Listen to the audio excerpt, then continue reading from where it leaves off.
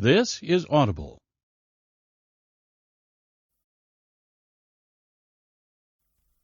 Quest presents an unabridged recording of Close Quarters by Cameron Curtis, narrated by Todd Kramer.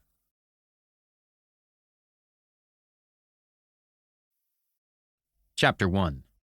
Kunar, 2005. Javelin. I focus my binoculars on forward operating base Jericho. Mortar explosions and geysers of rock and dirt skyward. The log and stone bunkers remain silent. The base is a moonscape. Troopers have gone to ground, sheltered inside the dugouts and trenches. FOB Jericho is located at the extreme north of the Arwal Valley. Its mission is to prevent the flight of al-Qaeda units to the north. It also blocks infiltration of Taliban fighters to the south. It does neither job well. FOB Jericho is a shooting gallery. It is garrisoned by a company of the 173rd Airborne Brigade. The FOB had been located on an outcrop of a nearby mountain. Impossible to resupply, except by air. The base was moved to its present position when the garrison became isolated. Flat ground on the west bank of the Arwal River. The Taliban don't have air resupply. On their backs, they hump weapons and supplies over mountains, with the strength of mountain goats. They have mortars in protected positions and snipers overlooking the FOB. The snipers act as observers and direct artillery onto the base. Sometimes they carry PKM machine guns onto the mountain and place them outside M4 range. Drop plunging 7.62mm machine gun fire on the Americans. We're supposed to go in there for extraction? Keller shakes his head. Breed, I'd rather walk home. My Delta team have spent the last week hiking the high mountains of the Hindu Kush. We located a major Taliban base camp and mapped a caravan trail leading east to Pakistan. Now all we want is a ride home. But helicopters will not land on the FOB blanketed with mortar fire. We half lie, half sit in a ditch next to the road. Consider our options. Sure, Lenson says. Let's walk over to the next bus stop. They'll call in air support. Hancock glances at his watch. Get this all cleared up. We're supposed to own this valley, I say. Are we going to let Haji tell us when we can come and go? Keller takes a bite of a baby Ruth. They do it all the time. Ask the boys in there. I swing my binoculars to cover the base. From a log and corrugated tin structure, a pair of paratroopers sprint toward a bunker. With a chuffing sound and a roar, a mortar round falls from the sky. There's an explosion. A fountain of rock, dirt, and galvanized iron sheets spurts into the air. The troopers dive into the bunker. Damn, I say. The Tallies just blasted the outhouse. That settles it, Keller says. We are walking to the next bus stop.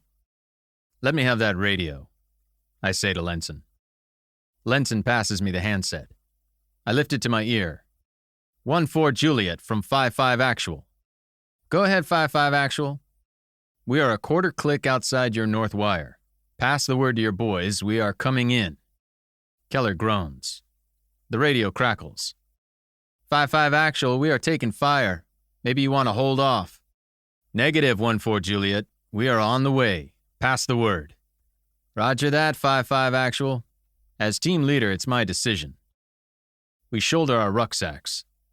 My rifle is an M24 7.62mm sniper weapon system. I'm carrying 80 pounds in a special lightweight titanium frame, an astronaut's backpack, custom built for my loadout. 30 pounds of spare ammunition, food, and field rations. Across the top are 50 pounds of Javelin anti-tank missile. The disposable launch tube looks like an oversized dumbbell. It's a thick tube that contains the rocket. The forward cap protects the missile's infrared seeker head. Strapped behind it is the Command Launch Unit, the CLU. It's a portable screen that provides sighting for the missile. Night and thermal imagery for operators. I look at 3 unhappy faces. Let's go. Get to my feet, run in a low crouch toward the wire. There's 400 meters of flat, clear ground. It ends in a concertina fence with a wooden gate. Across the top of the gate is a sign that reads, Fort Jericho. 30 yards behind the fence is a trench. sandbags, and the muzzle of a tripod-mounted M240 multi-purpose machine gun. The helmets of paratroopers are visible over the top. The paratroopers in the trench call out to us. "Push it open, man. Door ain't locked." Keller and the team on my heels, I barrel through the gate. More chuffing sounds. Another roar. I pile into the trench. The rest of the team roll in behind me. Kaboom! The mortar round explodes between the trench and the main bunker complex. "You guys get this all the time?" I ask. "Like clockwork, dude," the paratrooper grunts. "They want to delay the 1600 supply helo."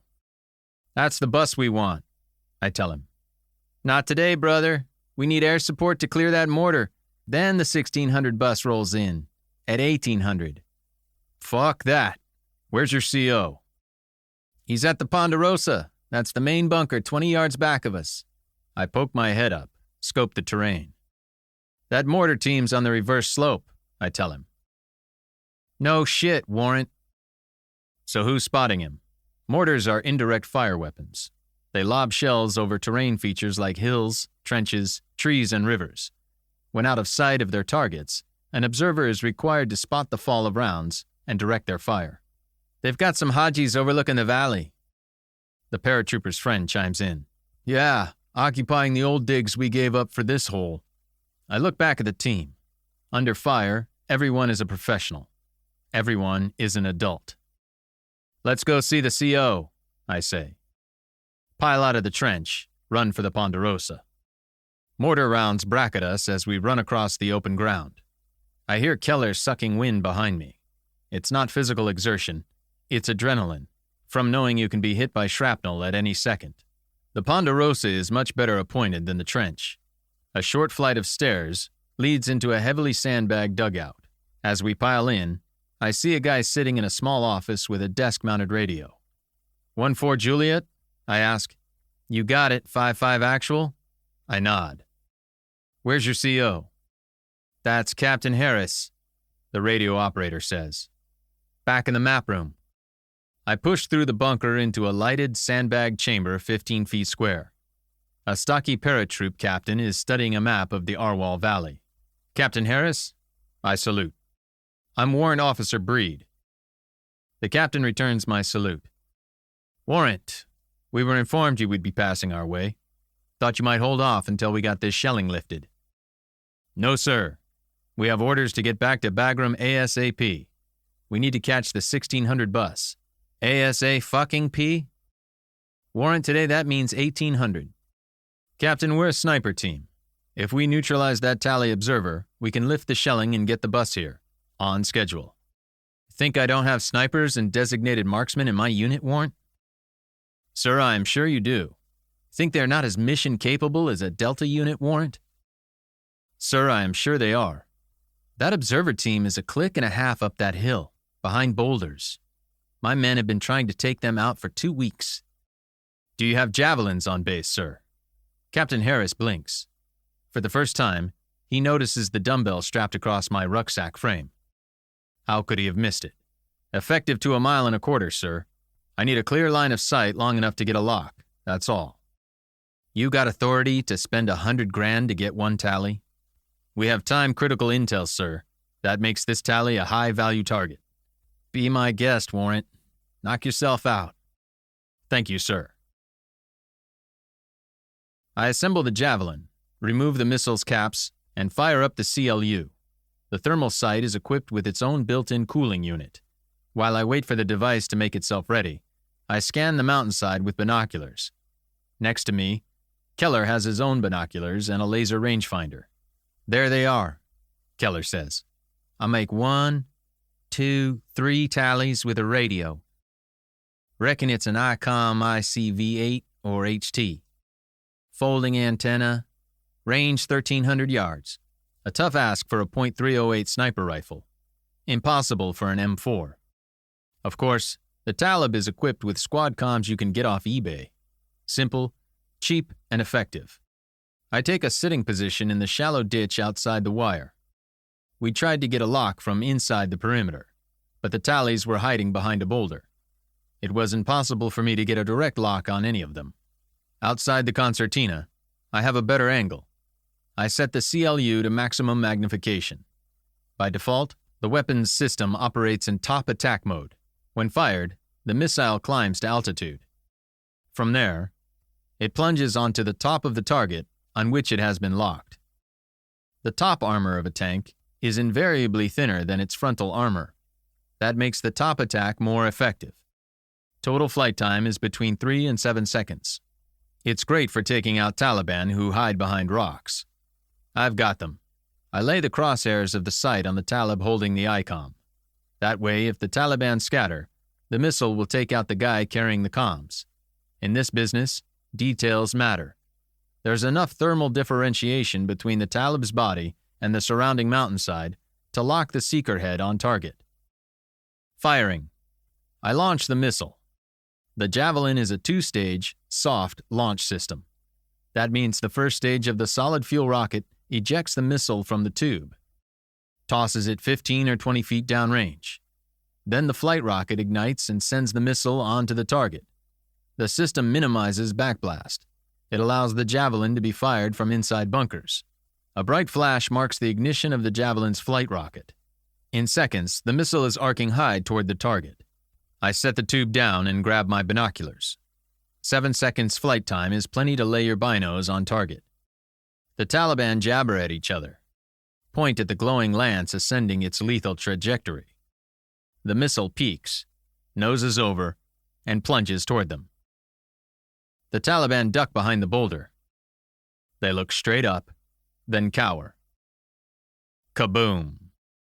A bright orange and red flash erupts from the point of impact. Rock splinters, body parts, and torsos are launched into the air amidst a cloud of ugly black smoke. Debris rains on the mountainside. Good hit, Keller says.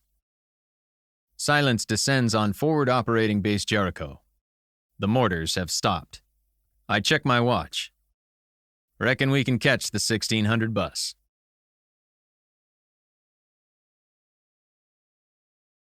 Chapter 2. Present Day. Manaus. The Minister. Augusto Salas lights up a Camel and stares at me.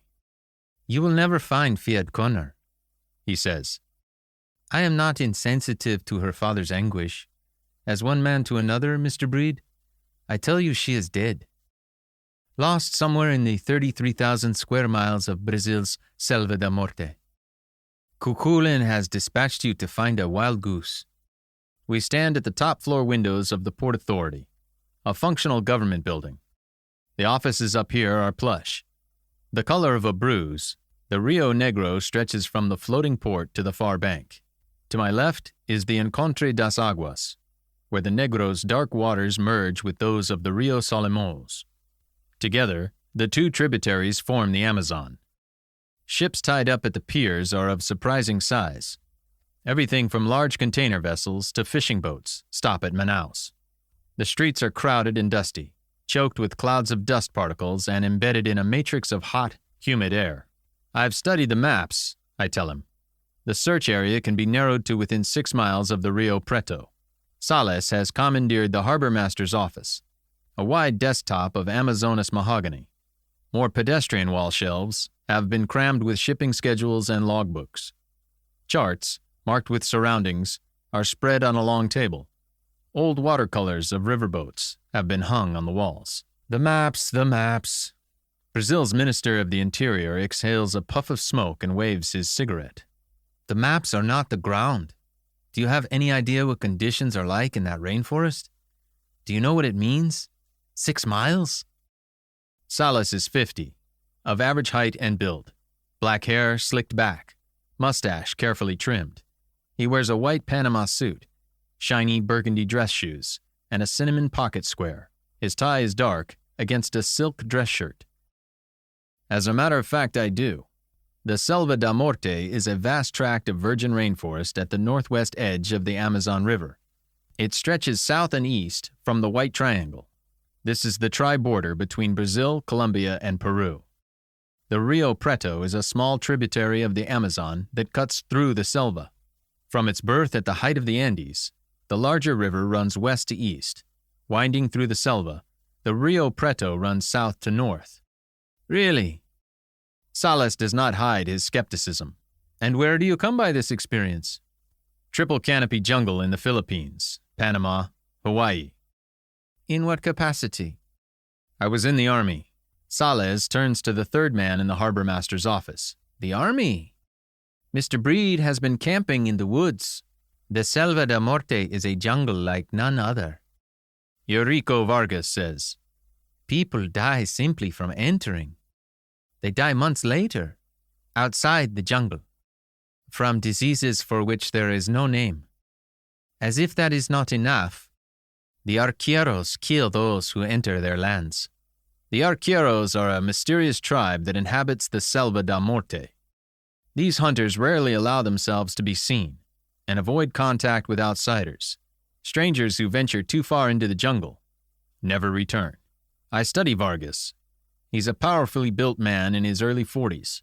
Shiny black hair, brushed smoothly to one side. The part is clean and sharp. He wears a summer suit and a dark shirt, open at the collar. His hands are heavy shovels, mounted on thick wrists. His strong jaw boasts several days of stubble. The shadow barely conceals a jutting cleft chin. The minister has introduced Vargas as his aide. I wonder what duties Vargas performs. My opinion of Salas has been lowered by his association with this hard man. The minister is obviously a sleazy politician, and Vargas is beyond sleaze. Cuchulainn Connor wants me to bring back his daughter. I turn from Vargas to Salas. Failing that, I'm to find out what happened to her. You know what happened to her, Vargas says. His tone is ruthless. Pedro Bernardes died, shot in the back. Before he died, he told the priest that Fiad Connor and Anna Goulart fled into the jungle. They had been caught in a battle between the arqueros and a band of armed men. They would not have escaped. I don't remember speaking to you. Vargas's head jerks like I slapped him across the face. Men who have taken lives recognize others who have killed. That is the off-putting quality I see in Vargas. A casual familiarity with death that treats it as a condition to be inflicted on others. I've killed for my country. Who has Vargas killed for? Salas squirms. Your mission has been made clear to us. My mission, to find a billionaire's daughter, lost in the Amazon rainforest. A week ago, an isolated outpost reported it had been attacked by arqueros. With her friends, Pedro Bernardes and Anna Goulart, Fiad Connor had set off on a crusade. They wasted no time, journeyed to the Selva da Morte to find evidence that the tribe had been provoked. 3 days ago, one of Fiad's friends staggered back to a Catholic mission only to die of a gunshot wound. Fiad and another girl were missing. Clashes between indigenous tribes and armed men were not uncommon. Illegal loggers, miners, and drug runners barged into protected lands, killed tribesmen who got in their way. Volunteers like Fiad worked with FUNAI, the Brazilian National Indian Foundation. They tracked the Indians and identified threats from invaders. They reported these to the Army and Navy. If the area was accessible by road or by air, the Army would deal with the problem. If the area was only accessible from the river, the Navy and Marines would handle things. Vargas glowers. Man to man, I can beat him. He thinks he can take me, but this is not the place to test ourselves. I have a job to do, I tell Salas. Your president has authorized me to accompany you into the Selva. We have made room, the minister says. The Nevoa leaves at dawn. Salas and I shake hands. Vargas stands still, makes no effort at civility. Conscious of the eyes on my back, I walk to the door.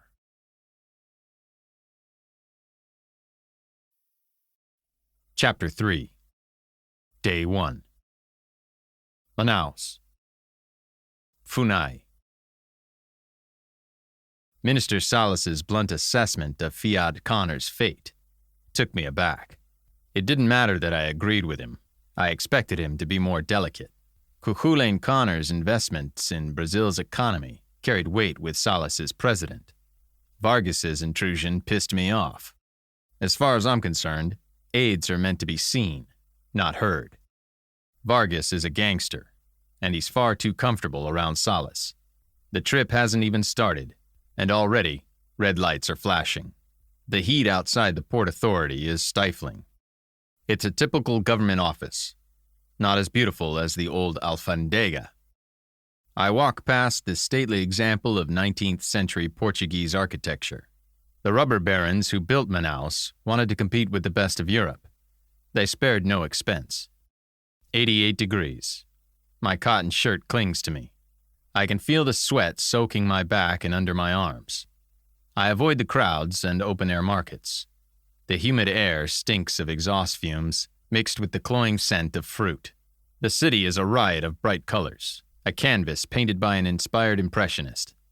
The greens and yellows, oranges and reds. Every color appears hypersaturated. I make my way to the offices of FUNAI and Avenida Maquello. Push my way through the front door. Step into an air-conditioned room. My sweat-soaked shirt, plastered to my skin, feels like it has been soaked in ice water.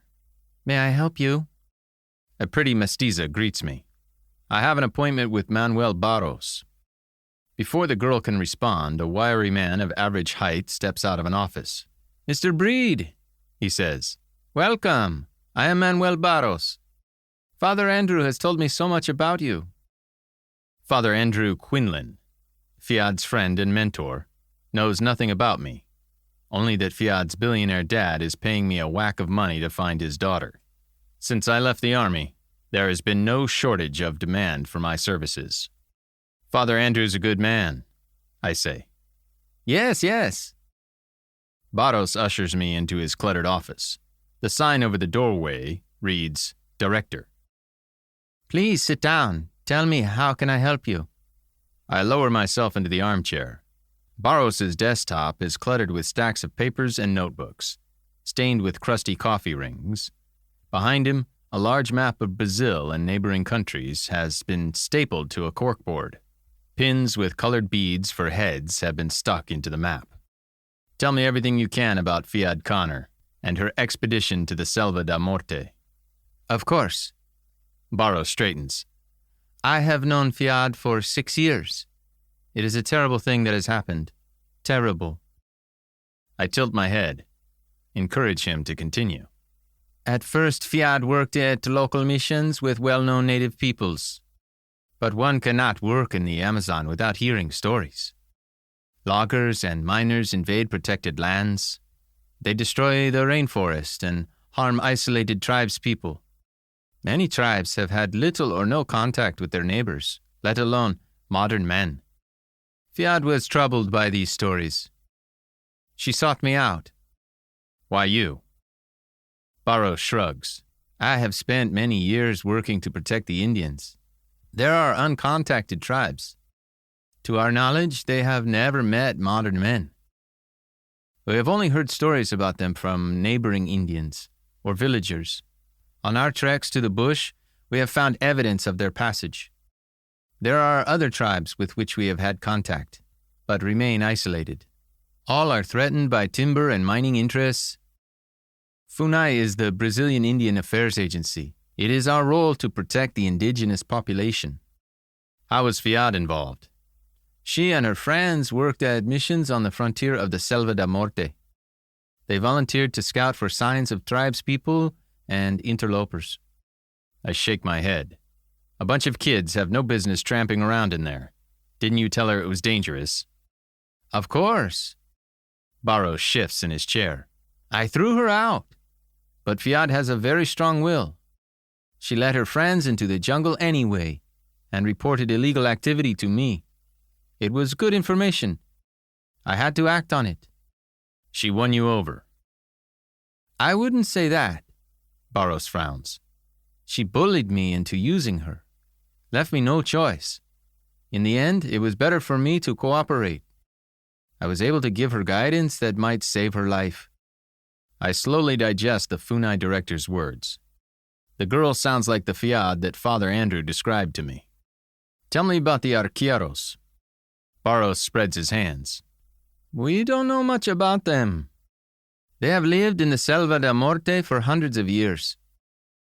They avoid strangers, but if you get too close, look out. They carry spears, blowguns, and longbows that shoot poisoned arrows. Why are they causing trouble now? We think illegal loggers or miners have entered the selva. Villagers on the fringes of the jungle have been attacked. There have been reports of gunfire. Fiad told me she was going to find out what was going on. Barros gets up and points to the map. A wide expanse of green covers the northwest of Brazil. That, he says, is the Selva da Morte. It is vast. A number of tribes occupy it. The Arqueros dominate a large tract that borders Peru and the White Triangle. The White Triangle is the tri-border region. It's the junction between Brazil, Peru, and Colombia. The Rio de Preto bisects the Arqueros lands. How do they live? They are hunter-gatherers. We have flown over the selva, looking for signs. Other uncontacted tribes have been found that way. Not the Arqueros. Did you know the boy who was killed? Pedro Bernardes. No. Fiad had her true believers, but she was the only one who worked with me directly. Most of her friends were volunteers from the Catholic mission. One or two were outright Marxists. Crusaders. Was Fiad a Marxist? Not at all. She was devout, believed in God, wanted to help people. What she had was passion and the drive to make a difference. As far as I know, she cared nothing for politics. Barros frowns, stares at his desktop. What's wrong, I ask. I do not like speaking about Fiad in the past. I know what you mean. I told her. Barros shakes his head. This time I would not help her. What did she say? What else? She said she would do it without my help. She sat where you are sitting, got up and walked out to pack for Villa de Dios. Where's Villa de Dios? Barros takes a pen and points to a blue bead pinned to the map. Villa de Dios is a Catholic mission. It lies on the Rio Preto, 50 miles from Tieves. After he was shot, the Bernardes boy managed to make it back to Villa de Dios. The mission priest could not save him. Reported the boy's death. Reported that Fiad and another girl, Anna Goulard, were missing. Fiad and two friends alone in the jungle? Yes, they had done it many times before, in groups of 3 to 5. Fiad told me she found it easier to move in small groups. Where would Fiad run? Barros waves me over. I step around his desk and we examine the map. This is the Rio Preto, he says. It runs south to north, winds its way through the Selva da Morte to Tieves and the Amazon. Tieves is a border town. It lies between Brazil and Peru. To the east, Colombia to the north. I squint as Barros traces the river with the point of his pen. He follows it south from Tieves to Villa de Dios, then further. Here, he says, is an abandoned rubber plantation. It is called Alvore de Ouro. Rubber used to be a major industry in Brazil. It made many men wealthy, until cuttings were stolen to plant in the Far East, and a blight decimated the rubber plantations. You think she ran for the plantation? I assume Fiad's group became caught between the Arqueros and a band of gunmen. The encounter would have occurred somewhere between Villa de Dios and Alvore de Ouro. Bernardes was shot and ran north to the mission. The girls? Who knows? It would not have made sense for them to run east. That would only take them deeper into the selva. No, they might run east for a while, to lose their pursuers. Then they would turn either north or south. If they turned south, they would turn for the plantation. I point to another blue pin stuck into the worm of the Rio Preto. It sits an inch below the Alvore de Ouro. That, Barros says, is Portal da Dor. What's that? It's a Funai outpost on the edge of the jungle. It is garrisoned by a group of my people and a small number of Brazilian Marines. The outpost has reported an attack by Arqueros. Brazilian Marines should be able to repel Arqueros. The Arqueros are savage hunters. We do not know how many there are. 8 Marines and half as many Funai workers could be overwhelmed. When was your last contact with them? It has been 1 week since Portal da Dor reported the attack. There has been no contact since. That is why Augusto Sales is mounting his expedition in a gunboat full of Marines. Nothing to do with Fiad. Barros shakes his head. Fiad and her friends would not wait for an official expedition. They set off for the Selva the day after we received Portal's message. 3 days ago, Bernardes brought news of the tragedy and died, all while Sales was provisioning his gunboat. How did Fiad and her friends get the jump on Sales and the Navy? Sales was in no hurry. He took his time preparing his expedition until Fiad's disappearance forced his hand. Fiad's father has influence with the president. That is why you are here. Sales is a political animal. If the Selva de Morte explodes into war between the arqueros and illegal loggers, it will look bad for him. Fiad's disappearance has not been reported in the news. I am sure Cuchulainn Connor has threatened to make this affair widely known if nothing is done to bring her back. Sales does not want me along. Of course not, but he has no choice. I met him. He was with a character by the name of Eurico Vargas, a very unpleasant man. Yes, there are many stories about Vargas, but no one knows if they are true. What kind of stories? Barros and I sit back down. Many years ago, there was a gang war in Sao Paulo. Vargas was an enforcer. Gang members were found stuffed into barrels at prominent intersections. The barrels were filled with oil and set on fire while the men were alive. There were other atrocities attributed to Vargas. His employers were so disgusted that they forced him to leave. Does he have a police record? No. There was no evidence linking him to the killings. He left Sao Paulo and disappeared for a number of years. There were rumors he was involved in smuggling. Then he reappeared at Sales's side. He looks like the minister's blunt instrument. Vargas shadowed Sales his entire political career. In one case, a man competing with Sales for an office disappeared. It is easy to make a man disappear in the Amazon. If a vessel sinks, the fish leave nothing to bury. Aren't they efficient? Now, Sales's opponents step aside. How long have Sales and Vargas been together? 15 years, as long as I have been at Funai. When the two men joined forces, they hit their stride. Sales is not a man of violence. Rather, he is corrupt and fancies himself a ladies' man. It is said not even Sales knows how many children he has. He likes young girls, uses and discards them. It is thought Vargas picks up his scraps. Yet Sales circulates with respectable company at the highest levels of power. Barros shrugs. Sales takes money and spends it like water. One shudders to think how much he pays the families of young women he has impregnated. In this day and age, Brazil is a Catholic country. Abortion is illegal. The penalty is 3 years for the pregnant woman, 4 years for the person who performs the procedure. No one ever talks. Only in whispers, Barros says. Sales pays the money. Vargas ensures the money is accepted. How nice. I have to spend the next week with a sleazy politician and his thug. You told Fiad you wouldn't help her. How is it she managed to go anyway? Barros shrugs. Fiad and her friends have spent more time in the Selva than many guides.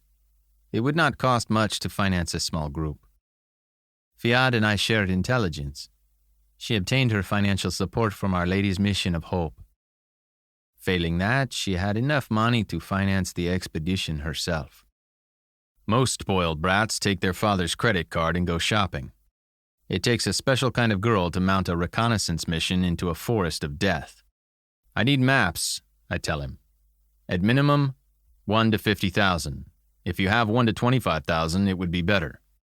The whole area between Villa de Deos and Portal de Dor. I can help you, Barros says. That is exactly what Fiad asked me for. The director opens a metal filing cabinet, takes out a plastic zip-locked envelope. Inside are a collection of maps. He spreads them on the table and walks me through the selection.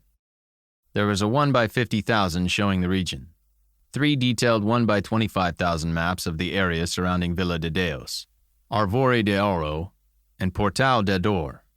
The more detailed maps have been annotated with pencil. These marks, Barros says, were made by Fiad. She explored the selva, making corrections in our maps. She knew how to do that. Fiad was competent. She provided us with triangulated coordinates of criminal encampments. We had technical discussions. It is not easy to navigate in the jungle. It is often impossible to register an azimuth. Fiad was familiar with these issues. We worked around them as best we could, assisted by GPS and her familiarity with landmarks and trails. An impressive girl. Of course. How many copies of these maps are there? Fiad and I made several annotated packages. These include GPS coordinates for the Vila de Deos, Arvore de Oro, and Portal de Dor. Trails have been traced, but be aware the jungle is alive. Trails disappear, reappear somewhere else. Each year the river floods many miles. You will see the same map twice, for different times of the year. Study the maps. Study Fiad's notes. You may borrow these. I sigh. Thank you. Where can I find this mission of hope?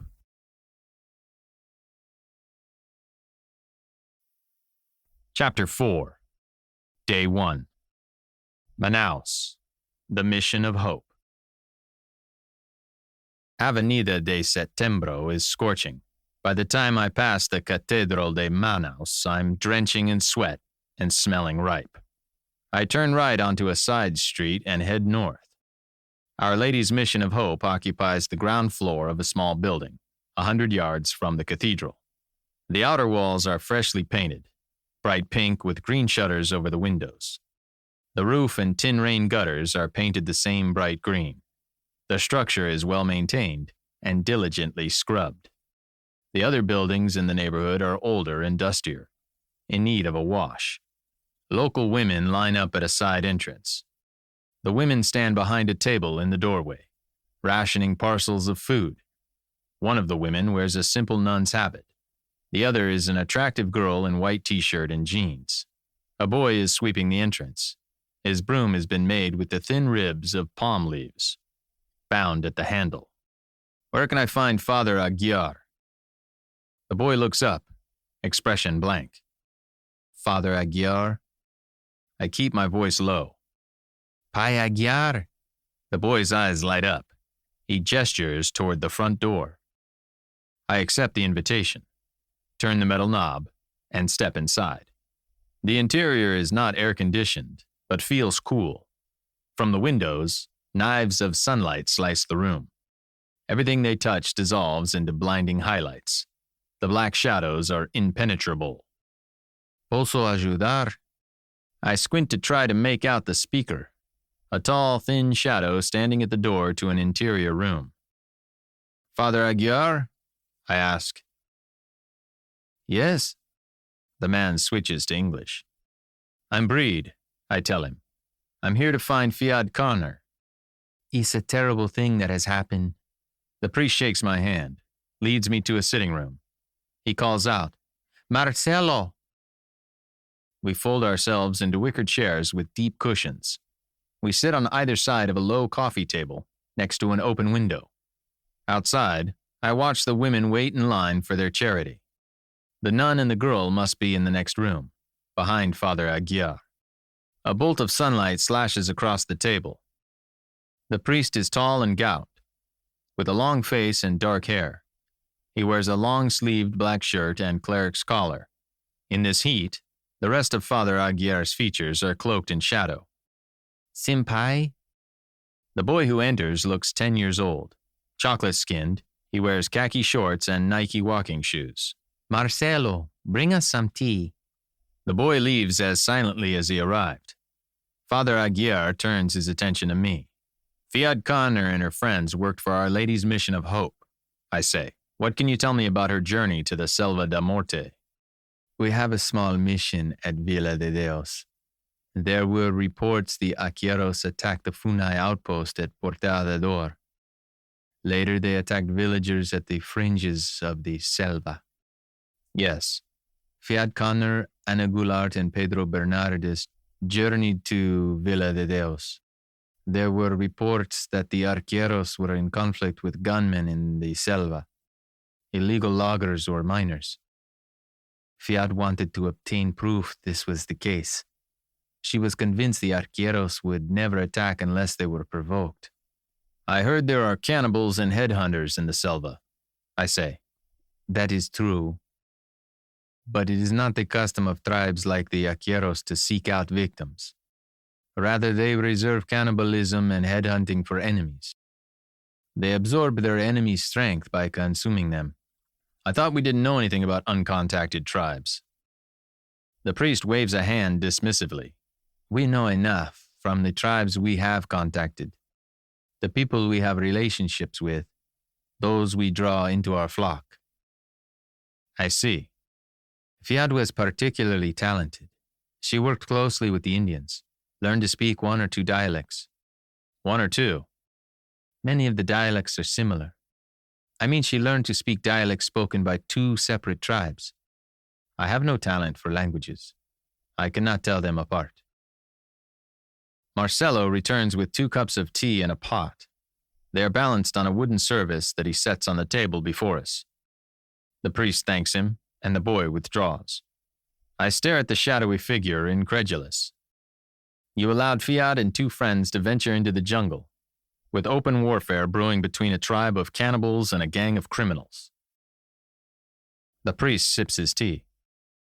Mr. Breed, I assure you, there was no way to stop Fiat.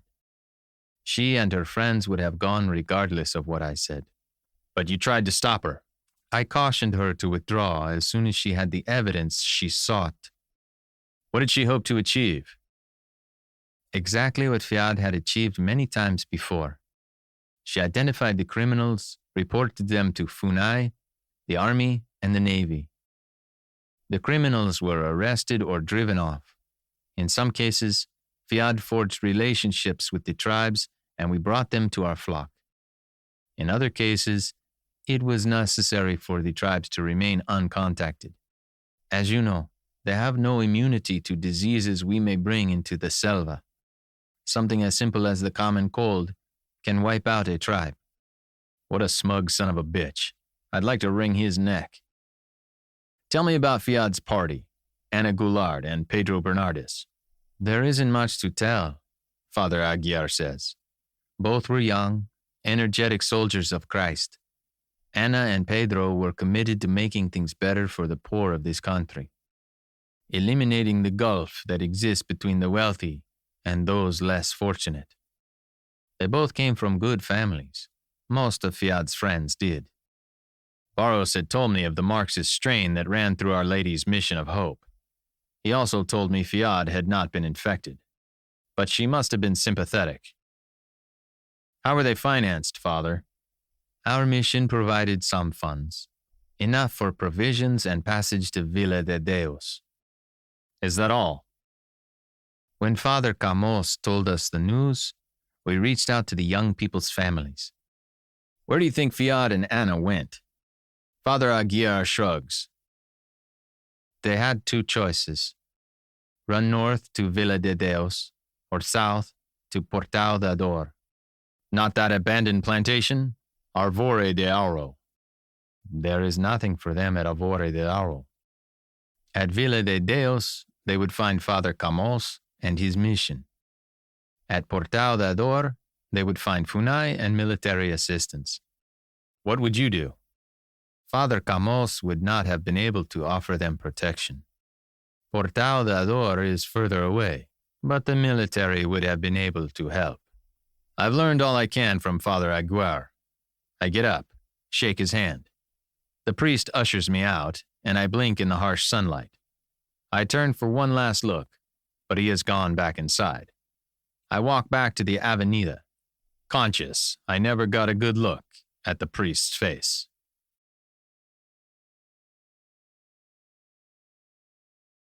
Chapter 5. Day 1. Manaus. Backstreets. In the tropics, the sun sets early. Already its fiery disk has turned blood red and the shadows grow long. While the broad avenidas remain bright, shadows shroud the side streets. I make my way toward the hotel, half a mile from the port. I stop at a street vendor and buy some fruit to take home for dinner. The ship will be leaving early tomorrow. I want a good night's sleep. The street is crowded. I notice a thin young man 50 yards away. Curly black hair, loose white shirt, blue jeans. He looks familiar. I'm sure I saw him outside Funai. A glimpse on the Avenida de Setembro. He must be following me, but I want to be sure. I carry the fruit in a brown paper bag tucked under my arm. Walk another 50 yards up the street, stop at another stall. The young man feigns interest in a table stacked with melons. I wouldn't be surprised if Sales, Barros, or Father Aguiar had me followed. They all have interest in the Selva da Morte. Cuchulainn Connor has the greatest interest of all. Fiad. Turn down one side street, then another. Glance back. The curly-haired kid has a phone in his hand. Glances down. Punches a speed dial. Holds it to his ear. Didn't expect that. Things are about to get interesting. I walk faster. Turn another corner. This street is dark and narrow. Beat-up cars have been parked along one side. The building to my right is having work done on it. Scaffolding has been erected against the wall. Lumber and building materials have been stacked underneath. A green mesh across the scaffolding keeps loose items from falling onto passers-by. I'm almost at the end of the alley when two men step in front of me. A big black guy to my left, a sweaty Latino to my right. The black guy's bald head looks like a .45 caliber bullet. His red t-shirt is stretched tight over his hardened pecs, and his biceps look ready to split the sleeves. The Latino is smaller, but he looks quick and nasty. Game on. The Latino reaches behind his back for a pistol. He's seen too many movies. That's a cumbersome draw. I drop my bag of fruit. Before he can swing the pistol around, I drive 4 fingers, stiff as blades, into the hollow of his throat. Throw my shoulder behind the thrust. I feel the soft tissue and cartilage give. Stab all the way to his spine. His eyes bug out, and he drops like he's been shot. A blur of movement in the corner of my eye. The black guy swings a sap at me. Hard leather, 8 inches long. The kind they stuff with lead fishing weights. I block the blow with my left forearm. He swung with such force his arm skids along mine. I trap his wrist with my right hand. Bend at the waist. Pull him down. His arm snaps at the elbow. I fix him in place, kick him twice in the temple with the toe of my boot. Bone crunches. "Look out!" A woman's voice. It's the girl from the mission, the one who was handing out the charity boxes. I hadn't forgotten the curly-haired kid. He's almost on me. A flick knife open in one hand. I drop the black guy's arm. From the pile, I snatch a 4-foot-long 2x4. Swing it from a crouch. The bat cracks the boy across the shins. I was aiming for his knees, but everything was moving too fast. There's a whack and the piece of lumber breaks in two.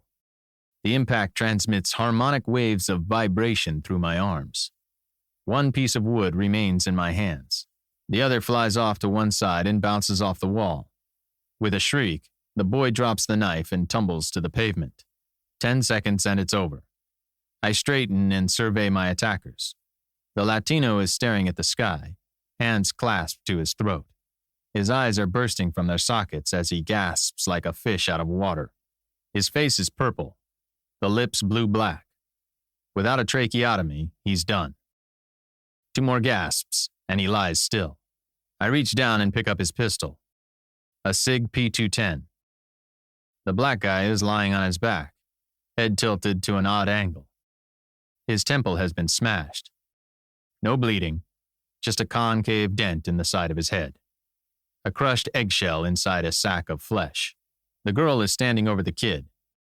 Together, they make an odd sight. She's attractive, mid-20s, long chestnut hair, a thin face with high cheekbones. The kid is writhing on the ground, groaning through clenched teeth. Tears are streaming down his cheeks. Are you all right? The girl asks. Yes, thank you. I squeeze the cig into my waistband, pull my shirt down over it. I saw him follow you from the mission, she says. I knew there would be trouble. I grunt. The boy's flick knife is lying on the pavement. I step on the blade, pull up on the haft until it snaps, fling the pieces aside. The bat wasn't the only thing that broke. The boy's right shin snapped in two. His jeans leg is torn and the jagged end of his shattered tibia protrudes through the bloody cloth, white bone and shredded flesh. Blood pounds in my temples as I look down on the weeping boy. This was no robbery. These men intended to kill me. Who sent you? I asked the boy. The kid is squirming on the ground. He doesn't know what to do with his hands. Every movement is agony. Quem te mandao? The girl translates for me. The boy shakes his head. Eo now say. Compound fractures are so convenient. I step on the splintered tibia, put some weight on it. The boy's scream is subhuman. He falls back, glassy-eyed, faints. The girl licks her lips. I glimpse her pink tongue. Imagine it doing other things. I shake my head, roll the boy over, search his pockets. A handful of reals, a mobile phone. I put the phone in my pocket. The boy regains consciousness. I pick up half the broken plank, walk back to the boy, raise it over my head, take aim at his leg. He lifts his hand to ward off the blow. A stream of Portuguese spews from his lips. He doesn't know who sent them, the girl says. A man paid his friend to make sure you never walk again. That is all he knows. He never met the man. I'm tempted to smash his other leg. Instead, I drop the plank. It bounces on the pavement with a wooden clatter. The boy rolls on his side, presses his face against the pavement, and sobs. Someone doesn't want me on that boat.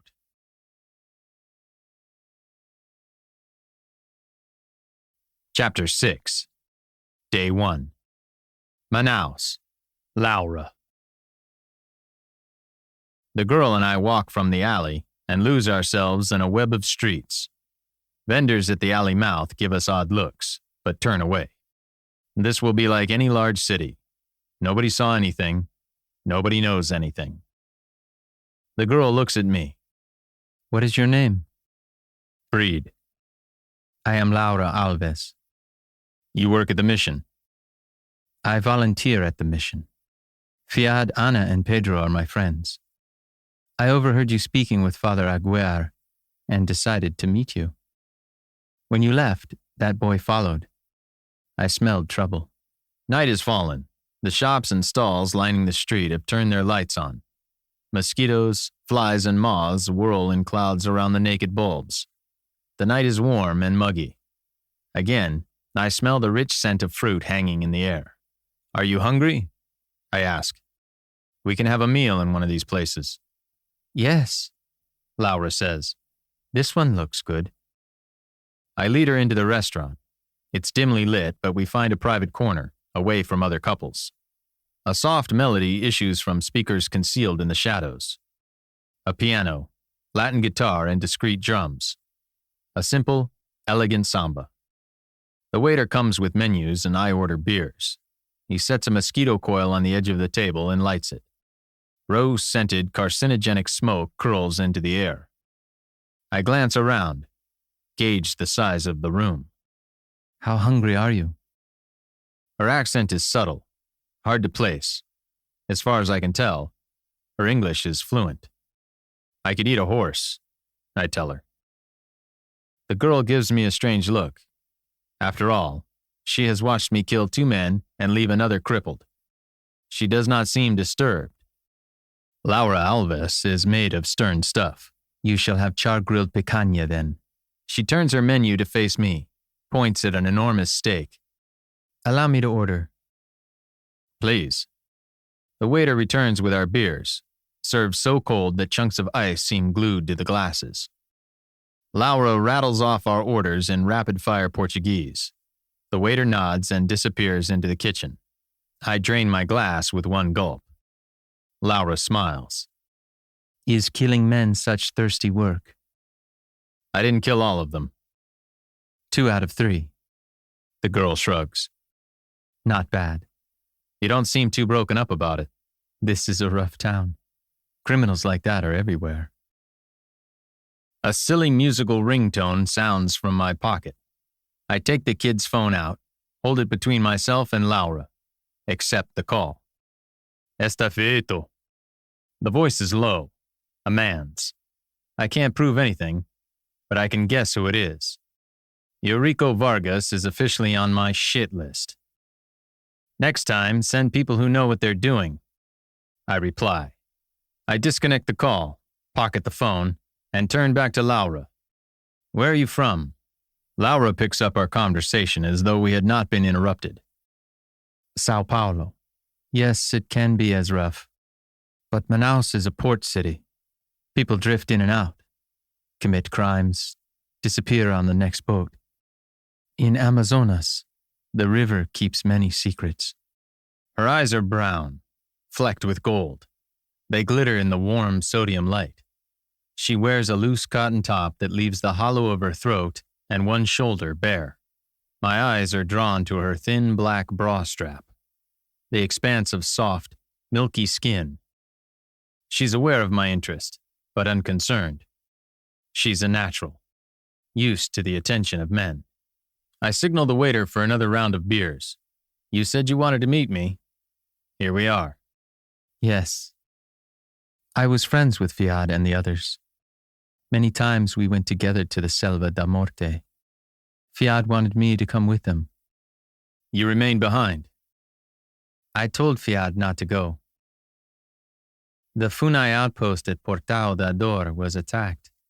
The arqueros are at war with men who have guns. She said that made it all the more important for us to go. The arqueros needed our help. If we could identify the men making war on the arqueros, we could involve the military and drive them out. I told her I would not go. The waiter slides a monstrous steak onto the table.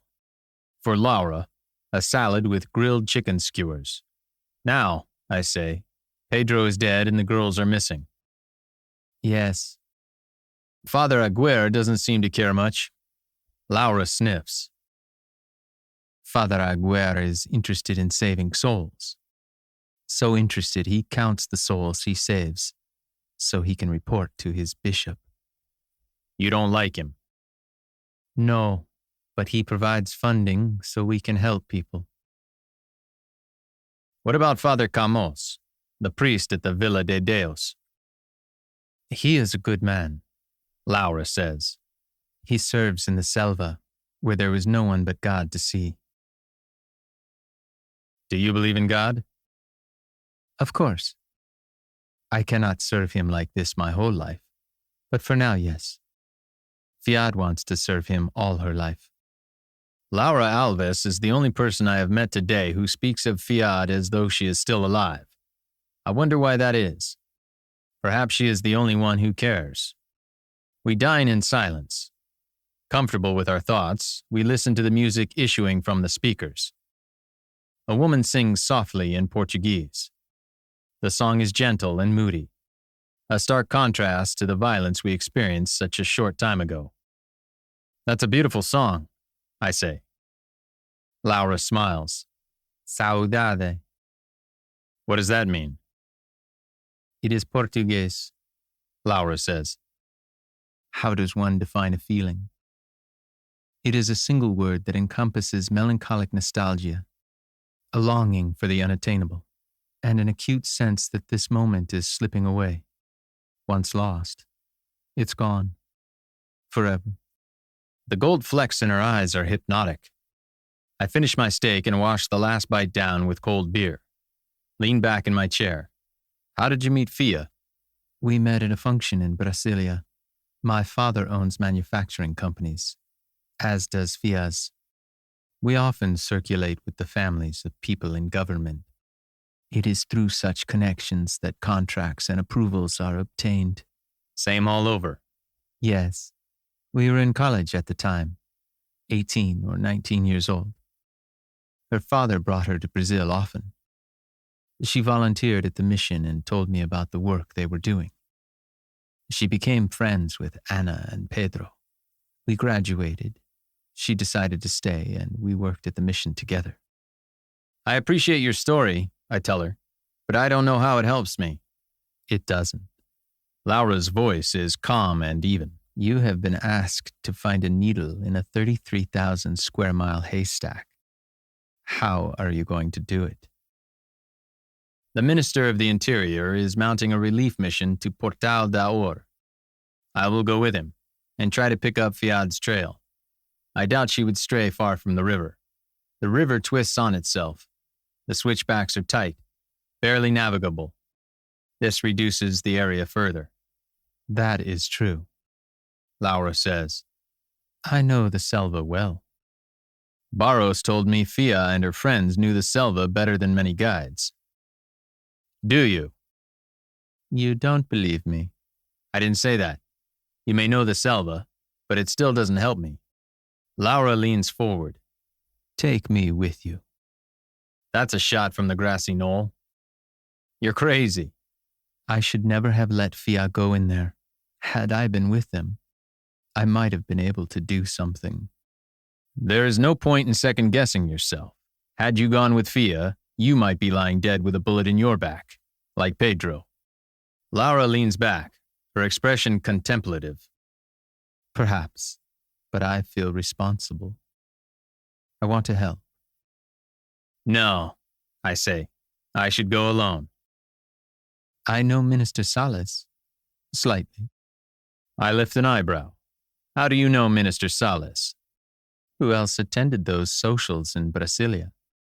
The president and all the cabinet ministers, including Salas. It's all part of the process for obtaining approvals for projects. Our families have been acquainted for some time. Interesting, but not a good enough reason to take you. You don't know Selva. You don't speak Portuguese. You don't know a word of the indigenous dialects. You have no idea where to start. I do calculations in my head. Fia ran into trouble somewhere between Villa de Deos and Arvore de Auro. Which way would you have run? Laura replies without hesitation. East, into the jungle, then dogleg south toward Portal da Dor. Same thing Father Aguirre suggested. Yes. The question is, from where should we mount our search? I can see Barros' map in my mind's eye. The twisty worm of the Rio Preto. The settlements marked with pins. Either from Portal da Dor or Villa de Deos.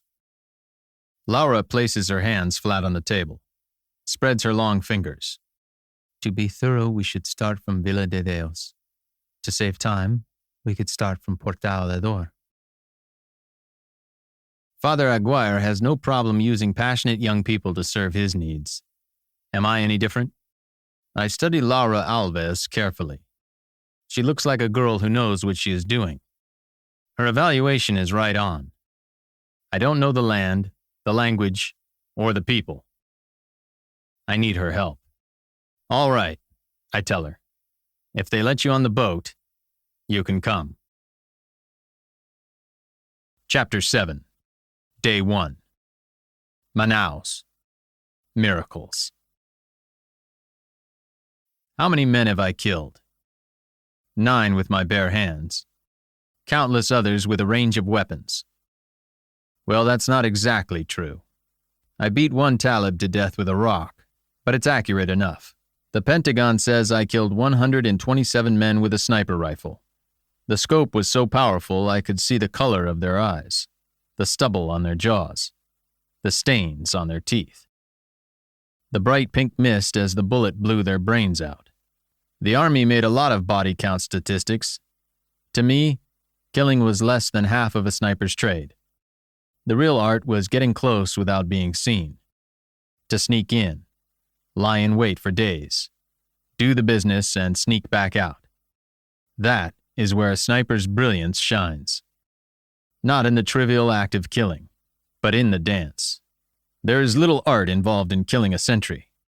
Few men in the trade do it well. The true artist gets around the sentry without killing him.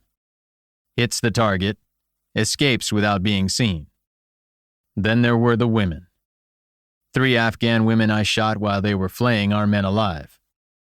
I did it calmly, at a distance of 800 yards. The last woman was running away when I shot her in the back. I put bullets in our men to end their suffering. I didn't keep track of the men I killed with pistols, hand grenades, and rocket launchers. Whatever instrument of death came to hand. I sit in the hotel bar, sipping a beer, holding my hand up in front of me. Examine my fingers. They are rock steady. I am never sick at sea. Except when I wake up in the middle of the night, drenched in sweat, standing on the balcony with a pistol in my hand, not knowing how I got there. 2 days ago, I was invited to meet Cuchulainn Connor. The word was Cuchulainn had made his fortune before he was 27, trading commodity futures on the Chicago Board of Trade. He expanded his operations worldwide, traded commodities in Asia, Eastern Europe, and Latin America, soybeans in Brazil. Some said he was personally responsible for the Amazon's arc of deforestation. I sat on an original Louis XIV chair and absorbed the opulence of Cuchulainn's Chicago penthouse. It occupied 4 stories and the rooftop of a skyscraper with a view of Lake Michigan. Wide expanses of marble, fountains, and gilded Ionic columns dazzled my eyes. It was a beautiful spring day. The sky and lake were watercolors, 2 shades of blue. There wasn't a cloud in the sky. Sailboats flecked the surface. Their sails, colorful patches, billowed in the wind. Cuchulainn was a big man, the kind who might have played football in college, had he ever gone. Short blonde hair, broad shoulders. He stood in front of floor-to-ceiling windows that looked onto the lake. "Thank you for coming on short notice, Mr. Breed." A firm, manly handshake. One side of his office was occupied by a bar and a living room set. Easy chairs, sofas, deep, comfortable cushions, a glass-topped coffee table in a polished gold frame. Cuchulainn obviously had a thing for gold. A thin man with intelligent eyes got up to greet me. 5'9", mid-50s, a little leprechaun. He was wearing a bright red sweater and a black shirt with a white clerical collar. "Mr. Breed, this is Father Andrew Quinlan." The priest's handshake was as firm as Connor's. "Call me Andrew." Andrew's been a friend of the family for years. He baptized Fia. I lift an eyebrow. Connor motioned me to make myself comfortable. "What are you drinking, Breed?" "Bourbon and Branch, if you have it." I usually drink bourbon neat, but bourbon and Branch works better in polite company. I supposed a meeting with one of the wealthiest men on the planet qualified as polite company. Maybe not. People don't meet with men like me because they are concerned with delicacy. Connor poured my drink and set it on the table. He and Father Andrew settled down with glasses of Jameson's. "Who's Fia?" I asked.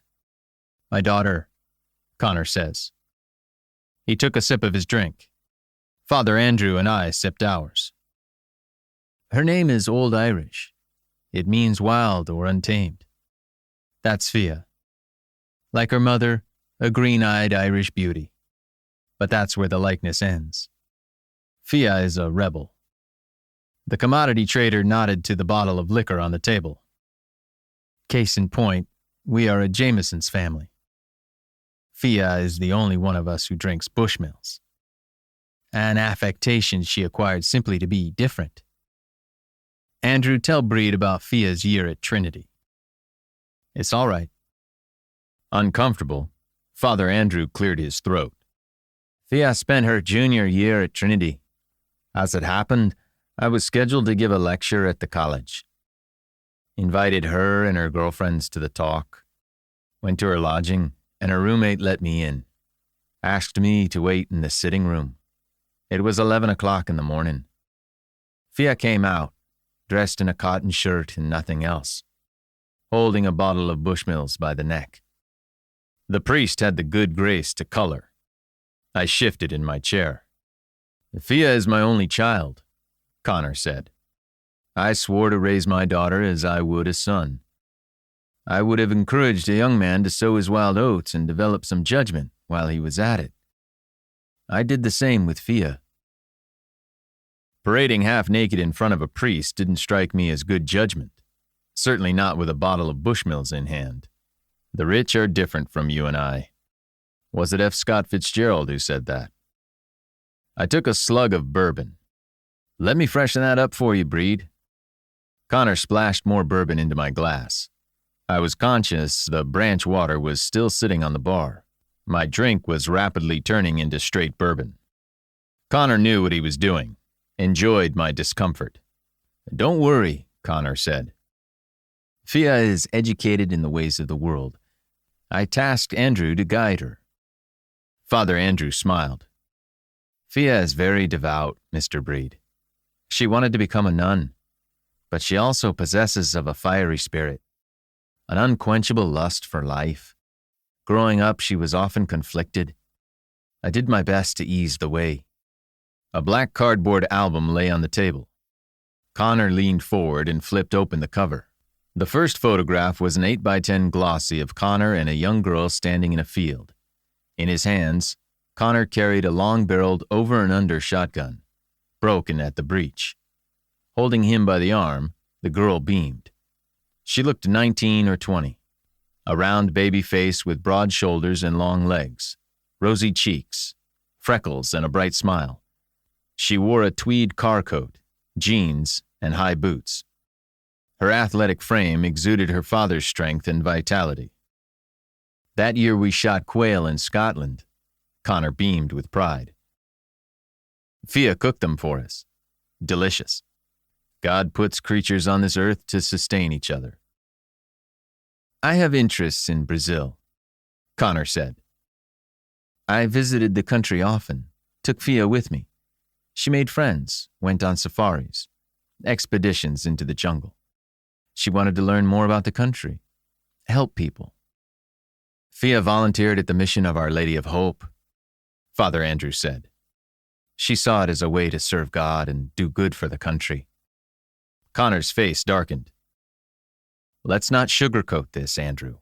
Fia's work at the mission, her expeditions into the jungle, were another form of rebellion. I love my daughter with all my heart, and she loves me. But I taught her to speak her mind.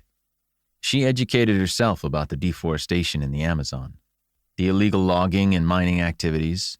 We argued about my commodity trading in central Brazil. She didn't like sacrificing the rainforest for soybeans. No, she did not. Tried to convince me to withdraw. I told her if I didn't do it responsibly, other people would. Irresponsibly. More internal conflict, I observed. Yes, Father Andrew said. Fia wanted to rebel, but she didn't want to act directly against her father. Rather than challenge his operations in central Brazil, she ventured into the Amazonas, the Selva da Morte. Let me come to the point, Breed. Connor leaned forward. Fia has been working with the wild tribes in the Selva. There are reports one of these tribes, the Arqueros, is on a rampage. They attacked a military outpost last week, killed people at the edge of the forest. Some thought the Indians were stirred up by criminals, illegal loggers. Fia went on a crusade. She and 2 friends entered the Selva to find evidence the Arqueros were provoked. They ran into trouble. One of her party was shot. Yesterday, he made it back to a mission. Before he died, he said Fia and the other girl were still alive. I looked at the photo of the girl, imagined her plunging through the jungle, chased by cannibals and gunmen. I said nothing. I want you to go to the Selva da Morte, find Fia and bring her back. Why me? I have extensive dealings with Jacob Stein. He owns one of the biggest private equity firms in New York. His daughter, Anya, works for the government. She has a high opinion of you. She said you were a difficult, unpleasant man. Exactly the kind to deal with difficult, unpleasant business. How flattering. It was, but not the way Connor thought. I have influence with the president of Brazil, Connor said. The Minister of the Interior is mounting an expedition to relieve the outpost attacked by the arqueros. I can get you on that boat. I took a deep breath. No. Why not? I have a little experience in jungle environments, but I fought my war in the desert and mountains. Are the principles not the same? Yes, but specific differences can get you killed. For example, there are 1,000 examples. Bullets decelerate more quickly in cold mountain air than in hot, humid lowlands. That can mean the difference between a hit and a miss. Unfazed, Connor stared at me, reached into the pocket of his suit jacket and took out a folded piece of paper, pushed it across the table. I unfolded the paper, studied it. You've left the amount blank, I observed. Connor holds my gaze. That is how much I love Fia. Find her, and you will fill in that number. I said yes, not because of the money. The girl in the photograph intrigued me. She was beautiful, a prize, the kind of girl nobody could buy. Yet her professed piety was at odds with the image of a hard-drinking girl who shot quail in Scotland and what else? Say it, Breed. Didn't Fia Connor look like a keg of dynamite in bed? Cuchulainn Connor excused himself and went to his study. Left Father Andrew to show me to the door. I can't see Fia Connor as a nun, I said. By the time she was 18, neither could she. Father Andrew smiled. Her love of God is sincere. That's what you want to know, isn't it? Is she a hypocrite? Is she a self-indulgent child seeking only to convey the impression of virtue? I didn't say that. No, but you wondered. Professing one's faith does not earn brownie points these days. It earned Fia more than her share of ridicule. Young people are cruel, but her station and strength saw her through. Father Andrew's right. Professing faith doesn't score points, but saving the rainforest and indigenous tribes does. That's a consistency, not a contradiction. Why am I looking for fault in this girl? The priest walked me out. The foyer was ringed by Doric columns supporting a ceiling 20 feet high. The columns were decorated with gold leaf. Lit by spotlights, the gold glittered. Father Andrew leaned forward and pressed a button for the elevator. I can't tell you how tortured she was over birth control, the priest said. Fia is a healthy girl with the appetite of a popular 20-something. Her parish priest was very old school and put her through hell. Ditto the nuns she spoke with about seeking a vocation. I finally told her to use common sense, confess her sins, and be prepared to say a lot of Our Fathers and Hail Marys. The elevator's arrival was announced by a discreet ding. We stepped in, and Father Andrew punched the button for the ground floor. As the doors sucked shut, he opened his black briefcase, took out a thick brown package 8 inches long and 4 or 5 inches wide. It was bound with heavy elastic bands. He handed the bundle to me. What's this? Fia and I have been corresponding for years, Father Andrew said. In some ways, she's very old-fashioned.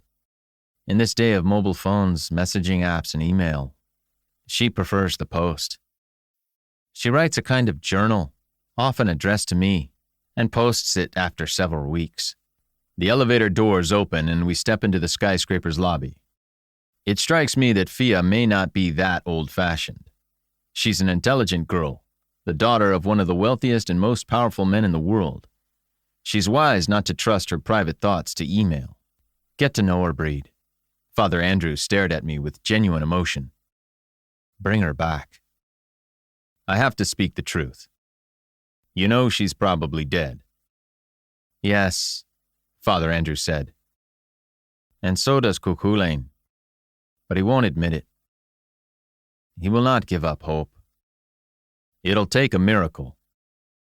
That's God's business. Now I sit in the hotel bar, sipping a cold beer with 2 more dead men and a crippled kid behind me. Father Andrew's package of letters sits in my room safe, unopened. I want to know more about the pretty girl with the baby face, the rosy cheeks, and the pretty smile.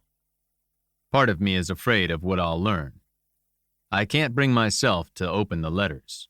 My rational brain tells me Fia Connor does not have much chance of coming out of the Selva de Morte alive. Once, in the Hindu Kush, my team was boarding a Black Hawk. I was the last man in line. No one else was near me. A voice in my head said, "Drop." Without thinking, I dropped and ate rocks. In that instant, a Dragunov round slammed into the side of the helicopter, right where my head had been. The door gunner blazed away, lit up the sniper, gave me time to crawl inside. I believe in miracles.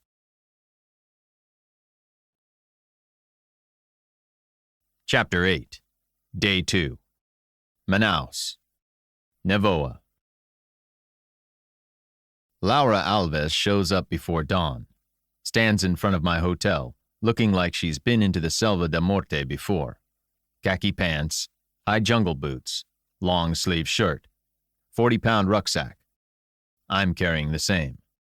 I've stuffed a 2-quart Camel pack and the captured cig into my ruck for good measure. We walk in silence to the docks. Merchants are setting up their stalls. The waterfront is a beehive of activity. We hear the wet slap of fish sliding onto wooden trays, propped on tables for display. I glance inside an open barrel. Live eels slither over each other. The air smells of riverweed. Great mats of slimy tentacles undulate on the surface, glisten in the light from street lamps at the edge of the dock. The sky is lightening to the east. The shadow of a ship stares at us. It's low to the water. The gunwales only a few feet above the surface. The forward superstructure is a great metal box 20 feet high. On the forecastle squats a turret sporting a long-barreled gun. The hull number has been painted in white numerals on the bow. Further aft lies the flat expanse of a helideck. A single-engine chopper has been tied down for safety. Its rotors droop toward the river. A naval officer in a white uniform stands on the dock by a gangplank. He wears a pistol belt with a holstered 9mm Beretta flat against his thigh. "Is that the Nevoa?" I ask. The officer shakes his head. "No," he says. "There is the Nevoa." He points to a dark shape, another ship 20 yards further along the dock, equally low slung, but long and sleek. The forward superstructure is less boxy than this one. It's like a layer cake, 3 stories. The forward superstructure, a bridge deck, and a navigation bridge. This ship has a single 40mm Bofors automatic cannon mounted on its forecastle. There is no turret. A metal shield protects the gun crew. The navigation bridge is a sight. A row of floodlights is arranged across the front combing. The light from street lamps glitters on their lenses. I can make out the distinctive shapes of 2 box-fed Browning .50 caliber machine guns, 1 at each corner. 2 men are visible on the navigation bridge. The morning watch. Let's go. I walk towards the Nevoa. The closer we get, the older the Nevoa looks. Dark stains near the anchor chains can only be rust. The hull is 150 feet long. The forward superstructure narrows at the waist. The center of the hull supports the waist superstructure and boat deck. The latter sports 2 rubber zodiacs. Directly forward of the quarterdeck is a low silhouette, raked stack that looks newer than the rest of the ship. 2 deuce-and-a-half trucks have parked on the dock. About 40 Brazilian Marines have formed up in front of the gangplank. 2 men in Navy whites are examining a Marine officer's orders. One of the Navy men, a commander, turns to me. "Who are you?" "I'm Breed," I tell him. "I will be joining Minister Salas's expedition. This is Miss Alves." The other officer, wearing a lieutenant commander's rank, barks a command to a sailor at the top of the gangplank. He motions to the Marine. Board your men, he says. They will be billeted in the crew's quarters aft. That's the quarterdeck. The crew sleeps in a long after superstructure that extends from the Navoa's waist to the poop. Mr. Breed, the first man says. I am Commander Itamar Silva, captain of the Navoa. No one has said anything to me about Miss Alves. Silva extends his hand and the lieutenant commander hands him a clipboard. It must be the passenger manifest. He flips through it, shakes his head. I am sorry, the young lady cannot board. I watch the Marines march up the gangplank. The troops look sharp despite the heat. Their camouflage fatigues are creased, and they carry their M16 rifles at sling arms. The petty officer points them to the quarterdeck. They disappear into the superstructure. Let me speak with Minister Salas, I say. It will do no good, Silva tells me. No unauthorized individuals aboard military vessels. Captain Silva! The voice booms from the deck of the Navoa. What seems to be the problem? Salas and Vargas have joined the sailor at the top of the gangplank. I scarcely recognize the minister. He has exchanged his Panama suit for white trousers and a loose cotton shirt. Vargas is dressed much the same, but he has rolled his sleeves halfway up his biceps. Looks like he drives iron 4 hours a day. Mr. Breed is a member of your party, Silva says. This lady is not. The minister says something to the sailor. The man barks a command and the Marines halt at the foot of the plank. When the last Marines on the gangplank have boarded the ship, he motions for Salas to pass. Followed by Vargas, the minister joins us on the dock. The Marines resume boarding. Mr. Breed, Salas says. Minister? Salas looks Laura up and down. Minister, this is Laura Alves, a friend of Fia Connor. She knows the Selva. She is going to accompany me. I know Miss Alves. The minister turns to Laura, takes her hand with exaggerated gallantry and kisses it. An honor and a pleasure to see you again, Miss Alves. She is not authorized, Silva says. I will decide that, Salas tells him. He turns to Laura. Why do you want to join this expedition? Fia and I have explored the Selva de Morte, Laura says. I know the jungle, speak the Indian dialects. Do you? Salas smiles. Vargas's eyes lick Laura's body. I want to break his face. Enough to get by. Somehow I doubt you speak the dialects as well as Fia Connor, Salas says. But I will take you at your word. You probably know more words of that gibberish than any of us. Thank you. Laura lowers her eyes. I will do everything I can to help. Laura's manner is submissive, very different from the confident image I've become used to. She acts like a girl who knows her place. Salas turns to me. Do you think Miss Alves can keep up with you in the Selva? She's been before. Knowing the way can make a hike easier. She is welcome aboard, Salas says. Minister, Captain Silva interjects. The girl can come, Captain. Arrange quarters for her in the forward cabins. Salas turns on his heel and strides up the gangplank, pushes past the Marines. I watch him go, turn to find Vargas leering at Laura. Pequeña cortesa, Vargas says. Laura smiles. The aide snorts and follows Salas onto the boat. What did Vargas say? I ask. It certainly wasn't anything nice. It makes no difference, Breed.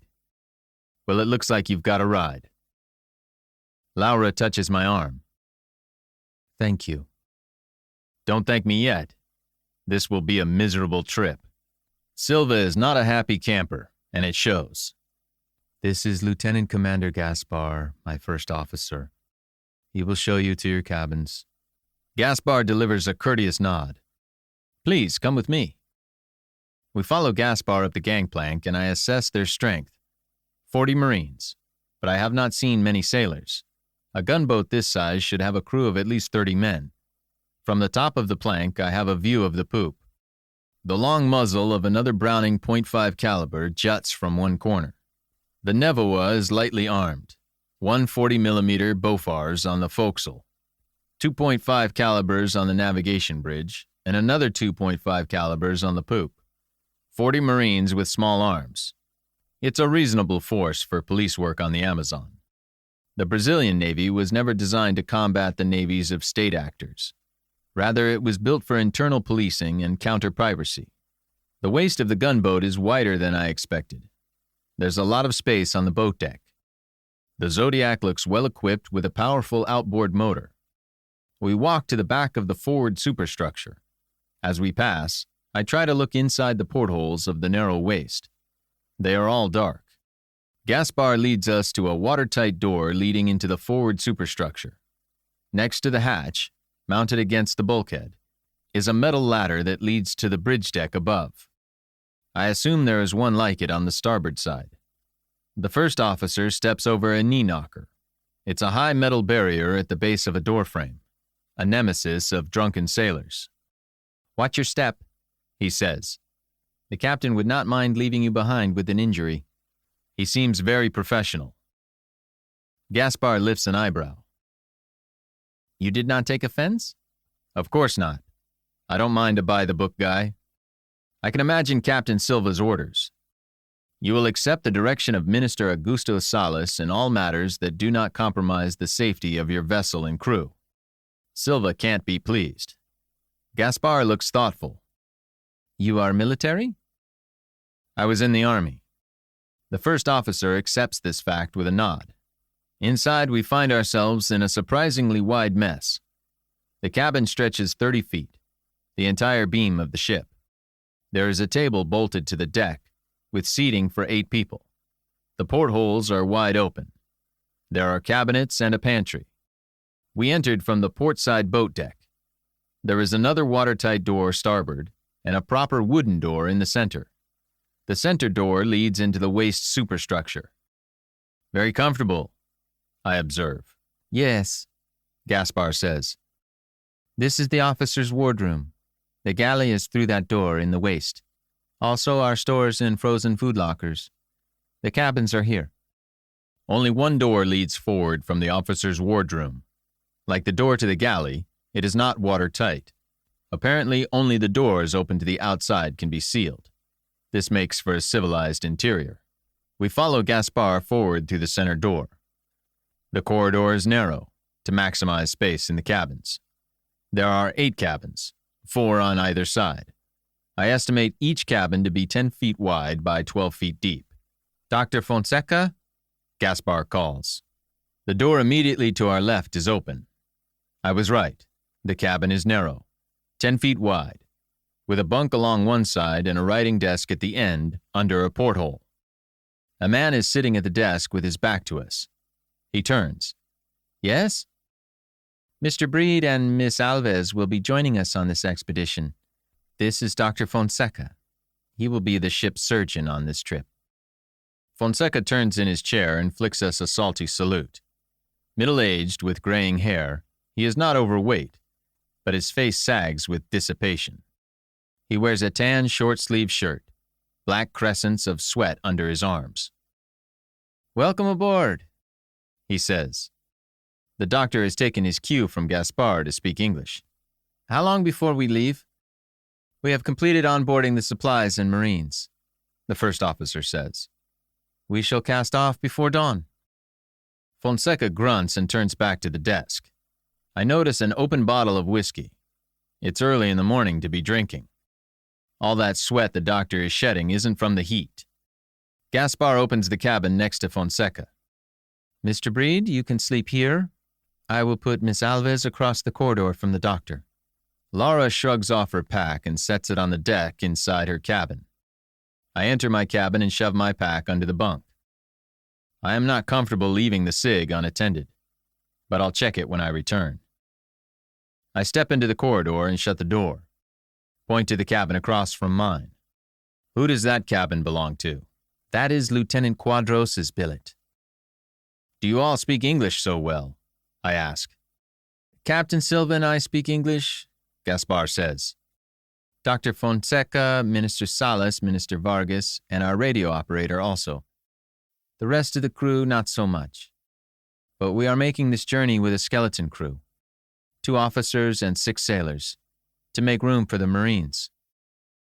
You can run this ship with 8 men? Yes. The Nevoa is an old hull, but she has been fully modernized. She has been equipped with diesel engines. We have 2 engineers at the power plant, but everything can be operated from the bridge. The engine room also has a secondary helm, so the ship can be navigated if the bridge is knocked out. We will have the Marines man the gun positions. Gaspar continues down the corridor. Here on the left is Minister Salas, and Mr. Vargas is on the right. Who are in the 2 cabins at the end? No one, Gaspar says. The room on the left is the sick bay. The one on the right is a dental surgery and a room for medical supplies. Those cabins are equipped with small refrigerators. However, most medicines that must be kept cold are stored in the coolers at the waist of the ship. Pretty impressive medical facilities. Half of our mission is to provide medical assistance to isolated villages on the river, he says. The other half is dealing with river pirates and narcos. Gaspar leads us forward. He gestures to a narrow compartment between the dental surgery and Vargas's cabin. This is the head. At the end of the corridor, between the sickbay and dental surgery, is another watertight door. It has been propped open. Beyond, I can see the forecastle and the back of the 40mm Bofors mount. The first officer steps over the knee knocker. I take Laura's hand and help her over. Follow them outside. The sky to the east is orange. The disk of the sun peeps over the river. The image ripples with mirage. Blurred horizontal streaks rising from the water. Gaspar speaks to a petty officer in Portuguese. It is the sailor who stood at the gangplank. Now he stands on the forecastle. He raises his hand in acknowledgement. We are preparing to cast off, Gaspar says. Come. The deck is not open all the way around the superstructure. The forward and aft superstructures are flush with the side of the ship. This leaves the entire beam free to use. There are 2 shallow indentations, port and starboard. They make room for steep metal companionways that lead to the bridge deck above. I tilt my chin skyward. I can see a row of windows stretching across the front of the bridge. Above that, the bank of floodlights is barely visible, along with the muzzles of the Brownings. Canvas condoms protect them from rain and insects. Insects crawl everywhere. They love little holes like the muzzles of weapons that are not cleaned and maintained. There are 4 ways onto the bridge deck, the 2 companionways from the forecastle and the 2 ladders from the boat deck. On the forecastle, after the Bofors, is an open hatch leading to below. What's down there? I ask. That is the forward magazine, a store of 40mm ammunition for the Bofors. Ready ammunition is in those boxes there. The magazine connects to the freshwater and fuel tank space. Further aft is the engine room. And underground, the engine deck, Gaspar says. It is very cramped because of our shallow draft. Compartmentalization is limited, and it runs the length of the ship. Doesn't sound very safe, I tell him. If you are holed anywhere, the ship will go down in minutes. There is a watertight bulkhead forward of the magazine. Should we collide with another vessel or terrain feature, it will protect us. If we are rammed from the side, we are, out of luck. Nevoa was never meant to go head-to-head with surface combatants. The pumps can take care of small wounds. Hits from cannon or torpedoes would finish us. Gaspar clambers up the companionway, his shoes ringing on the steel plates. Laura follows the first officer, and I bring up the rear. The companionway opens onto a narrow metal widow's walk that winds around the bridge. Gaspar opens a door and steps inside. There are instruments and a traditional helm. Captain Silva is looking through the windows, checking instruments, assessing the river. A helmsman stands next to him, hands on the wheel. Salas and Vargas stand to one side. They are staying out of the captain's way. 10 minutes. Silva is preoccupied with his preparations. Come this way, Gaspar says. We follow the first officer through a door at the back of the bridge. It leads aft. As we step through, I feel Vargas's eyes on my back. My skin crawls. The door to the cabin on the left is wide open. A desk is crammed with laptops, charts, and GPS equipment. This is the navigation cabinet, Gaspar says. There on the right is the radio room. Gaspar pushes the door on our right open. A young man sits at another table stacked with radio equipment. I recognize a powerful HF desktop set, 400 watts, a range of 3,000 miles. A smaller radio, line of sight. I doubt it will be much good on the river. Not when we are surrounded by triple canopy jungle. Any word, Max? Gaspar asks. No, sir, they are not responding. Gaspar turns to me. We have been trying to raise Portal d'Ador for days. Nothing. Can you be sure their equipment is functional? The radio operator is a helpful young man wearing petty officer's insignia. No, sir, he says. Portal d'Ador has a 400-watt set like ours, good to 3,000 miles. They also have a 40-watt man pack for use in the bush, but that has a range of 300 miles. Not enough to reach Manaus. When we get to the Tieves, we will have a better chance of picking them up. I notice an olive drab backpack sitting in a corner under the desk. Like that one? Yes, sir. That is our spare set. For emergencies or when we dispatch patrols into the bush. I guess FM sets aren't much good in triple canopy jungle. No, sir.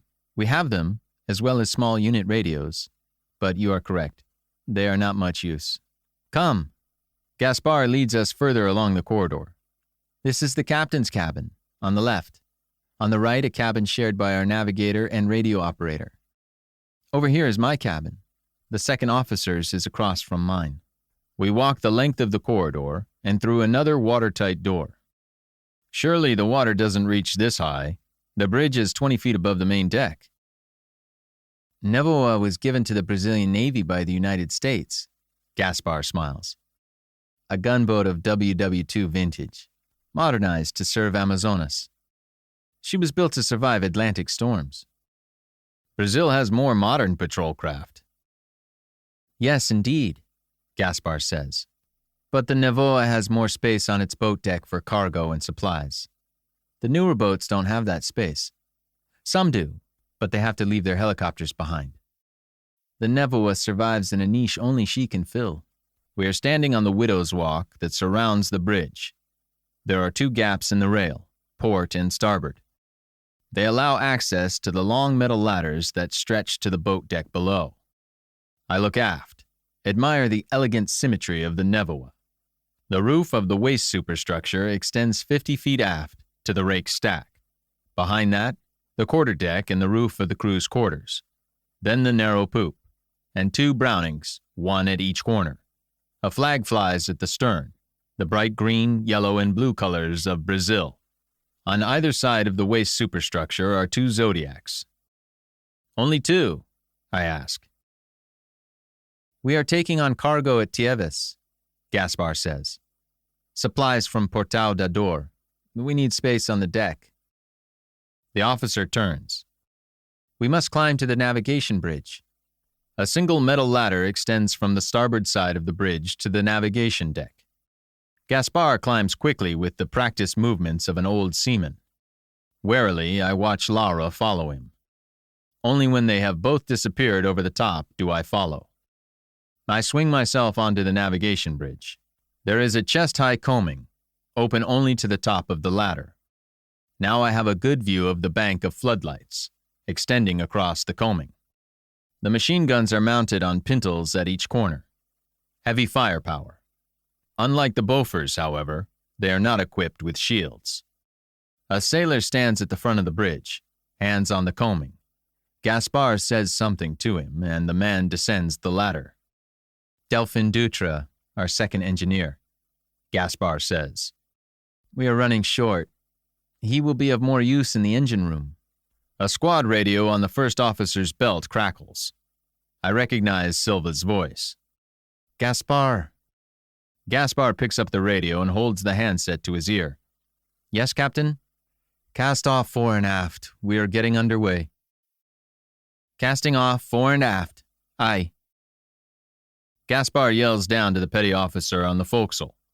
goes to the back of the navigation bridge, and hollers at another man aft of the quarterdeck. I watch the petty officer undo the hemp tying Nevoa to the dock. He hurls it at a man on the shore. The ship trembles and a vibration passes up the soles of my boots. A puff of gray smoke belches from the Nevoa's stack.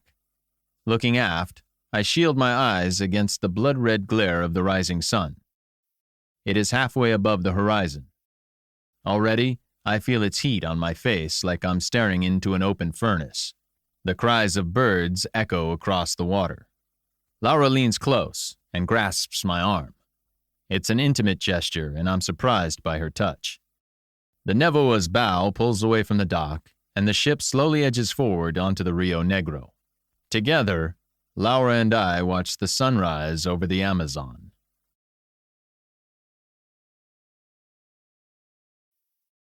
Chapter 9. Day 2. Nevoa. Amazon Journey.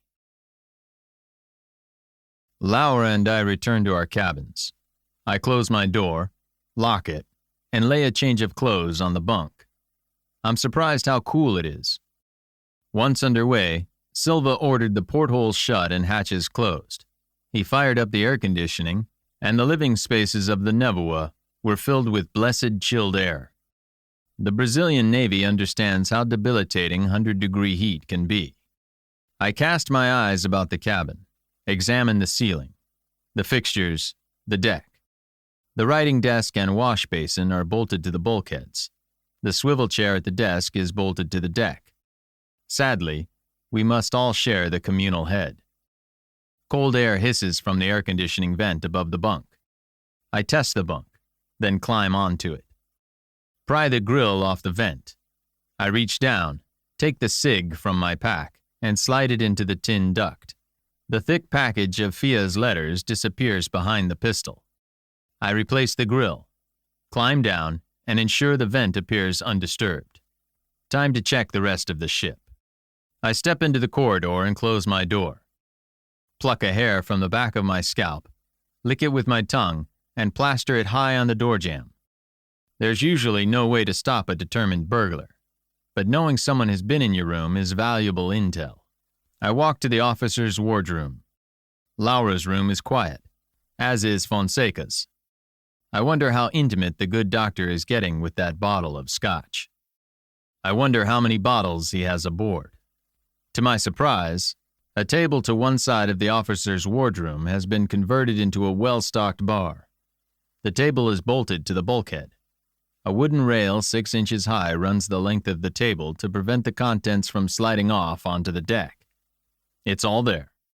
Scotch whiskey, Kentucky bourbon, cachaça, red and white wine, brandies and cognacs, a rack of polished glassware. I'm sure this isn't Navy issue. Salas enjoys his luxuries. I step outside and the violent sun sends me reeling. Sweat springs from every pore. My shirt is soaked. The metal of the boat deck is as hot as a grill. I find myself hurrying along like I'm running on hot coals. I reach the after superstructure and yank the hatch open. Fling myself over the knee knocker into the blessedly cool interior. It's another large dining hall, the crew's mess. Marines are sitting at the table, playing cards, joking. "Can I help you?" A dark-haired young man of about 30 approaches. He wears Marine jungle camouflage and lieutenant's insignia. "I'm Breed," I tell him. "I am familiarizing myself with the ship." "I am Lieutenant Quadros," the man says. "My cabin is opposite yours. I too am touring our vessel." "Let us go together," I suggest. "All right, I am looking in on my men. Come with me."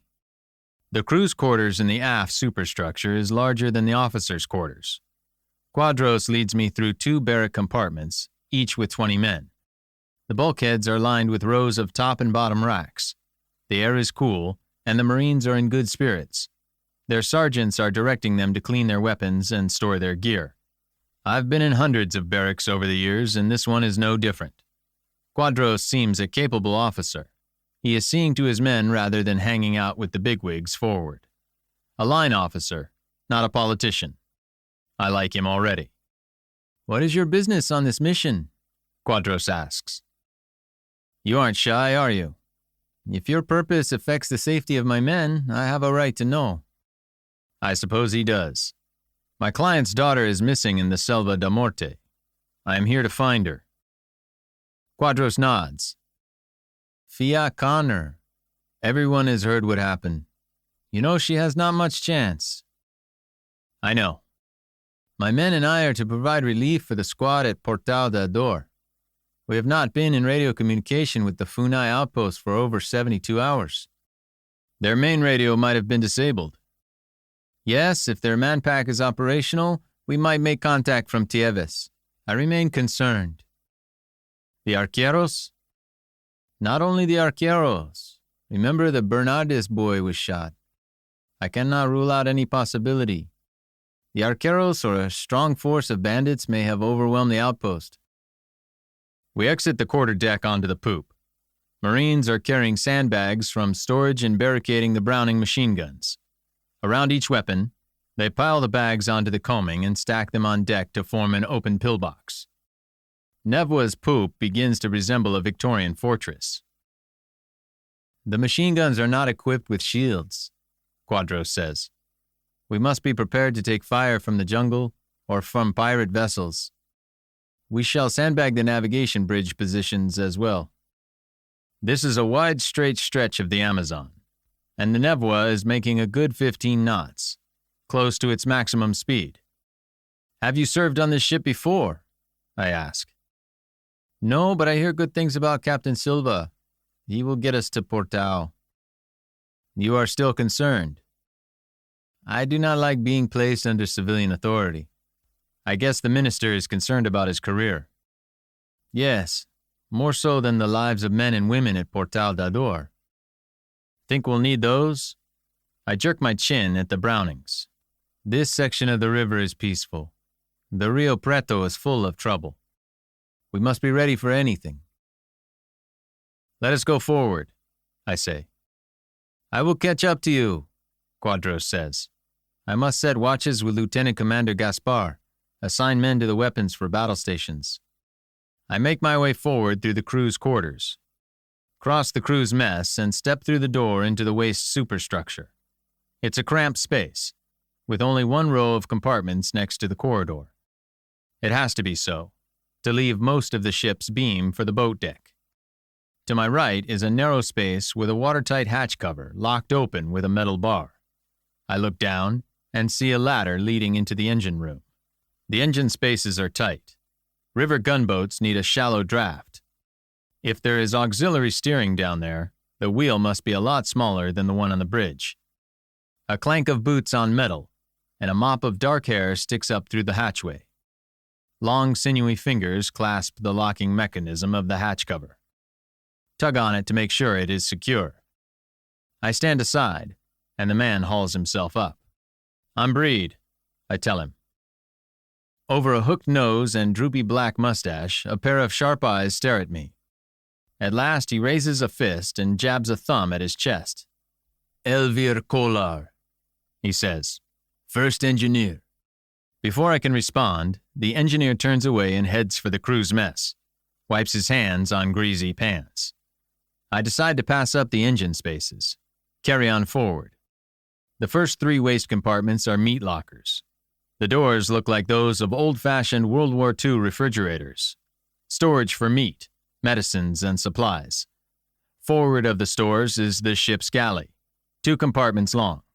It is wide open to the corridor. There is no fourth wall.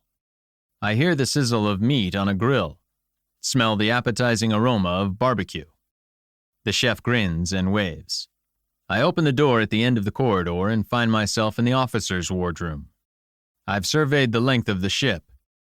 Strident voices carry from the forward cabins, a man and a woman. I pull the door open and go inside. The voices are coming from Laura's compartment. Leave me alone, Laura says. I hear a slap. The door is ajar and I see Vargas roll his head back with Laura's blow.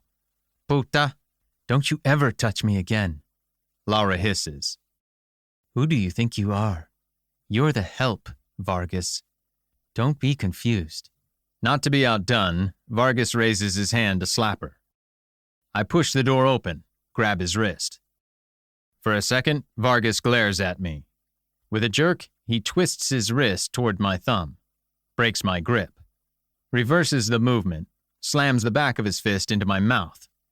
I reel back into the corridor, stunned. Slam into Fonseca's door. It's ajar. Swings open. Fonseca, sitting in his swivel chair, greets me with frightened eyes. He's been sitting there, listening. Coward. Vargas grabs me with both hands, jerks me forward. He's going to butt, and I lower my head to meet his. Our crowns meet with a crack. My vision blurs, but he's stunned. It's the kind of contact that can knock two guys out at once. I clasp my hands together, drive them high, break his grip, sweep his arms apart.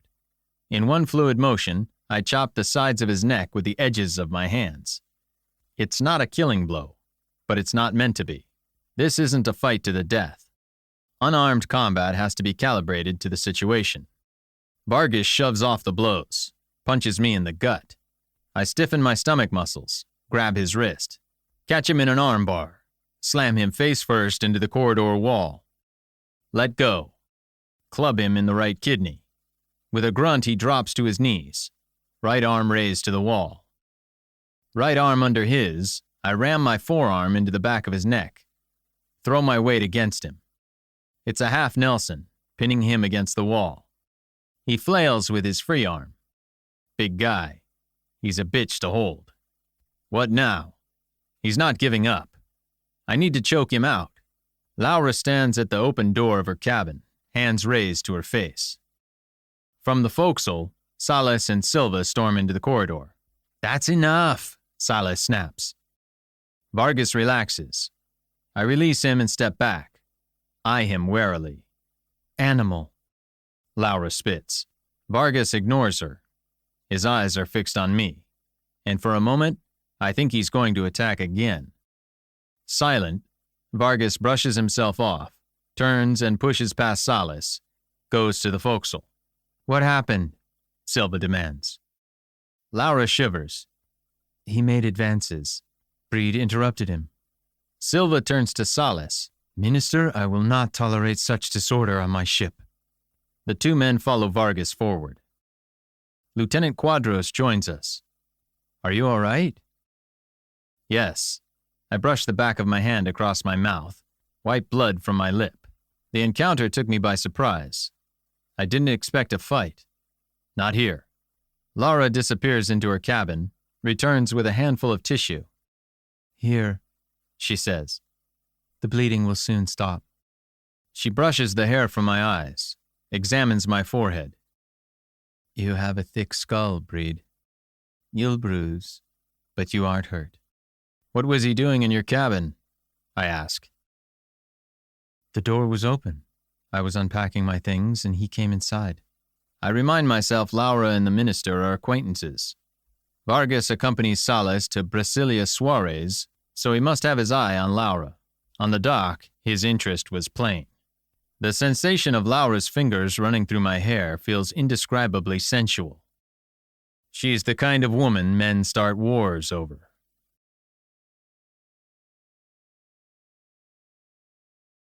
Chapter 10. Day 2. Nevoa. Warfare disguised.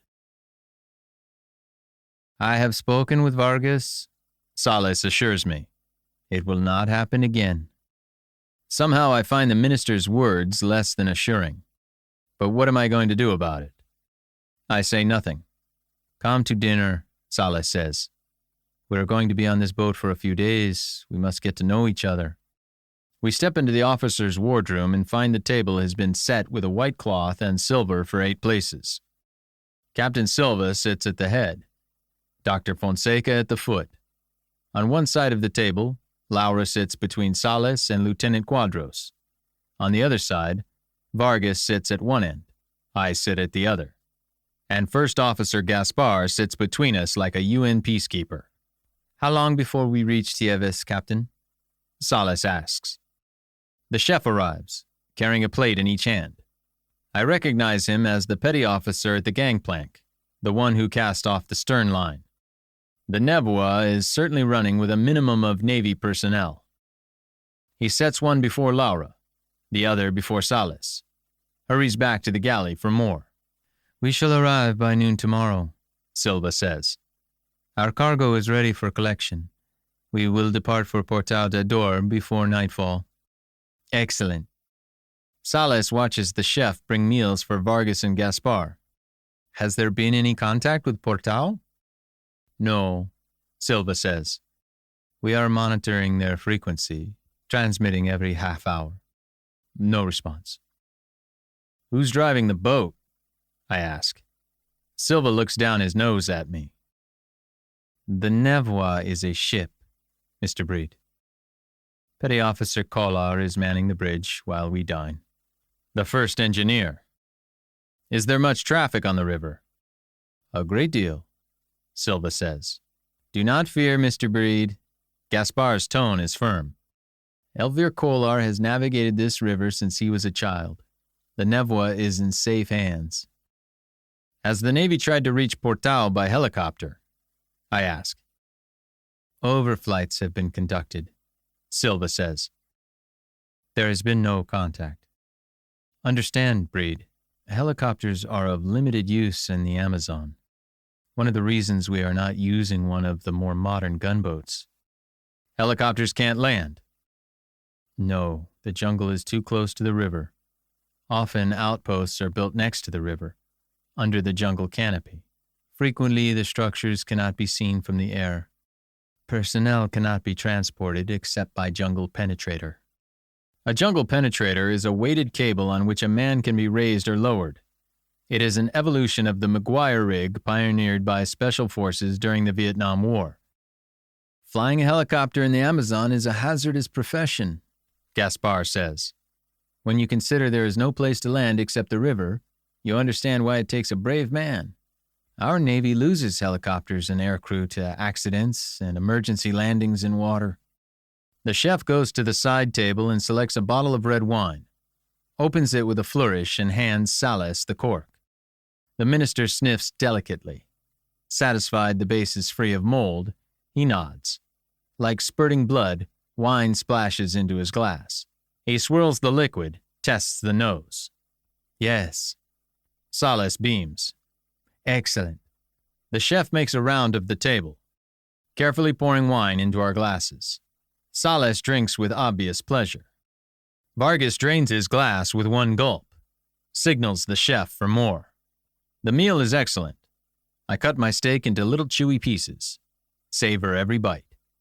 What about Villa de Deos? Quadros asks. Have they reported further contact with the Arqueros? Gaspar shakes his head. All is quiet at Villa de Deos, he says, but I sense a great deal of tension. I lift an eyebrow. How so? Our radio operator raised them earlier. I listened to the conversation. It was clear from their tone they are concerned about movement in the surrounding jungle. You can tell that? Laura asks. Yes. Gaspar is firm. Much is communicated by, subtext. You can hear a man trembling with fear. Bah. Vargas finishes his steak, throws his napkin onto the table. These people are frightened of shadows. These shadows shoot bows and rifles, I observe. Vargas slides his gaze toward me. You have experience with bows and rifles? I say nothing. Now. Salas steps in to diffuse the hostility. Vargas, Breed, this is a social affair. You will excuse me. Vargas stands and leaves the compartment. Mr. Vargas has been under some strain lately, Salas says. I have high expectations of the man. I wonder what those expectations might be. Has he been falling short? That is between myself and Vargas, Salas says. He has been with me many years, and he has my confidence. You were fortunate, Mr. Breed. How do you figure that? Vargas has a certain facility with violence. Really? Social situations are but warfare in disguise. I say nothing. Lieutenant Quadros changes the subject. When can we expect to arrive at Villa de Deos? 2 or 3 days after Tieves, Silva says. The journey to Tieves is easy. Once in the Rio Preto, we must slow down. There are places we cannot manage more than a handful of knots. Nevoa is longer than other gunboats. There are switchbacks in the Rio Preto she will have difficulty navigating. Some are not navigable after dark. You know the Rio Preto? I ask. As well as any man can hope to know it. Silva smiles. You must understand, the river is alive. It changes. Depending on the seasons, the flooding of the river can stretch miles on either side. That switchback that gave you so much difficulty last year may be gone tomorrow. Another will take its place in an unexpected location. Fonseca leans forward. Do you anticipate difficulty, Captain? One never knows, Silva says. My concern is the depth of the river. At this time of year, the snows in the high Andes are beginning to melt. That will help. Nevoa has a draft of 3 feet under normal circumstances. With your cargo, the draft will increase to 5 feet or more. Have you not been up the Rio Preto before? I ask Fonseca. The doctor looks uncomfortable. His cheeks are ruddy from the wine. Despite the air conditioning, his face is shiny with sweat. This is my first journey to Amazonas, he says. My practice is in Brasilia. Your practice? Are you not an officer in the Brazilian Navy? Sales comes to the doctor's rescue. Dr. Fonseca is my personal physician. I didn't think the Brazilian Navy would tolerate a ship's doctor 4/5 booze. This makes more sense. But I don't understand why Sales is taking an alcoholic doctor on an Amazon cruise. How did you manage to get a private doctor aboard a naval vessel? I ask. Sales spreads his hands. I am Minister of the Interior, he says. If I have a special requirement, the Navy is happy to grant my request. Besides, it appears we have a number of civilians aboard. Of course. That isn't the question. The ship's doctor should be competent to carry out his duties on a military vessel on a mission to the Selva de Morte. There is no indication Fonseca is so qualified. Indeed, he's the last person one would want to take on this kind of trip. Sales has 2 men aboard, Vargas and Fonseca, a thug and a gutless alcoholic. That thug hired 3 men to kill me. What kind of outfit is this minister running? He has no desire to have more civilians on the ship. The minister laughs heartily. I cover up my disgust. Turn to Silva. How is the draft a problem? When we arrive at Portal da Dor, we have to tie up at their dock. If the draft is too shallow, we must stand off. We can use the Zodiacs to land troops, but transfer of cargo will be difficult. Sales looks concerned. Is this likely? I don't know. Silva shrugs. We shall wait and see. To keep the ship in trim, we must unload cargo from both the port and starboard sides. It is one thing to use our deck cranes when lying next to a dock, and another thing to lift to or from a small boat. The minister's face darkens. Chapter 11. Day 3. Tieves. Close call. Peru is 30 miles upriver, Laura tells me. She turns and points north. Over there, Colombia. Treetops, 130 feet high, tower over the corrugated tin roofs of Tieves. We stand on a pier, watching cranes lift heavy crates onto Nevoa's boat deck. We wear olive drab bush hats purchased for a handful of reals in a shop. A little more money bought us a 6-pack of cold beer. Dear God, this sun will melt the skin from our bodies. I pour a beer down my parched throat. They have almost finished loading. I hope you're right. The jungle is lush green on both banks of the blue-black river. The sky above is blue as far as the eye can see. It's impossible to raise my eyes above the horizon. The sun is a molten disk, its glare and heat a violent physical assault. Lieutenant Commander Gaspar stands on the dock, supervising the work. Forklifts carry crates from deuce-and-a-half trucks, transport them to the edge of the river. They set down on the dock, close to the Nevoie. The crane on the boat deck swings out, and men fasten the hook to straps that bind the crate. The whine of a motor, and the crane takes up the slack. Dockhands grasp the straps to stabilize the load. Marines on the deck have stripped to the waist. The men, the town, and the ships bake under the merciless sun. Apart from the workers, the dockside is devoid of onlookers. None venture outdoors who don't have to. The men manhandle cargo into place, drinking from metal ladles chained to barrels of water. The Nevoie's cranes work overtime, loading the cargo, then distributing it. The cranes swing several of the crates across the waist so that they can be set up on the opposite side of the ship. The cargo must be positioned, port and starboard, to prevent the ship from listing. You have made an enemy, Laura says. She is gazing at the Nevoie's navigation bridge. Sales and Vargas stand together, surveying the activity. Vargas turns his head to stare at us, his face immobile. We'll lock horns again before this trip is over, I say. There's a lot about this setup I don't like. Such as? I didn't know Fonseca was the minister's personal physician. I shake my head. That bunch makes my skin crawl. I wouldn't like Dr. Fonseca to treat me, Laura says. His hands are not too steady. Sales brought his personal bar. I love the convenience, but with Fonseca aboard, the supply won't last. A Delta sniper, I was trained to count everything. Snipers are observers and communicators. People think of us as highly skilled marksmen. In fact, more than half of the job is stalking and observing. We report enemy dispositions and activity.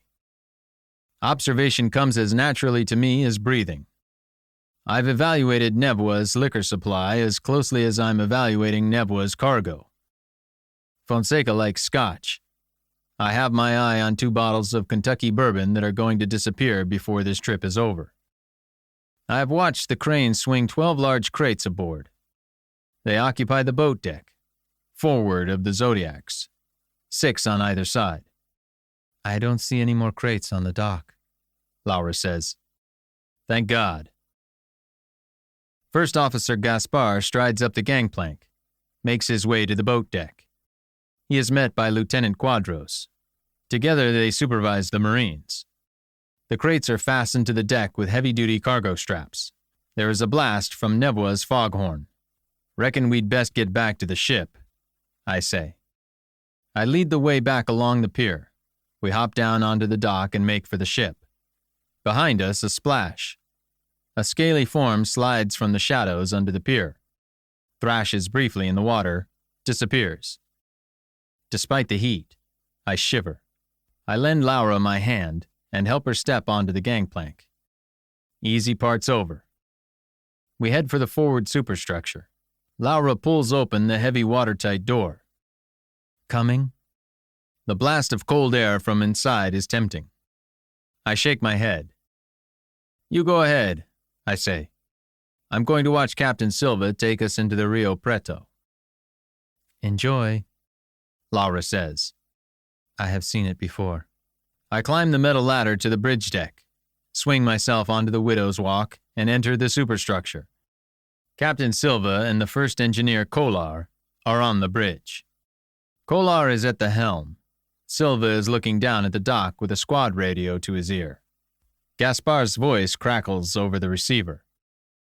Loading complete, Captain.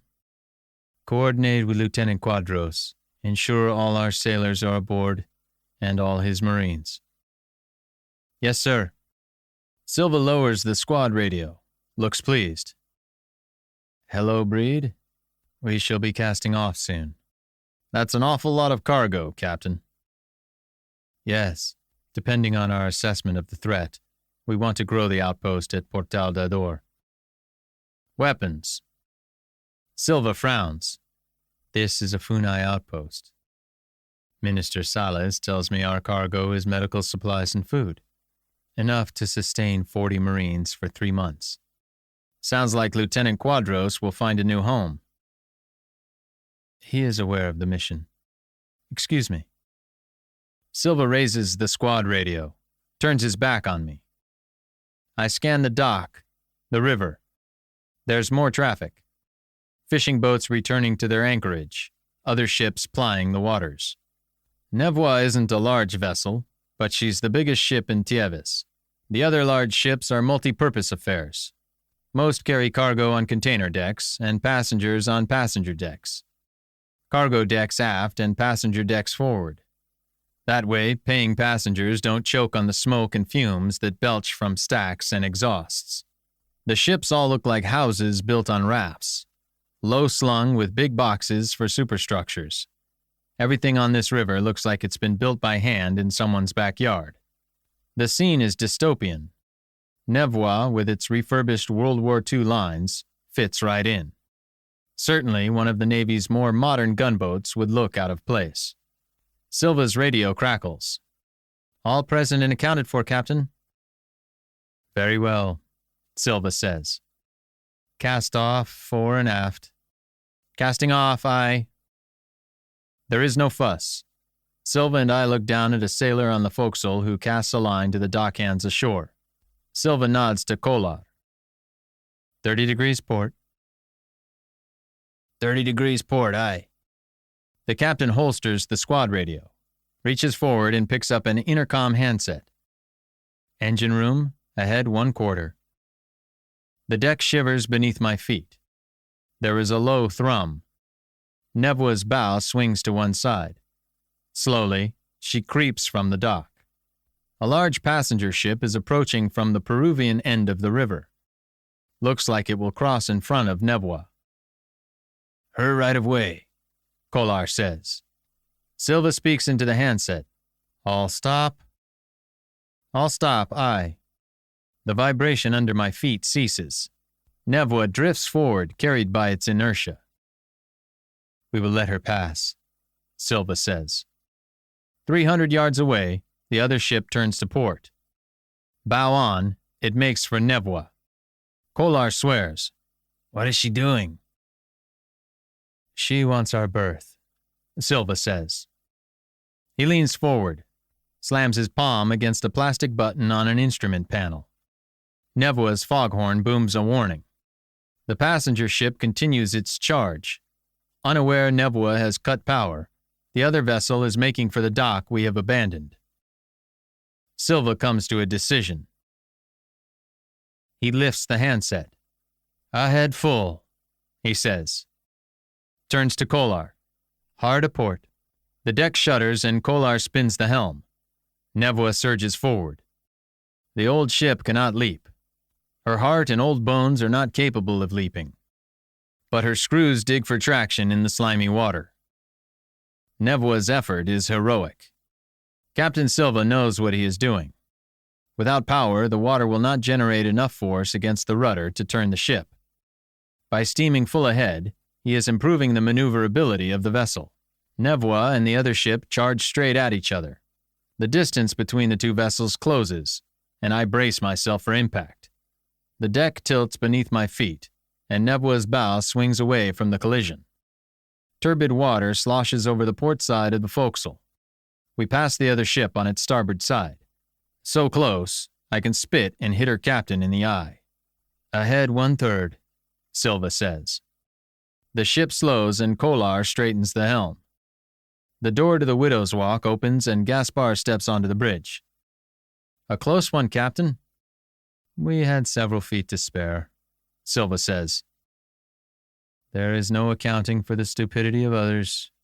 A good captain, Silva is competent and cool under fire. I shall check the cargo, Gaspar says. It might have shifted. Very well. Silva turns to me. Breed, you have experienced an introduction to navigation on the Amazon. Incidents such as these happen all the time. Nevois forges upriver. The molten orb of the sun is setting on the western horizon, bathing the bridge in a red glow. I pull the brim of my bush hat low, but there is no shielding my eyes from the glare. Darkness falls quickly in the tropics. In minutes, only a sliver remains of the sun's disk. Shadows crawl forward along the riverbanks, smother the waning orange light. The screeches of birds and wild animals carry across the water. Silva flicks a switch on the instrument panel. The bank of floodlights on the navigation bridge springs to life. The river ahead is bathed in a brilliant white glare that blasts the shadows out of existence. There it is, Captain. Kolar points to a black stretch of jungle to the left. Yes. Make for it. Ahead 1/4. 1/4, aye. Kolar guides Nevoa toward the shadow. As the ship turns slowly, the floodlights reveal a yawning maw 1/2 mile wide, a tributary opening to the Amazon. That, Silva says, is the Rio Preto. We will be traveling upstream the whole way. Nevoa slips into the mouth of the river. I look around and find myself engulfed in blackness. The only light is forward, where the shadows retreat from Nevoa's floodlights. 1/2 mile wide at its mouth, the Rio Preto narrows quickly. Minutes tick by, and the walls of the jungle close around us. It's a claustrophobic sensation. The captain turns to me. Welcome to the Selva de Morte. I climb down the portside ladder from the widow's walk to the boat deck, haul open the hatch to the wardroom and step inside. The air is cool, the lights are warm, and the makeshift bar looks fabulous. Fonseca sits at the wardroom table, a bottle of scotch at his elbow and a glass in his hand. Welcome, Breed. The doctor's voice sounds steady enough. All the same, I don't like his shiny red complexion. He's well along before dinner. Is the excitement over for the day? It would seem so. We've entered the Rio Preto, and we're crawling. I doubt anything will ram us with enough force to sink us. Dinner in 1/2 an hour, Fonseca says. Join me for a drink? I liberate a bottle of bourbon from the bar and find myself a clean glass. Sit opposite Fonseca and pour myself 4 fingers straight. This is quite the holiday from your practice. Waving his glass, Fonseca gestures to the cabins. Breed, my practice is on this boat. You mean you only have 1 patient? You could say that, yes. Fonseca knocks back the whiskey, refills the glass. I now work exclusively for Minister Sales. I blink. The minister appears to be in perfect health, I say. You can't be 100% occupied with treating him. The minister is in very good health, Fonseca assures me. He is a jealous client, however. He requires me at his beck and call. How long have you enjoyed this arrangement? I sip my bourbon and lean back. I can't remember exactly. 5 years or 6? Fonseca's glass is down by half. You must find it rewarding. Fonseca's drunk, but still guarded. His presence on the Nevoa makes no sense at all. Perhaps he is qualified to serve as a gunboat's doctor. Perhaps not. But any way you look at it, his arrangement with Sales is odd, and his presence on the Nevoa is more so. Oh, I do, he says. I do indeed. The minister pays exceptionally well for my specialist practice. I wish the red nose would stop speaking in riddles. Do you practice in Manaus or Brasilia? Brasilia. Fonseca drains the second glass, tops it up. I had an extensive practice, Breed. Did you know my patients numbered over 50 former or serving cabinet ministers? That I was called to consult for the president himself? That's very impressive. More so that Minister Sales was able to lure you away from such a high-profile practice. The doors to the cabins opens, and Laura steps into the wardroom. Hello, she says. Am I too early for dinner? Fonseca looked about to say more, but falls silent at Laura's interruption. Damn. It's nice she's joined us, but Fonseca was starting to open up to me. Never too early for dinner, my dear. Fonseca waves Laura to a seat. I am sure everyone will be right along. The door to the waste superstructure opens, and Quadros steps into the room. He's wearing clean and pressed jungle camouflage. His service cap has been folded and neatly stored under his left epaulette. Salas and Vargas arrive as though joined at the hip. 10 minutes later, Captain Silva takes his place at the head of the table. At 1900 hours sharp, the chef enters to begin serving dinner. Tell us of your progress, Captain. Salas spreads a white cloth napkin on his lap. Our progress is excellent, Minister. Captain Silva holds his glass for the chef to fill with wine. We have entered the Rio Preto and are on our way to Villa de Deos. We are proceeding on schedule. Excellent. Will First Officer Gaspar be joining us? Lieutenant Quadros asks. Silva looks at his watch. I think not, Lieutenant. He is scheduled to relieve me at the helm early tomorrow morning. I suspect he is catching up on some much-needed sleep. I'm surprised how dark it is out there, I say. They do not call this the Rio Preto for nothing, Silva says. The selva is gloomy at best, black at worst. The river, at least, is open to the sky. It is never completely black, though it may seem so. You will be surprised how much a dark-adapted eye can discern. All the same, we use our floodlights for safety's sake. One never knows what debris the rains have washed from the shore. The chef sets the evening steak before me. I will say this about Nebwa. The drink and the food are as good as or better than any cruise ship I would want to board.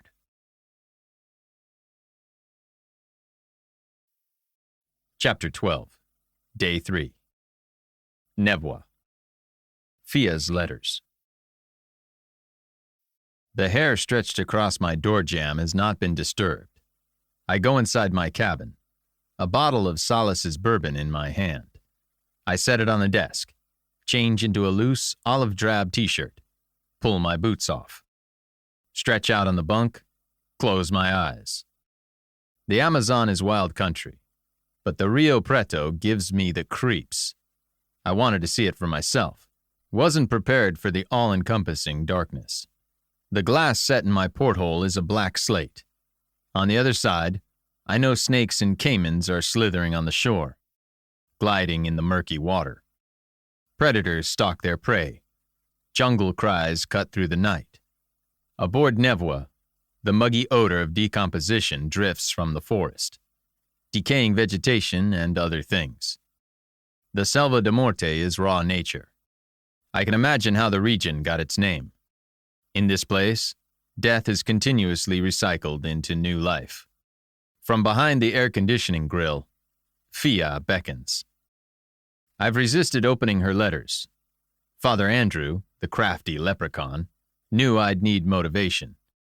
He knew Fia was a captivating girl, knew I wouldn't be able to resist getting to know her. I stand on the bunk, reach for the pack of letters, open the bourbon and take a swig. Father Andrew arranged the letters in chronological order. I'm not that organized. I flip through the pages, look for something interesting. A thick pack of letters has been collected from her Dublin period. Father Andrew. Trinity is amazing. I'm in constant awe, walking down the same halls as Oscar Wilde. I'm studying classics and philosophy.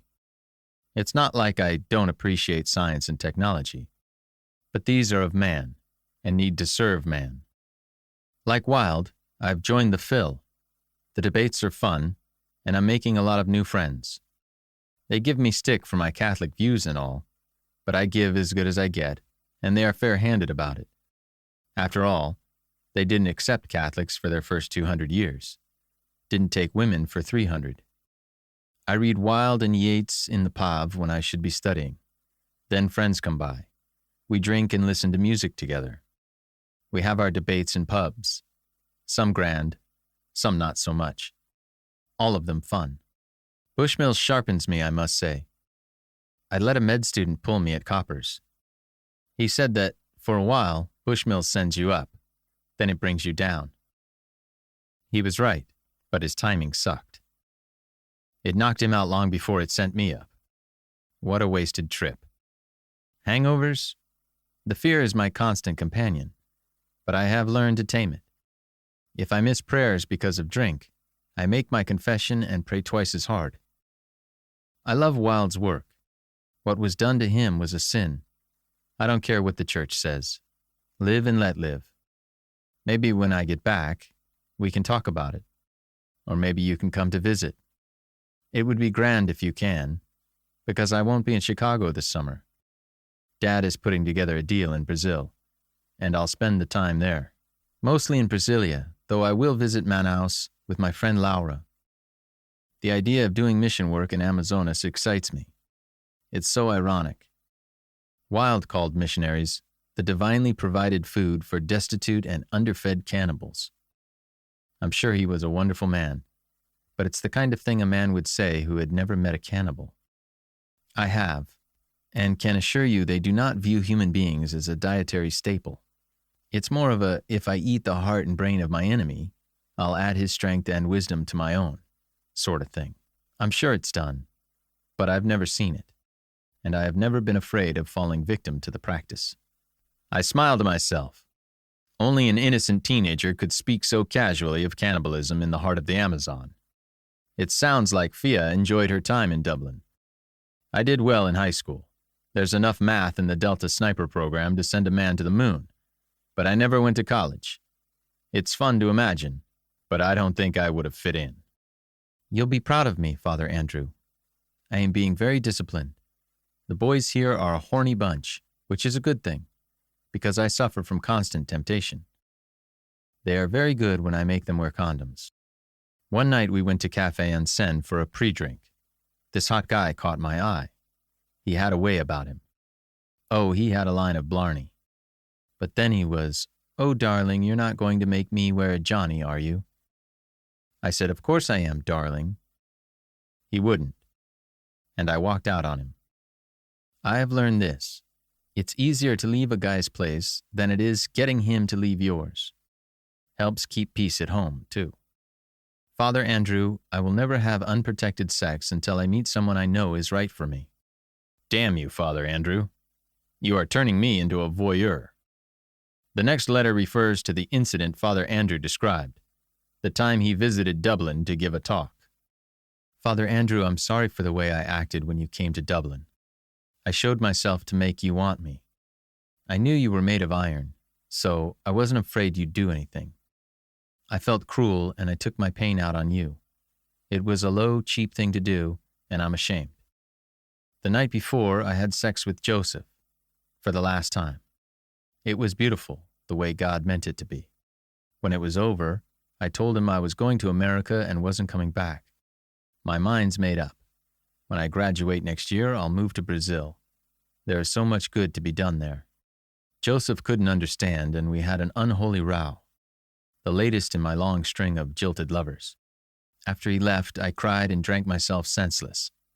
I wanted to forget, but it didn't work. I woke up feeling a drunk and a whore.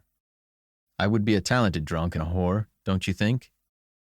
When Sarah told me you were there to see me, I wanted to show myself, raw and unvarnished. That's a pun. Please laugh. I confessed to God and he forgave me. Will you forgive me too? Please do. Otherwise, I'll hate myself the rest of my life. Brazil is calling. I'll go with Dad this summer and spend 3 months in the selva. Last year, I saw signs of the arqueros. Felt them watching. They could have hurt me had they wanted to, but they let me pass. Reaching out to them is against the rules. It's enough to know they are there, and they know me. I set the letters aside, ruffle through the package. There's an envelope of photographs and press clippings, stories printed from the internet, pictures of Fia as a child, riding a tricycle, photos of her studying the catechism, her confirmation aged 8, a recent portrait of Fia, aged 24, wearing a low-necked summer dress. At her throat is a gleaming gold cross. Chapter 13. Day 4. Nevoy. Missing. Read! The pounding on the door wakes me. The light in my cabin is still on, The porthole is still black. Fia's letters and photographs are lying on my bunk, close to the bulkhead. I'd slept on them. What is it? I roll out of bed, check my watch. It's 0630 hours. I open my door, find Lieutenant Quadros and First Engineer Kolar standing outside. The two men are carrying powerful flashlights. We cannot find First Officer Gaspar, Quadros says. Have you seen him? Not since yesterday when we left Tieves. I nod to Kolar. He looked into the bridge after the near collision. Yes, Kolar says. I have not seen him since then either. How long have you been looking for him? He was due to relieve the captain at the helm half an hour ago. When he did not arrive, the captain ordered the search. Where's the captain? He remains at the helm. Only 4 of our crew are qualified. Captain Silva, Lieutenant Commander Gaspar, Petty Officer Dutra, and myself. Delphine Dutra is the second engineer. I do mental arithmetic. If Silva's watch ended half an hour ago, Kolar must have been at the helm from the time we left Tieves to midnight. Where's Petty Officer Dutra? I ask. He is leading a second search party. The lieutenant and I are working our way from the bow. Petty Officer Dutra is working his way from the stern. This will not take long. Kolar's plan makes sense. 2 search parties won't fall all over each other. Best to be deliberate and keep everyone else where they are. I'll help you look, I tell him. Give me a minute. I go back inside and replace Fia's photographs and letters in the air conditioning vent. My fingers brush the butt of the SIG. For a moment, I am tempted to take it with me, but I leave it where it lies. Kolar and Quadros had already roused Salas and Vargas before coming to me. Neither man remembered seeing Gaspar last night. I knock on Laura's door. Laura opens the door a crack. She's dressed in a loose t-shirt and jeans, barefoot. What's happening? I explain the situation and ask if she remembers seeing Gaspar. She doesn't, and I'm not surprised. Stay in your cabin, I tell her. Are we in danger? Of course not, but we don't need a lot of people tripping over each other while we conduct a search. Quadros raps on Dr. Fonseca's door. There is no answer. Doctor, Kolar calls. Wake up. Quadros raps on the door again. Still no answer. Oh, for heaven's sake. I step between the two men, turn the doorknob, and push into Fonseca's room. The doctor has done a faceplant on his desktop. He made a lot more progress last night than I did. The bottle by his right hand is bone dry. I grab him under his arms and pull him from the chair. Help me, I say. Quadros, get his legs. Fonseca's shirt is black with sweat. Quadros lifts him by the ankles. Together, we lift the comatose doctor from the floor and swing him onto the bunk. His head lolls to one side and saliva drools from the corner of his mouth. We must continue our search, Kolar says. I look under Fonseca's bunk. Not there. We search the forward and waist superstructures, meet Second Officer Dutra and a petty officer on the quarterdeck. We then exit onto the starboard boat deck and split up. Our team works its way to the bow and back along the port side. The other team works its way to the stern and back. We have searched the quarterdeck and crew's quarters, Dutra says. And we have searched the bridge and navigation decks, Kolar tells him. That leaves the engine deck, Dutra says. But I have been there all night. Let us search it again. Kolar leads us into the waist superstructure in the direction of the quarterdeck. I remember this was where I first met him, crawling from the hatch that led down a ladder into the engine room. The machinery space is cramped, Kolar says. Let us go. We know it well. Kolar explains that with its shallow draft, all but a small fraction of Nebwa sits above water. The twin diesels occupy the engine compartment beneath the stack in the quarterdeck. The rest of the narrow space beneath the main deck is occupied by fuel tanks, fresh water tanks, pumps, and bilges. The two men disappear down the hatch, leaving Quadros and I to cool our heels. What do you think? I ask the Marine. We have looked everywhere, Quadros says. I doubt they will find him below decks. Think he fell overboard? Quadros shakes his head. Unlikely. Gaspar struck me as an experienced officer. He knows the Nebwa. Half an hour later, Kolar climbs from the engine room, wipes his greasy hands on his trousers, takes a squad radio from a holster on his belt. Nothing, he says. Petty Officer Dutra will remain below. Kolar keys the squad radio and speaks rapidly. The captain wishes me to relieve his watch at the helm, Kolar says. He will meet you, Minister Salas, and the others in the officers' wardroom in 15 minutes. The first engineer leads us along the corridor and back into the dining room. He continues forward, sends Salas and Vargas back to join us. The doctor, of course, is sleeping off the minister's scotch. Salas goes straight to the bar, pours himself an orange juice. No sign of Gaspar.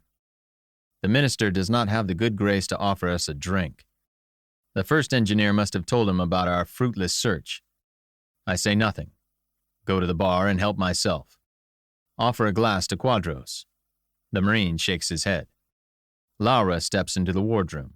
The man must have fallen overboard, Salas says. The captain strides into the room. He looks drawn. He has been awake all night, navigating the twists and turns of the Rio Preto. Lieutenant Commander Gaspar did not fall overboard, Silva says. Then where is he, Captain? Salas paces. Your first engineer told me the ship has been thoroughly searched. I did not say he's on the ship. Salas reaches for a pack of cigarettes, taps one out, lights up. Then you suspect foul play. Gaspar is an experienced seaman. He knows the Amazon. He knows the Nebwa. He would not fall overboard. Silva's eyes sweep the room. He stares at each one of us in turn. There is a murderer among us. Vargas straightens, hands on his hips. It is not advisable to make accusations without proof, Captain. The captain stares Vargas down. His voice trembles. I repeat, Gaspar was too experienced a seaman to fall overboard. He must have met with foul play. Vargas is right, Captain. Salas's tone is reasonable, on the edge of patronizing. An accident might befall anyone, even the most experienced. Silva shakes his head. Who had the opportunity? Gaspar was seen on the bridge at dusk. We entered the Rio Preto at 1800 hours, and I joined you for dinner half an hour later. We were all in the officer's wardroom until I left at 23:30. I then relieved First Engineer Kolar at the helm. Not so, Captain. Salas exhales a cloud of smoke and waves his cigarette with a languid hand. Dr. Fonseca retired early, as did Miss Alves. Dr. Fonseca, I point out, was in no condition to commit foul play. He was indisposed when we looked in on him this morning. Miss Alves is a small woman. I doubt she could have overcome Gaspar. She could not have heaved him over the safety rail that encloses the main deck. The rest of us, Salas says. Have you an alibi, Captain? You were with us all night. Breed and Lieutenant Quadros left shortly after you. Mr. Vargas and myself remained for a nightcap. Retired at 1 o'clock. I went straight to bed, and assume Mr. Vargas did the same. Vargas shrugs acknowledgement. He turns away from Silva, steps to the bar, and pours himself a drink.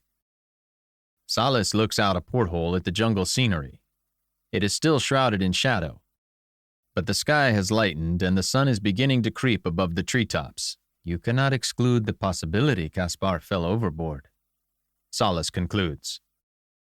I have questioned my Marines and all who were on watch, Quadros says. None saw Gaspar, or anything out of the ordinary. Your men are new to the Nebwa, I say gently. They would not know Gaspar on sight. Silva's shoulders sag. We must turn around to look for him. I will give the order. No, Captain. Salas takes a deep drag on his cigarette. You will not. Silva darkens with rage. I am captain of the Nebwa.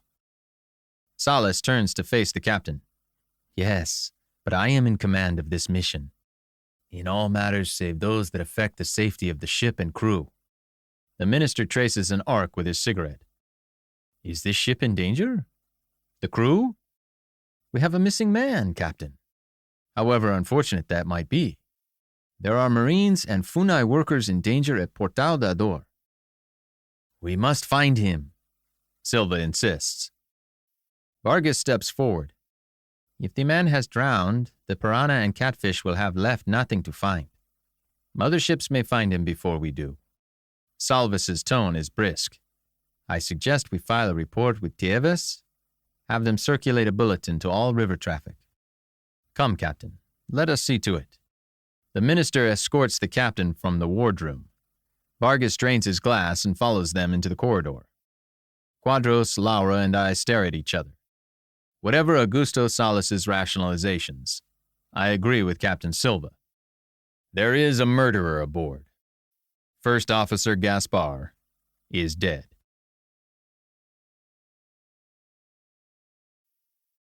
Chapter 14.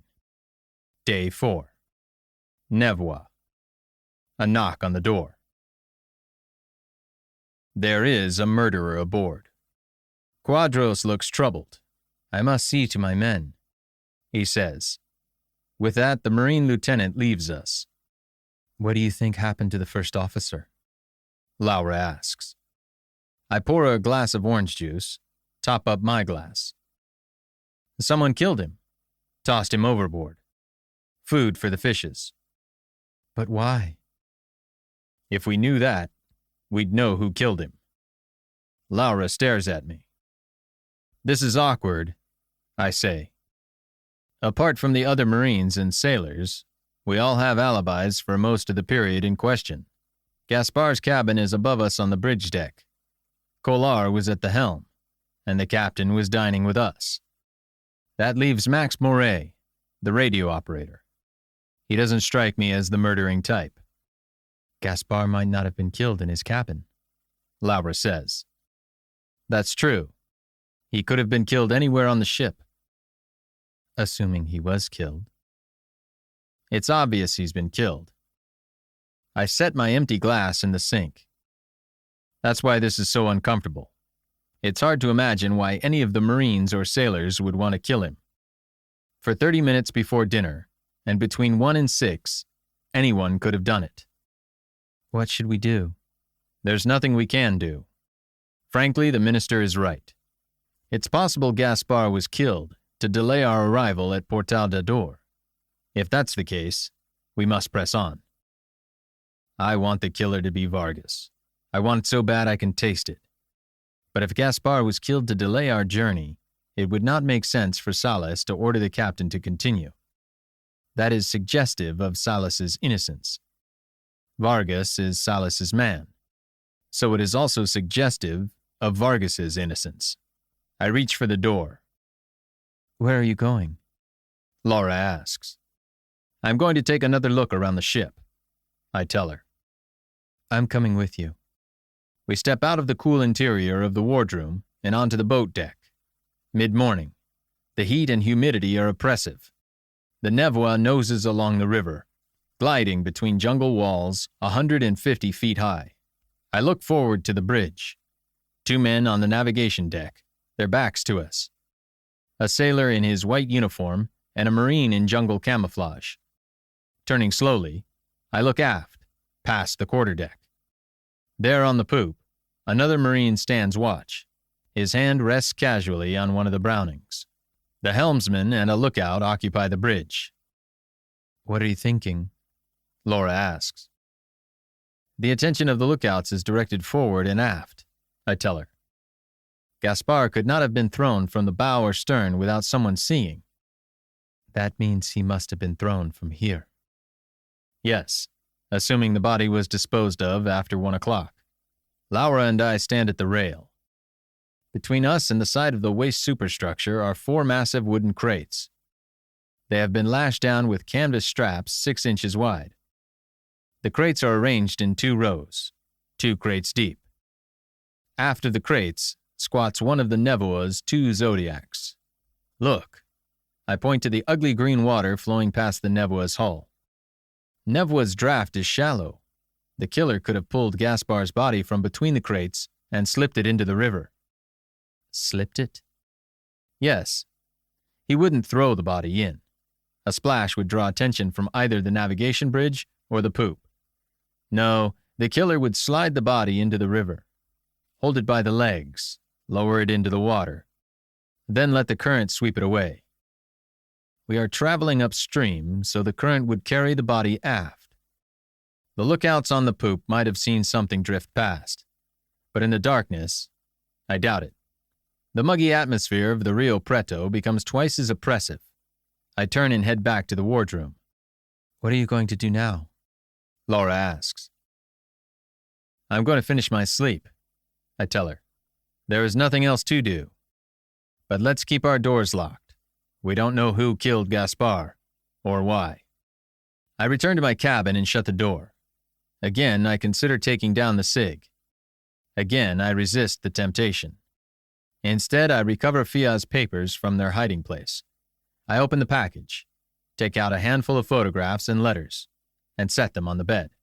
My shirt clings to my body. I peel it off and hang it on the chair back. Enjoy the feeling of cool air against my bare shoulders and chest.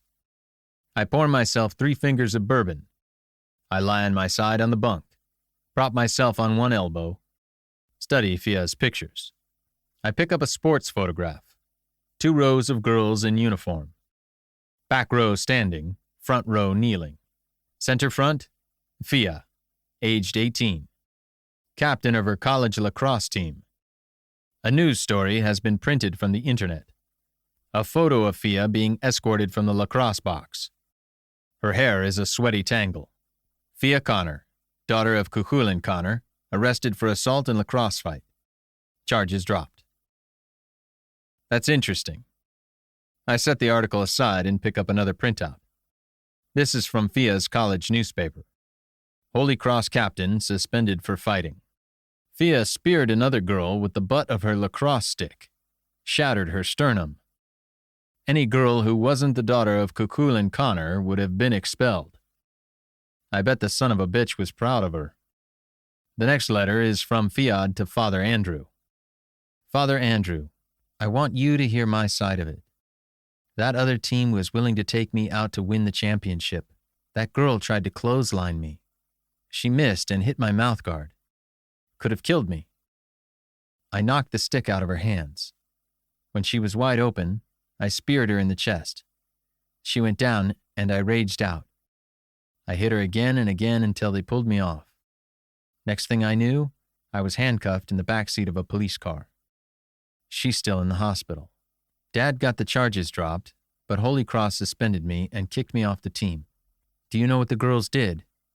At the championship, they suited up and wouldn't leave the changing room. Said they wouldn't play unless I was reinstated. They defaulted. For me. The girls busted their asses for that championship. Had I been there, I would have made them play. I don't know how to feel, Father Andrew. The anger is gone, and I'm sorry I hurt that girl. I love the girls on the team and feel humbled by what they did. I feel unworthy. I'm going to Brazil. I don't know if I'll ever come back. Why does God always torture the best of us? The ODAs and the Delta are full of guys like Fia Connor. Played hard in the paint all their lives. I pick up a recent portrait and lean back in my bunk. Reach for the bourbon. Take a drink. Bite it back. I need to be careful I don't turn into Fonseca. This photograph is of Fia, age 24. Clean, wholesome, and a fire in her belly. Wide green eyes, all pupil. Long blonde hair, a shade lighter than the golden cross at her throat. I'm beginning to know the girl. Unworthy? Fia Connor is a natural leader. A soft knock on my door. I roll out of bed and open it a crack. Laura stands in the corridor. Her eyes meet mine. Sweep over my bare chest. You aren't the type to sleep in the middle of the day, she says. No, you should get your rest whenever you can. The girl is looking past me, at my bunk. Fia's papers. She's beautiful, isn't she? I suppose so. Can I come in? I swing the door open, and Laura steps into the room. The space is narrow, and she leans against me as I swing the door shut. Her hand goes to the stripe of raised white flesh that runs diagonally across my chest. Her thumb traces it gently. What happened here? Bad guy had a knife. You were lucky. It's better to be lucky than good. Laura flattens her hand against my chest, strokes it. Her right hand goes to my left bicep, squeezes. From what I saw in that alley, you're both. Not much point in talking. Why language a girl to death when she wants you to hold her? My hand goes to the small of Laura's back, jerks her close. She tips her chin back, opens her mouth. Hot and humid like the selva, we drink each other in. I explore her shoulder blades, her buttocks, reach down and undo the buttons on her Levi's, hook my thumbs inside the band of her underwear, pull everything down. She's barefoot, steps out of the puddle of her jeans. I lift her, and she wraps her legs around my hips. 2 steps and we're at the bunk. I lower her onto it and climb aboard. Clumsy, like first-time lovers are, I raise myself on my arms. She reaches down, unbuckles my belt. Between us, the humid smell of sex. We thrash together. Dimly, I sense Fia's letters sliding off the bunk and onto the floor. Laura opens herself to me. As I slide into her, I look over her shoulder. From her portrait on the floor, Fia smiles at me. Chapter 15. Day 4. Nevoy. Into the storm. I feel guilty. I should have been in the moment with Laura, but thoughts of Fia intruded. Damn you, Father Andrew. We're not 2 days into the expedition, and I feel like I know Fia better than I know Laura. Fia is probably dead in the jungle, and Laura is living and breathing. Laura and I spent the whole afternoon in bed, as Nevoy pushed further south. An hour before dinner, she left me with a long, lingering kiss, pulled her clothes on, dashed across the corridor to her cabin. I get dressed, shuffle Fia's papers together and hide them in the duct. Then I go out to dinner, join the others in the officer's wardroom. Salas and Vargas are sipping wine, speaking softly. Fonseca nurses a glass of whiskey. Quadros isn't drinking. Welcome, Breed. Fonseca raises his glass to me. Did you have a restful afternoon? We found the doctor in a drunken stupor this morning. Could it have been an act? The walls that separate the cabins are thin. I wonder how much the old sponge heard. Silva enters the wardroom as the chef carries in our dinners. Privileges of rank, the captain must have called ahead. Has there been any word from Portal de Dor, Captain? No. We hoped they might use their man-pack to reach us. There is nothing but silence. Silva takes his seat at the table. Voice laced with bitterness, he asks, Do you not wish to inquire about First Officer Gaspar? The minister takes a long drag from his cigarette. Of course. Have any other boats found him? No, but Tieves has relayed our request to all traffic on the river. Laura enters the room and we rise to greet her. Silva gallantly holds her chair and seats her to his right. The attractive woman seems to provide a welcome distraction from the murder of Gaspar. We have barely begun our dinner when we are interrupted by a crash of thunder. The sky opens up and a deluge drowns the portholes. The ship shudders with the impact of rain on the deck. It is like Nevoy is cruising under a massive waterfall. I get up and step to the nearest porthole. Adjacent to the watertight door, it looks onto the waist of the ship. The rain does not deviate by so much as a degree from the vertical. Droplets pelt the boat deck and cargo like bullets. The ship, the jungle, and the river have baked under the sun all day. Rain instantly turns to steam. Thick clouds billow from the jungle and cloak the Nevoy in mist. Imagine being caught out there, I say. This is normal for the Amazon. Silva steeples his fingers. It will slow our pace, particularly at night. The floodlights reflect from the mist. Visibility is limited to a matter of yards. Have you factored these conditions into your estimates? Salas asks. When will we arrive at Villa de Deos? I have, Silva assures him. We should arrive at Villa de Deos tomorrow afternoon. Portal de Dor the following night, or the morning after. There's a sound like a sack of potatoes crashing to the deck behind me. Lieutenant Quadros, sitting opposite, shoots to his feet, races around the table, and tries to open the watertight door. The hatch won't open. A body, crumpled on the deck, blocks the way. Quadros throws his shoulder into the door, forces it open, pushes the body aside. The rain pours down, blasting the boat deck. I grab the fallen man's wrists and haul him inside. Waterlogged, he's wearing the white uniform of a sailor. Quadros hauls the hatch shut. Fonseca, I say, get over here. The diners are on their feet. They form a small crescent looking down at the body. It's the radio operator. His skull has been crushed like an eggshell. His hair and the side of his head are matted with blood. Already, the water on the deck is stained red. Fonseca kneels beside the sailor. Help him, I tell Fonseca. The doctor stares at the young man. I can't. I grab Fonseca by the collar, drag him forward. I said check him out. Hands trembling, Fonseca examines the boy. I can't do anything for him, because he's dead. I get up, open the door, and step outside. The impact of the rain is a physical blow. This is hell. The atmosphere is too humid to breathe. The air is clotted with the stench of decomposing vegetation. And it's hot. I stare up the ladder, metal rungs slippery and wet. The metal is shiny with water. Dusk had been falling as we began dinner. The heavy cloud cover has brought darkness early. Head bowed against the torrential downpour, I climb the ladder. I reach the top, grab a stanchion, and pull myself onto the widow's walk. I grab the rail with both hands, look back along the length of ship. The rain and mist are so thick I can't see past the stack. The river is boiling with steam. The Nevoa looks like it's cruising on a cloud. Hot rainwater is pouring down my face.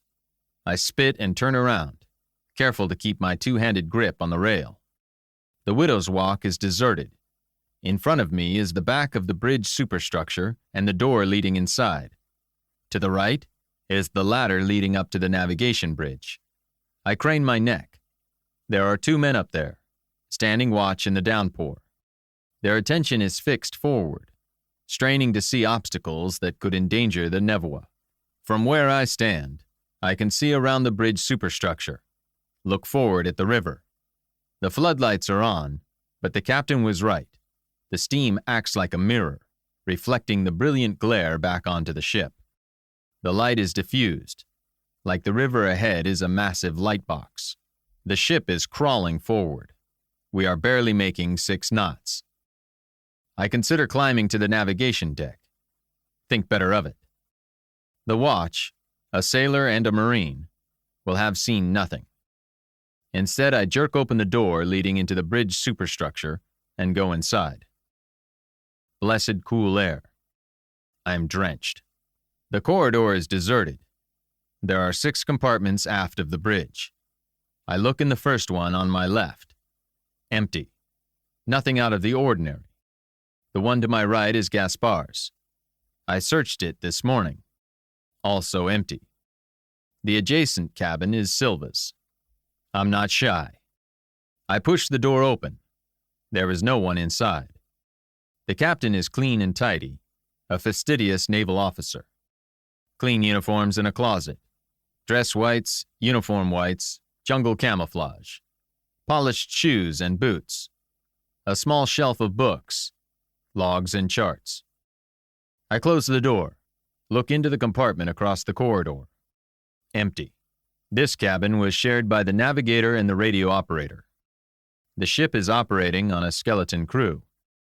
This trip, it carried only the radio operator. The captain and the first officer handle navigation. Careful inspection of Maurice's cabin yields nothing. I shut the door behind me and check the navigation compartment. Nothing stands out. The radio compartment deserves careful examination. Not 10 minutes ago, Max Morais was sitting at that chair, working his equipment. Doing what? Trying to raise Portal d'Ador? Receiving a transmission from Tieves. Perhaps Gaspar has been found. My eyes sweep the desk. A pad of paper and a ballpoint pen lie on top. I pick up the pad. Nothing has been written on it. I curse myself for not searching the dead man's pockets. Something caused him to rush out in the downpour and swing himself over that ladder. Did he want to bring us news? In the corner of the radio compartment sits the 40-watt manpack, undisturbed. I leave the radio compartment and go to the bridge. Collard stands at the helm, his attention fixed forward. The windows of the bridge are bathed in the bizarre light of the floodlights, reflected off the steam. How long before we get out of this fog? I ask. The engineer refuses to turn around. It will grow thinner when the rain stops, he says. The radio operator has fallen to the boat deck, I tell him. Did he say anything to you? No. I did not even know he had left the compartment. I am quite occupied here, as you can see. Too preoccupied to inquire about Maurice's condition. Of course. I push through a side door back into the rain, make my way along the widow's walk to one of the forward companionways. Steep, with narrow risers covered with a synthetic slip-resistant material. I grip the railings with all my strength and climb down to the forecastle. Why did Morais come this way? The companionways are slippery, but they are easier to negotiate than the ladders aft. I pass behind the Bofors mount. The muzzle of the gun has been covered with a canvas condom, cinched tight with a drawstring. Rain drums on the hatch to the 40mm magazine. The forecastle has become a lake. I pull open the door to the forward superstructure. Step into the corridor. The cabin space is deserted. I check left and right. Find the dental surgery and sick bay empty. I push aft, past the other cabins, and re-enter the wardroom. The group are where I left them, more or less. Morais remains on the floor, dead. Someone had the decency to cover him with a blanket. Fonseca has collapsed into a chair. The doctor stares at the dead man. Salas and Vargas stand to one side. Laura stands with her arms folded over her chest, as though she is cold. "Breed," Silva snaps. "Where have you been?" Morais fell from the bridge deck, I tell him. I wanted to see why. Was he alone? It would seem so. I kneel beside the corpse, look up at Fonseca. Did the fall kill him? Fonseca looks at me stupidly. What else? There's a professional medical opinion. I move the blanket to one side. Silva stands over me. What are you looking for? Why do you think Morais rushed outside into the rain to climb down that ladder? I turn the dead man's pockets inside out, pat him down. Nothing. Did anyone search him before I got back? The penny drops. You think he received a message? Some news he wanted to give you. I thought he might have written it down. Apparently not. News of First Officer Gaspar, Silva says. He might have raised Portal d'Ador. The man's pockets are empty. All right, I say. Who else can operate the radio? Silva looks uncomfortable. I have some knowledge, but the transmission in the Selva is difficult. It is more art than science. I'm not surprised. HF communication is a powerful long-range technology. It depends a great deal on atmospheric conditions, the antennae deployed, and terrain features. Triple canopy, 150 feet overhead, doesn't help. Early in my career, I cross-trained as a Special Forces communications sergeant, a useful skill for a sniper. I don't think more ice fell. Including the radio operator, 2 men have been killed. I'm not about to advertise that I have the same skill set as the last man murdered. We must preserve the man's body for burial, Quadros says. I cannot spare any of my men under these conditions. Silva says. Have 2 of your Marines come forward. We will keep him with the frozen stores. Laura wrinkles her nose. With our food? With the medicines, Silva says. I smile to myself. At 24, Laura Alvis is still very much a child. I wonder how Fia Connor would react to the events of the last few days. Again, I find myself comparing Fia to Laura. 2 friends, both attractive young women. Yet one went into the Selva, and the other didn't. I remind myself to learn more about Fia and her friends. Ana Golar and Pedro Bernardes remain ciphers. I rise to my feet. Salas eyeballs me. Where are you going now, Breed? I'm going to change. Then I'll finish my dinner.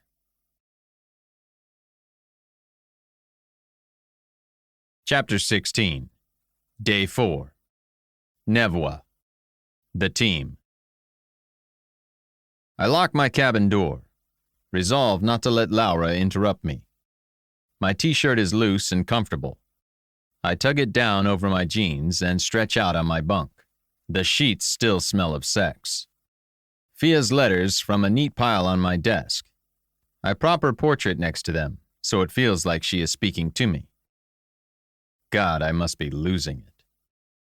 Father Andrew, I've been living in Brazil for almost 2 years, and it feels like home. Best of all, I feel like my friends and I are making a difference in the Selva de Morte. Ana, Pedro, and Laura are on a great squad.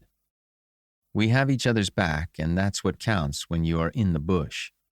The great explorers feared mutiny more than the harshest conditions. Ana is from a small town in the Dordogne. She's proud to be French and not Parisian. She wants to go to medical school and work for Médecins Sans Frontières. To experience the world, she spent a year with me at the mission. This is our 2nd year together, and she's deferred her studies again. Next year, I will encourage her to get her degree and come back. Pedro studied at the University of Sao Paulo. Like me, he hates the poverty in Brazil. Most of all, he hates the income disparity that is so in your face. Pedro, Laura, and I come from well-off families. We've taken our good fortune for granted all our lives. When you come here and see the people scratching to make ends meet, you want to do something about it. The mission sent us to the Selva, a place called Villa de Deus. There we feel we can make a difference in a small way, working with the local people. At Villa de Deus, I learned of the different tribes in the Selva. Some have relationships with civilization. Others we don't know anything about.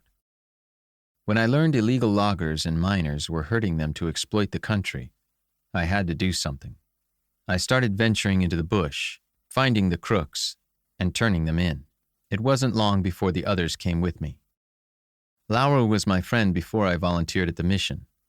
Years ago, Dad brought me to Brazil on my holidays and his business trips. We went to a lot of stultifying parties in Brasilia, so Dad could build relationships in the country. Laura's father is a big-shot manufacturer and played the same game. Courted politicians and did deals. Those parties were horrible, and it was great to have a friend to spend time with. Laura and I went to the beach and clubs in Rio. We had a grand time. I've always been a little out of control, but Laura is something else. She gets like 2 different people. Her wild side takes me places I wouldn't go on my own. Later, when I volunteered at the mission, I invited her to join us on our trips to the Selva. She was reluctant at first. When we started venturing into the bush, she became as passionate as I. Together with Ana and Pedro, we began to find traces of uncontacted tribes. The arqueros are the ones who fascinate me most. We find traces of their fires, their arrows. I'm learning their language. I make notes and write down words from the tribes we meet in the area. A few verbs, but mostly nouns. I can make myself understood with sign language. I'm sure their dialects, while different, must be related. I never feel threatened by the Arqueros, or any other Indians for that matter. I feel like they know me. We have a subliminal bond, like the way we move communicates our intentions. Laura and the others are often frightened, but I tell them not to worry. So long as they're with me, they have nothing to fear. It is the criminals I worry about, Father Andrew. Illegal loggers, miners, narcos. They kill the Indians. I am sure they would kill us if they could.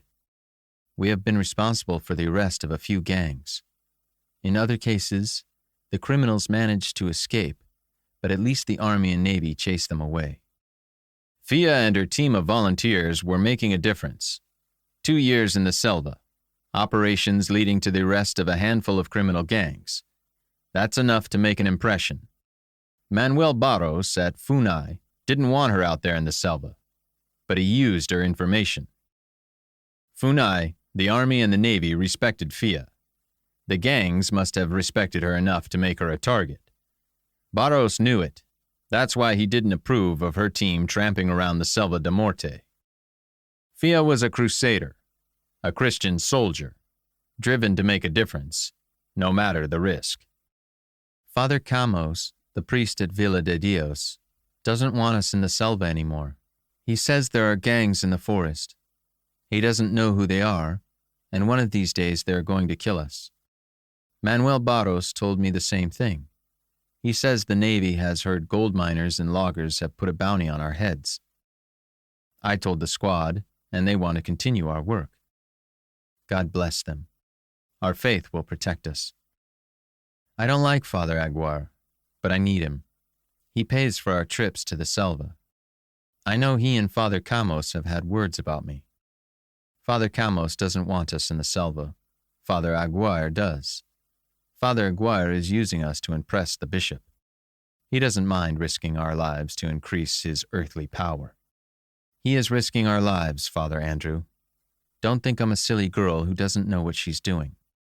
I know how dangerous the Selva is, and I've spoken with my friends. We all want to go. But Father Camos and Manuel Barros are coming from a good place, and Father Aguirre isn't. I ask God to forgive me for disliking Father Aguirre so much. God must make him as he is because he is helping me do God's work.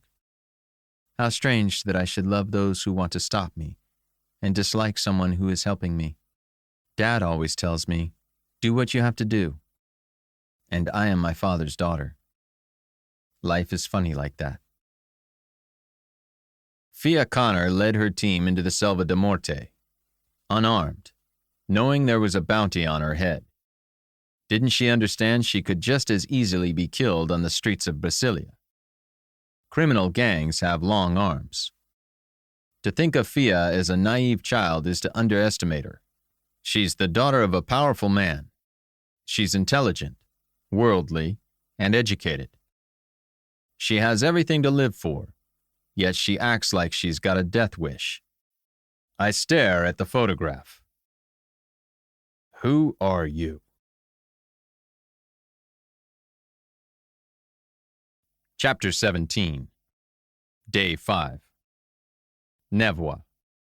Night Prowl. The tritium dial on my watch reads 0200 hours. I lie in bed and listen. The black nights of the Hindu Kush honed my senses. I quarter the space around me using a clock face. 12 to 3, 3 to 6, 6 to 9, and 9 back to 12. Everything within range of my hearing is quiet on the main deck. I do the same thing on the vertical axis. There's more to notice there. The creaking of the hull on the lower deck. The murmur of water as the Névoa makes her way upriver. Occasional footsteps above. The floor of the bridge deck. 2 different sets of footsteps. Not distinguishable by sound, but by pace. One man moves at a deliberate pace. Another moves more quickly. I think Silva is the thoughtful one. The other might be Kolar. Only 3 men are qualified to navigate the ship. Silva's captain is in the middle of the bridge deck, starboard side. The 2 engineers bunk together on the lower deck. I push my door open. The corridor is empty. I walk past Laura's cabin, then Fonseca's. The officer's wardroom is dark. I make my way aft, enter the waist superstructure.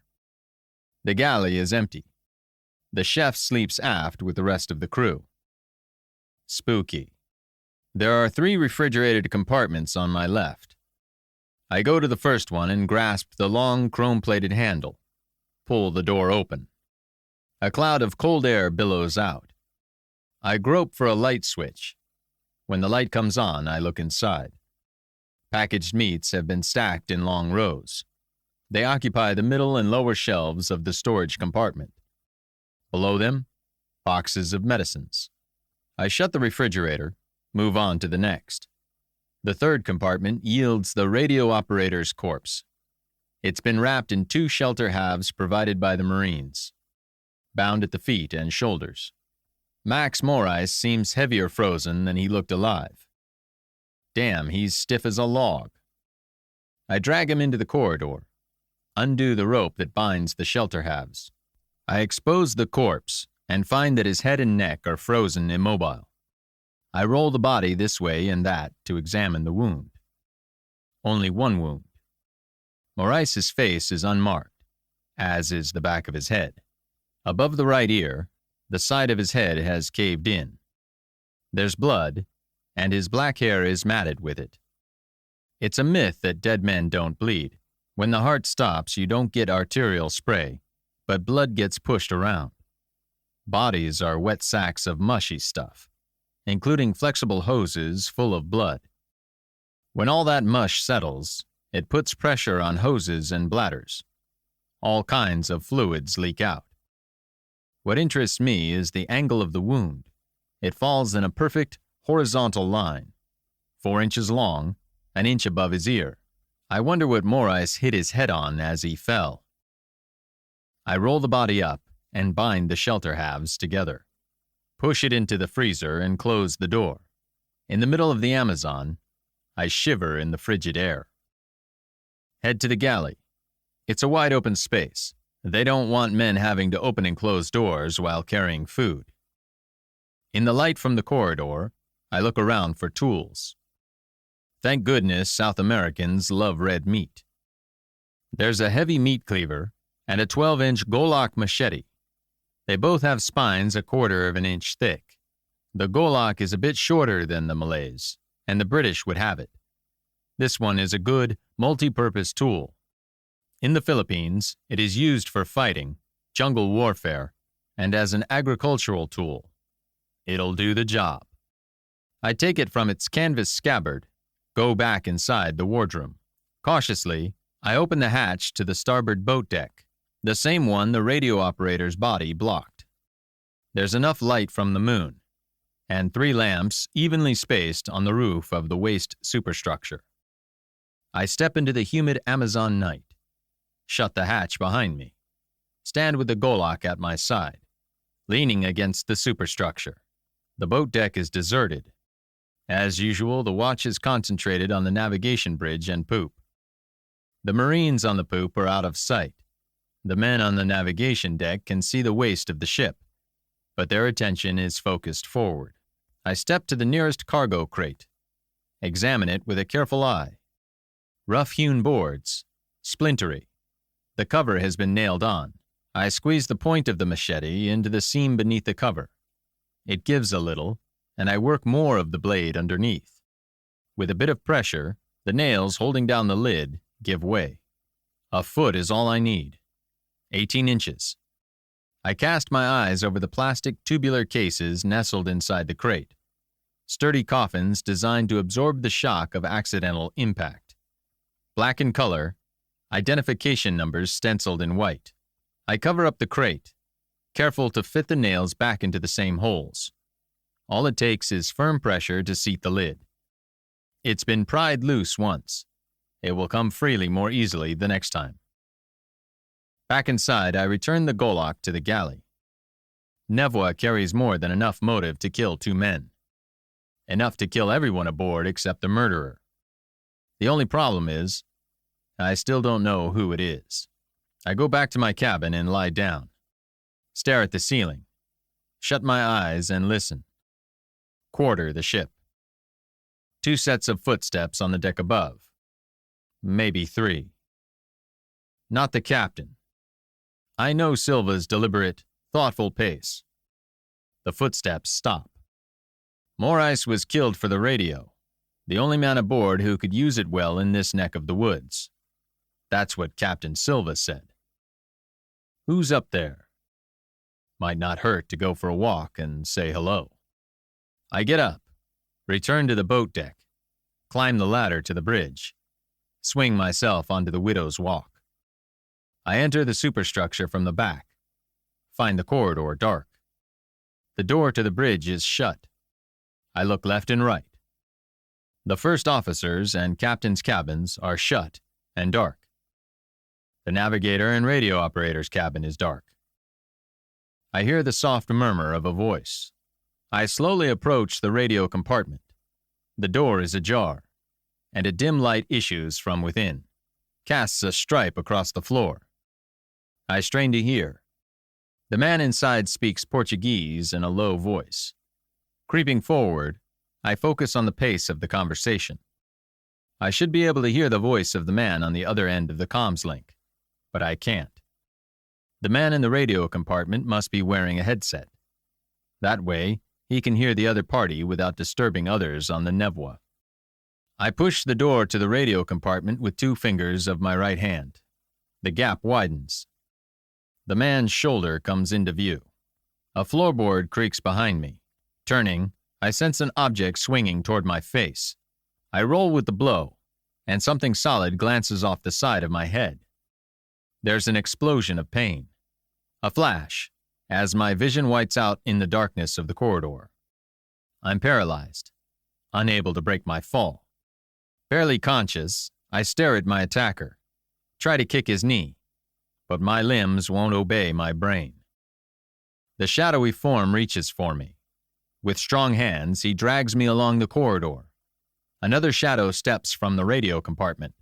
My attacker hauls me over the knee knocker and on to the Widow's Walk. This is it. Either I get thrown down the ladder like the radio operator, or I get tossed in the river like Gaspar. I shake my head to clear it. The effort results in little movement and blinding pain. Voices echo from the superstructure. My attacker releases me and flees over the Widow's Walk.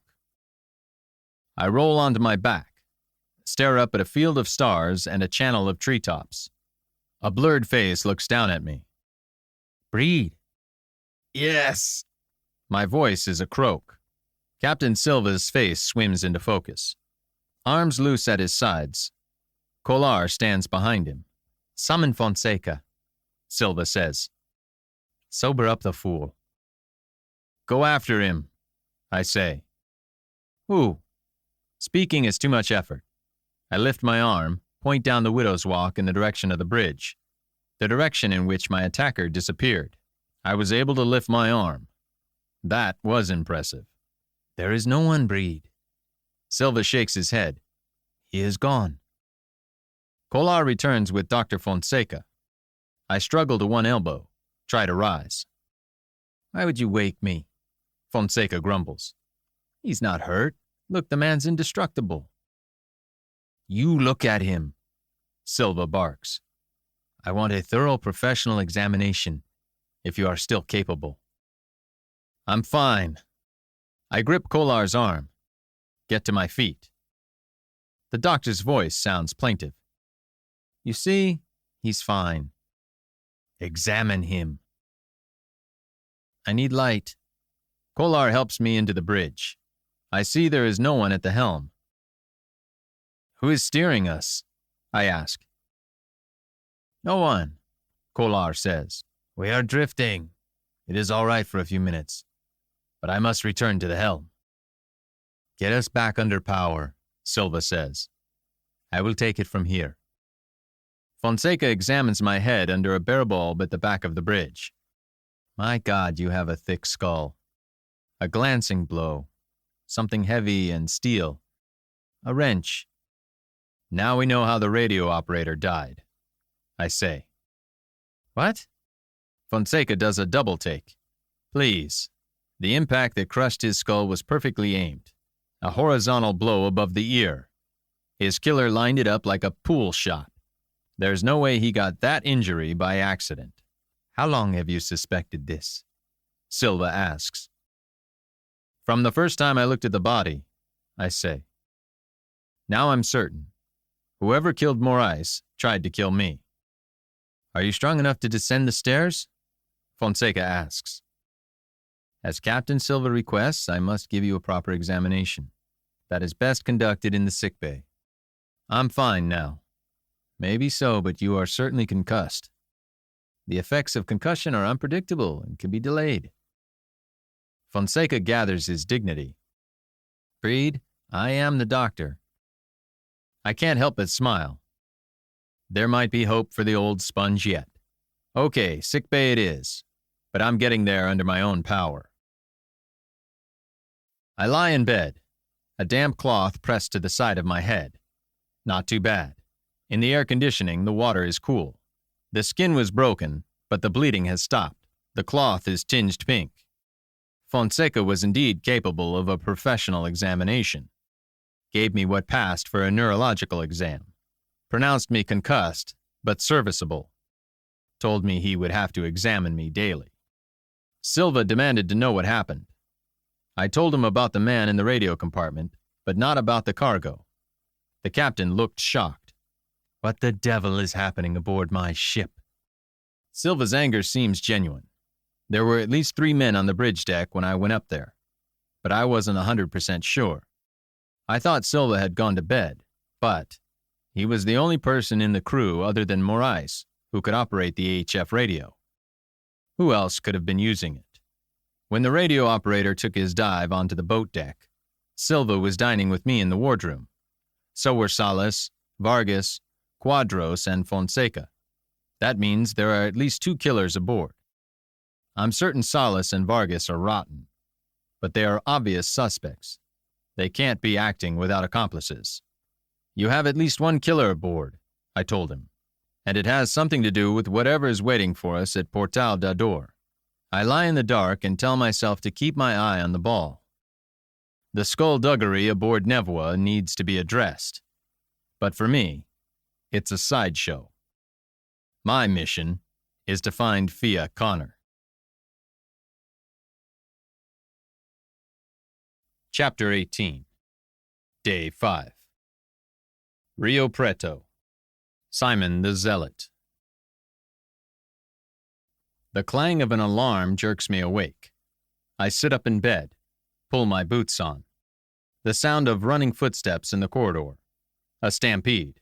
I get to my feet, and the deck tilts under my feet. I lurch to one side and put my hand against the bulkhead. The deck is steady. It's my balance that's off. The side of my head hurts from the blow. I touch the bump.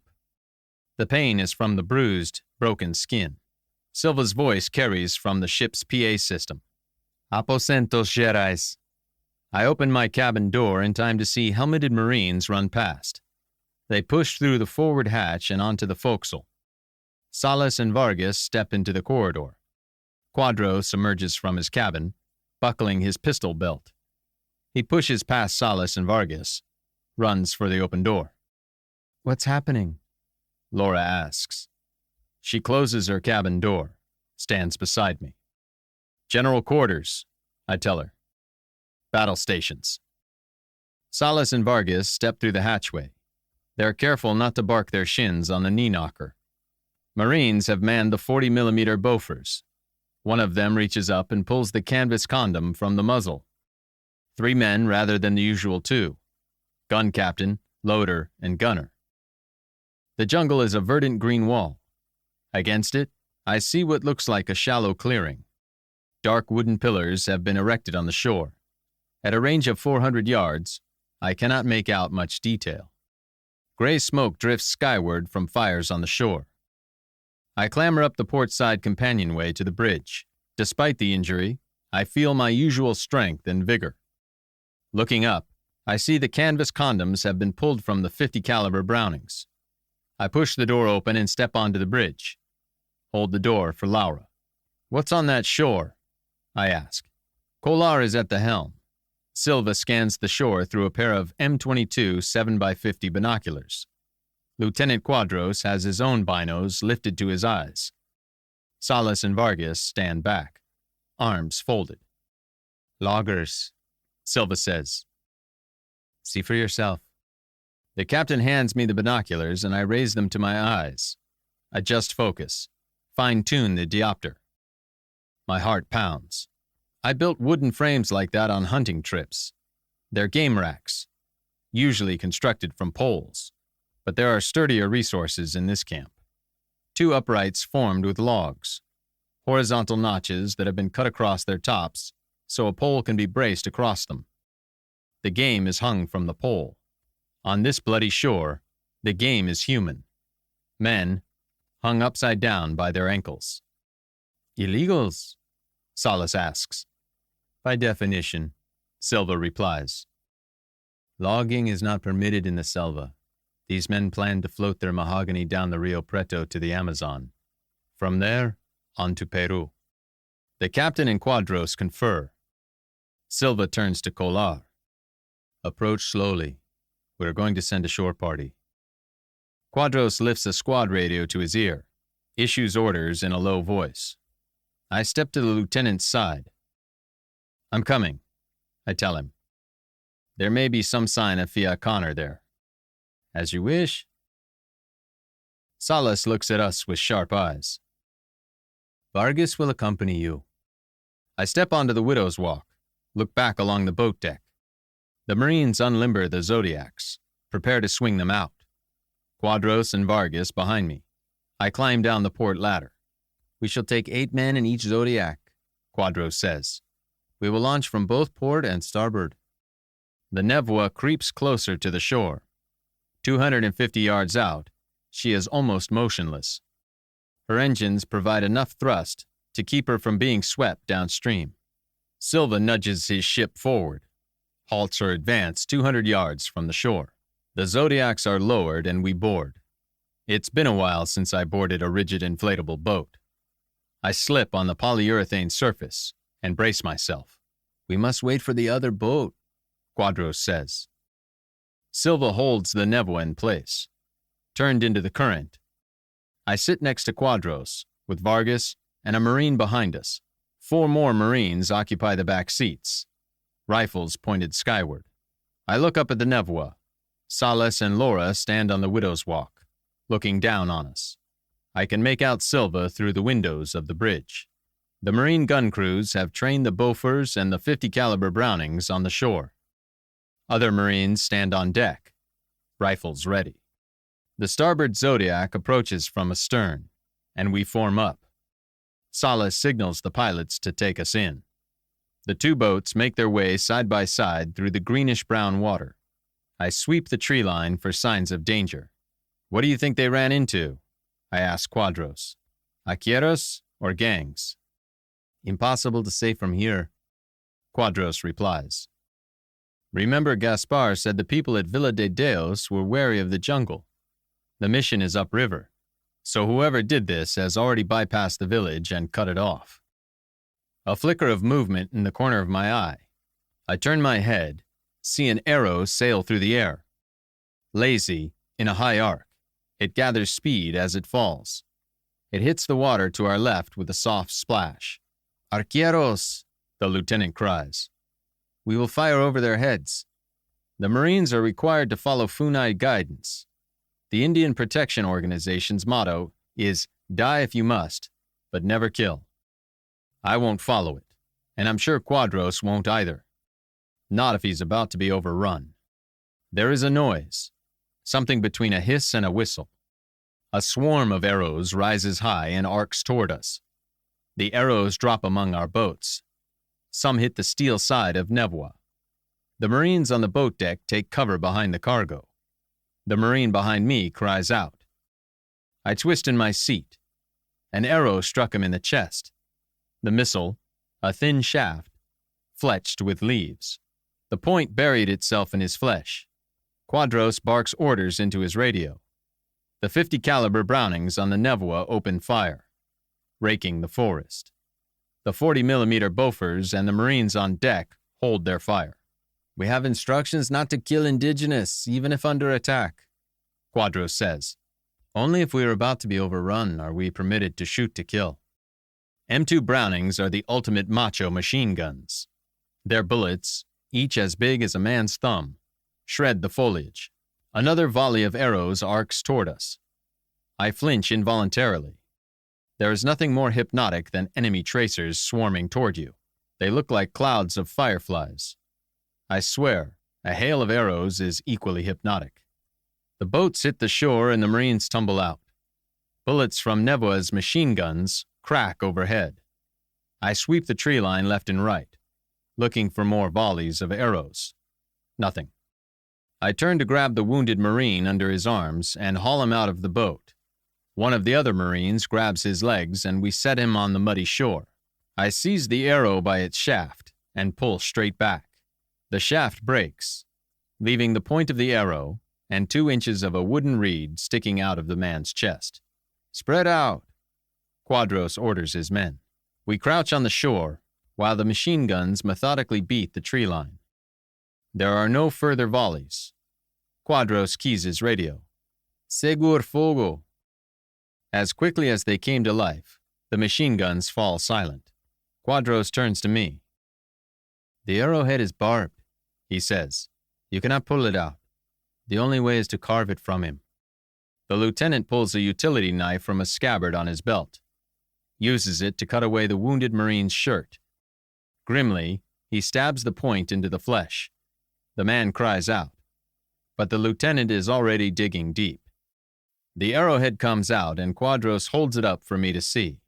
Barbed metal, crudely fashioned, and bound with a thin strip of gut to the end of the shaft. There is something like black pitch clotted between the barbs. "Mapipire," the lieutenant says. "Snake venom mixed with meal. It is more deadly than curare." He hurls the arrowhead into the river. The wounded Marine is convulsing.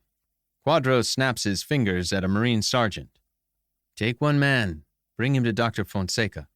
Have the doctor administer anti-venom." The sergeant and another Marine lift the wounded man into a Zodiac. Turn it around and push off for the Nevoa. "He will not survive," Quadros tells me. "Surely with anti-venom?" "No. He is a dead man." Quadros and I get to our feet, survey the shore. Without doubt, this was a logging camp. Trees have been felled in a swath that has pushed the tree line back 40 yards. Chainsaws have been used to strip the trunks of the branches. The loggers were sleeping in tents. These were thrown into the campfires and burned. Other logging equipment, axes, chainsaws, crampons, has been piled in a heap. There is another pile of weapons a short distance away. Modern M16s. Load-bearing vests, crammed with spare magazines. The rifles didn't do the loggers any good. I wave a cloud of mosquitoes away from my face. Look toward the game racks. Fashioned from logs and poles, arranged in a long row, several Marines are staring at the racks. One of them turns, lurches to the river's edge, and falls to his knees. Vomits into the water. Vargas walks to the racks. 8 racks, 8 men, strung up by their ankles to the cross pieces, hands bound behind their backs. This is how you butcher game. String it up and gut it, so the bowels fall out in a nice fat bolus for convenient disposal. Then the skin is sliced at the wrists and ankles. The meat is delicately flayed. It is important not to let fur taint the meat. An unpleasant, gamey taste results if the flaying is not done with care. Once skinned, the meat is carved and packed out. The best cuts are reserved for the hunter who bagged the kill. Gifts for his friends. Of course, the arqueros are cannibals, if the tribesmen who killed these loggers were indeed arqueros. I see what is burning. I smell it. A shallow pit has been dug into the shore, and a fire has been built. 7 of the 8 men have been gutted. The entrails of 6 have been thrown on the fire, and those of the 7th have been cut away. They lie in a fly-covered heap beneath his sightless eyes. The fire smolders and smoke curls skyward. The approach of the névoa interrupted the arqueros, drove them behind the tree line. 6 of the men were skinned, and cuts of meat carved from them. I had heard of similar things done in Africa. Thanked God I'd never seen it in my own deployments, until now. The bodies look like they are moving. They are covered with rippling coats of black, electric blue, and emerald green flies, feasting, laying eggs in the necrotic flesh. Their buzz fills the air. One man is still alive. Number 8. Vargas goes to him, bends to the man's face, questions the man in Portuguese. The man does not answer. About 30, he hangs upside down, stark naked. In preparation for the feast, his trousers and shirt have been cut from him. Responda! The man says nothing. Vargas goes to the pile of equipment, picks up a chainsaw, and advances on the hanging man. He yanks the recoil start handle. With a roar, the gas engine explodes to life, steel teeth flashing. The cutting chain winds around the guide bar. Responda! Vargas yells again. The hanging man shrieks. The pleas pouring from his mouth are incomprehensible. My stomach clenches. What are you, a maniac? I start toward Vargas, but he's too far away. Before I can reach him, he slashes the whirling teeth toward the man's groin and cuts into him. Throws his weight onto the saw so the chain rips through flesh, bone, and gristle. I remember paintings of the Christian martyr Simon the Zealot, sawn in half. Upside down, the brain is guaranteed blood for the whole experience. The victim will not lose consciousness until death intervenes. The man's screams are those of a butchered animal. I lunge for Vargas. He steps away from the fountain of gore and points the chainsaw at me. His left fist is closed around the carrying handle. His right hand squeezes the throttle, revs it. Blood and bits of flesh spin from the chain and spatter us. Come, breed! Teeth bared, Vargas's face is a savage mask. I crouch, ready to slip either way. Vargas feints left and right, jabs the weapon at me. The saw adds at least 3 feet to his reach. Vargas slashes, and I dodge behind the nearest upright. The chain hits the side of the log. With a screech, the teeth bite and splinters fly. I trip and fall on my side, land next to the smoking bonfire of guts. I grab a burning piece of firewood and throw it at Vargas. He bats it away with the saw. I scramble to my feet, grab a charred brand from the fire. Vargas comes at me head on, thrusts the saw at my midsection. With both hands, I swing the piece of wood at the chainsaw's guide rail. There's a clang. Pieces of glowing orange and black charcoal fly from the brand. The machine is deflected, and the whirling chain bites into the earth. Before he can free the weapon, I club Vargas's exposed elbow. With a cry, Vargas drops the chainsaw. I swing a third time at his head. He snarls, gets under the blow. Like a bull, he launches himself at me, slams into my midsection with such force I'm thrown off balance. I drop the brand. Boots sliding in the mud, we grapple. I strain against the iron strength in his arms. Our fingers slip on flesh greasy with sweat, and I choke on his body odor. He draws his head back to butt, his favorite move. Cupping my hands, I box his ears. Vargas howls and lets go. I cock the heel of my right hand for the killing blow. Breed! Quadros throws his arms around me. 2 of his Marines seize Vargas and haul him away. I yell at Vargas.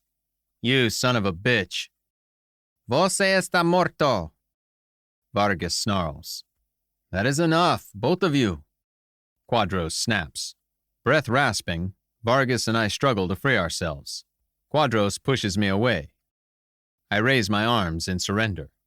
The lieutenant addresses us. Me, Vargas, his Marines. None of this happened. Do you understand? All of you will forget it. Now, Back to the ship. Vargas works for the Minister of the Interior, and Salas is a powerful man. Quadros is a professional soldier, competent, and nobody's fool. He knows tangling with Salas and Vargas could be a career-ending move. The Zodiac that brought the wounded Marine back to Nevoa has returned. Quadros directs me and Vargas into separate boats. I'm drenched in sweat. My nose is filled with the stench of fire, burned entrails, and death. Blood pounds in my temples. I want to kill Vargas so bad my head feels ready to explode. The Zodiac carrying Vargas pushes off and heads back to Nevoa. I watch Quadros go to the game racks. He examines the man Vargas assaulted with the chainsaw, draws his pistol, and shoots him once in the head. The Zodiac churns its way back to the Nevoa. The Marines are silent. Some look ashen, despite their brown skin. My guts are shaking. What did Vargas want from that man?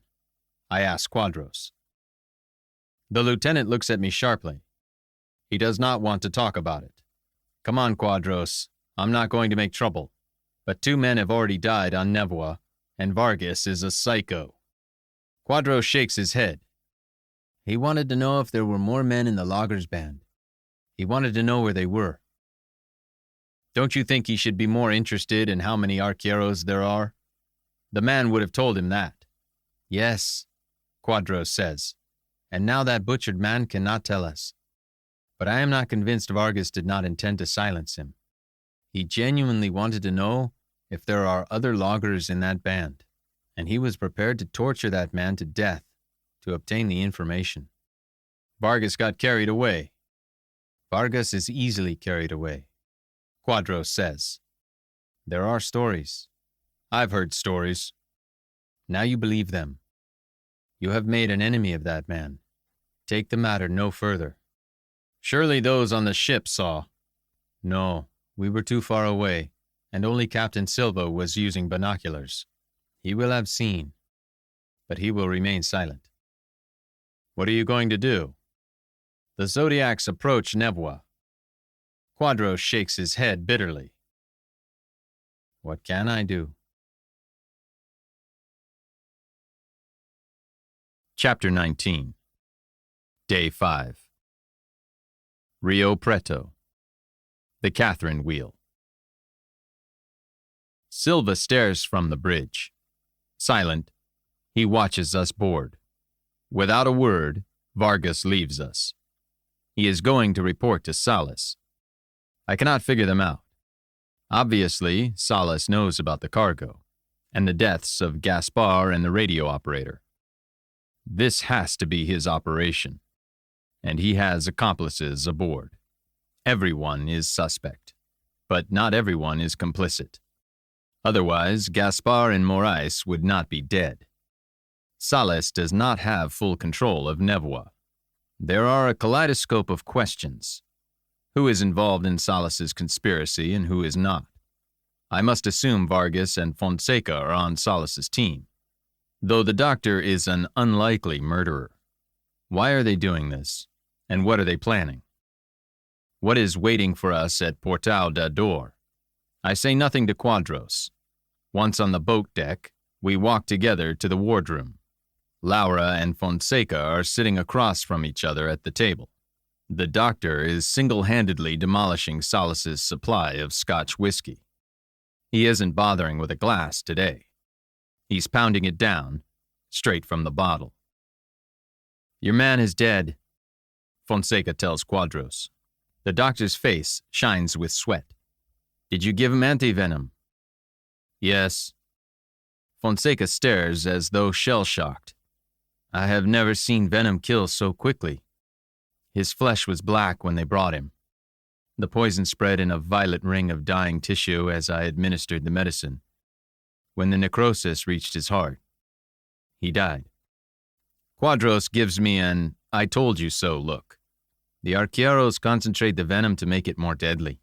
It could not have been normal Mapapire venom. Fonseca is speaking to himself. Mapapire is hemorrhagic. Necrosis is a side effect. This venom caused extreme coagulopathy and necrosis. Anti-venom did not slow it down. How much did you give him? Quadros asks. The lieutenant's words snap Fonseca out of his stupor. How much would you give him, Lieutenant? Do you know the appropriate dose? Do you know what we have? I'm the doctor. He was my patient. I provided the appropriate treatment and my patient died. Give me a little credit. I apologize, doctor. Quadros is genuinely embarrassed. It was not my intention to question your treatment. The doctor nods. Apology accepted. He reaches for the bottle and takes a deep swig. My God, he says. What we do not know about these people's medicines and poisons would fill a library. I belong in Brasilia, not the Amazon. He takes another swig.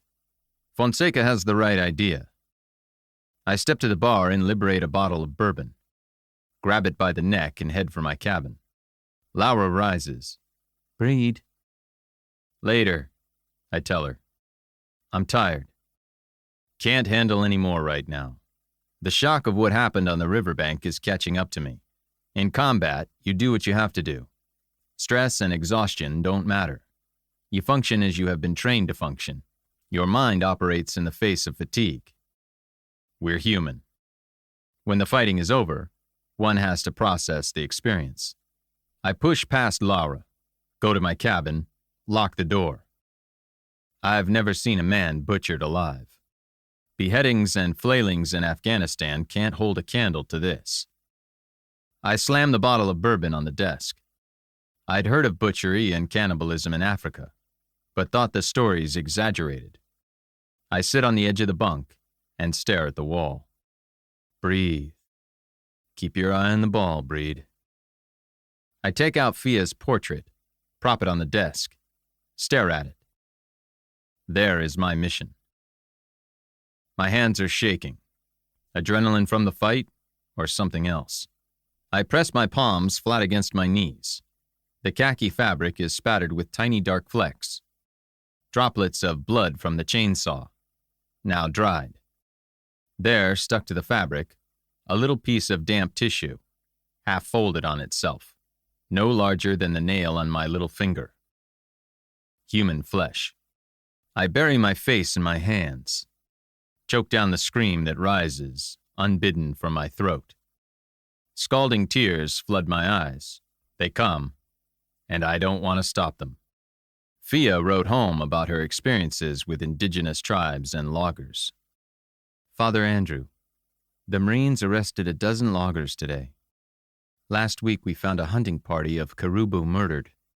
14 men. The killers got them all. Otherwise, the Indians would have carried away their dead. The Caribou kill with 4-foot-long clubs called borduna. They're not as advanced as the arqueros who kill with blowguns and bows.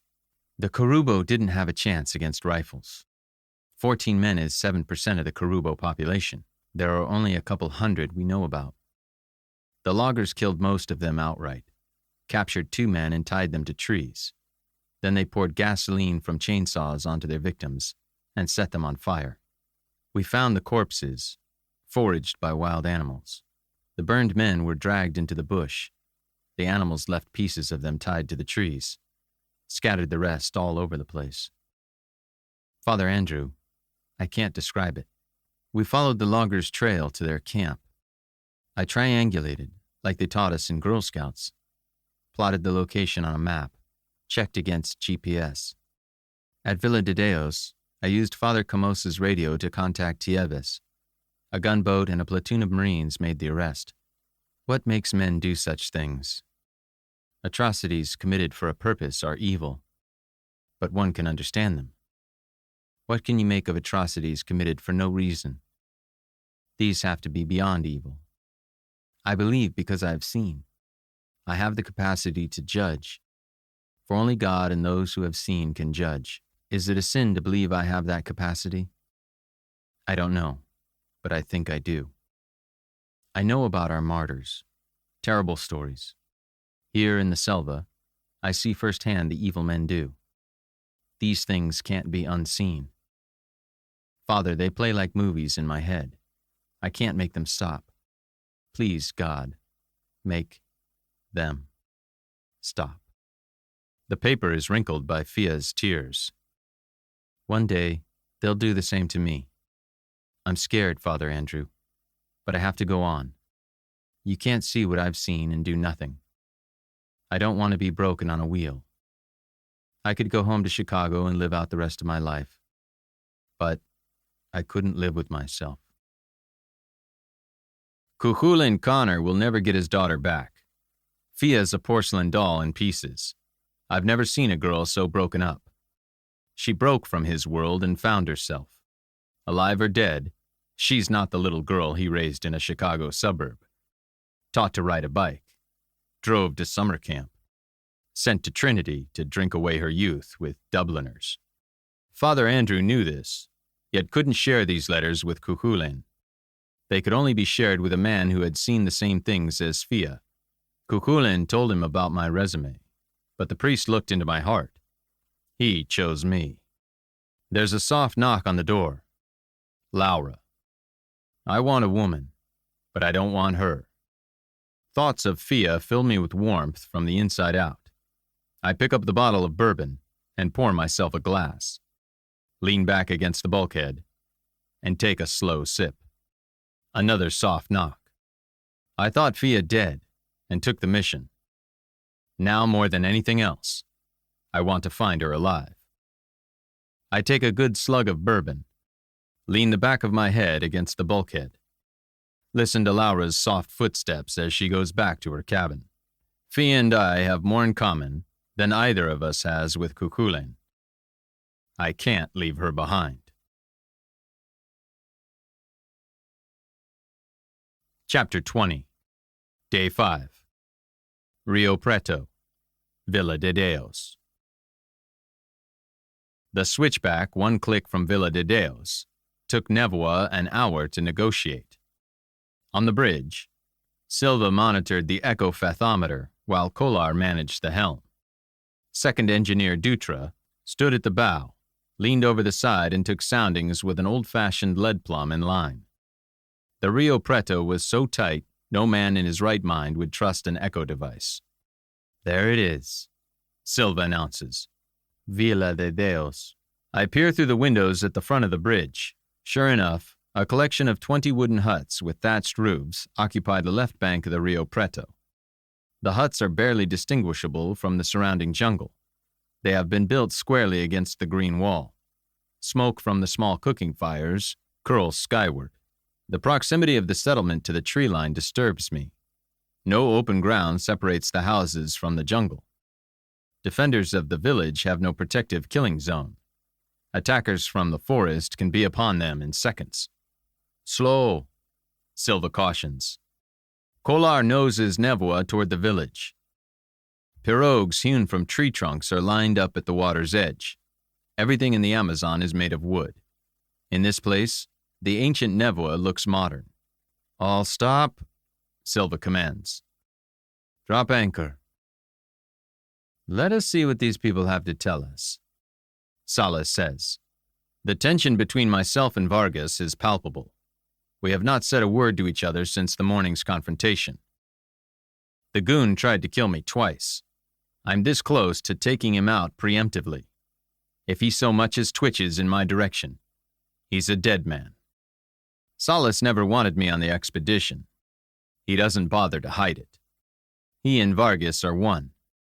Salas presents the thin veneer of civilization. Vargas is the minister's barbaric alter ego. No crops, I observe. These people fish and hunt, Silva tells me. The jungle and the river provide what they need. The soil in the Amazon is not fertile. Quadros was right about the captain. Silva saw everything that happened at the logging camp and said nothing. I'll bet the whole incident never made it into the Nevoa's log. He probably regrets having stopped. This is Selva da Morte, not Brasilia. Whatever story Salas and Vargas tell will not be challenged. Let's go ashore, I say. I want to speak with Father Camos. So do I.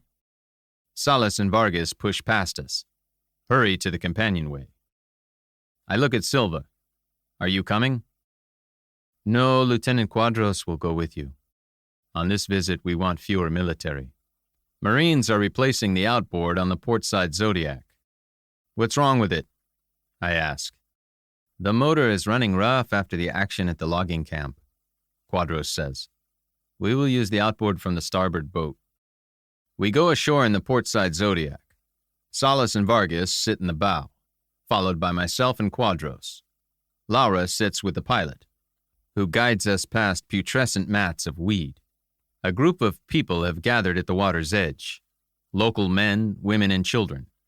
At the center of the group is a white man wearing a bush hat with the brim lowered against the blistering sun. Father Camos is not what I expected.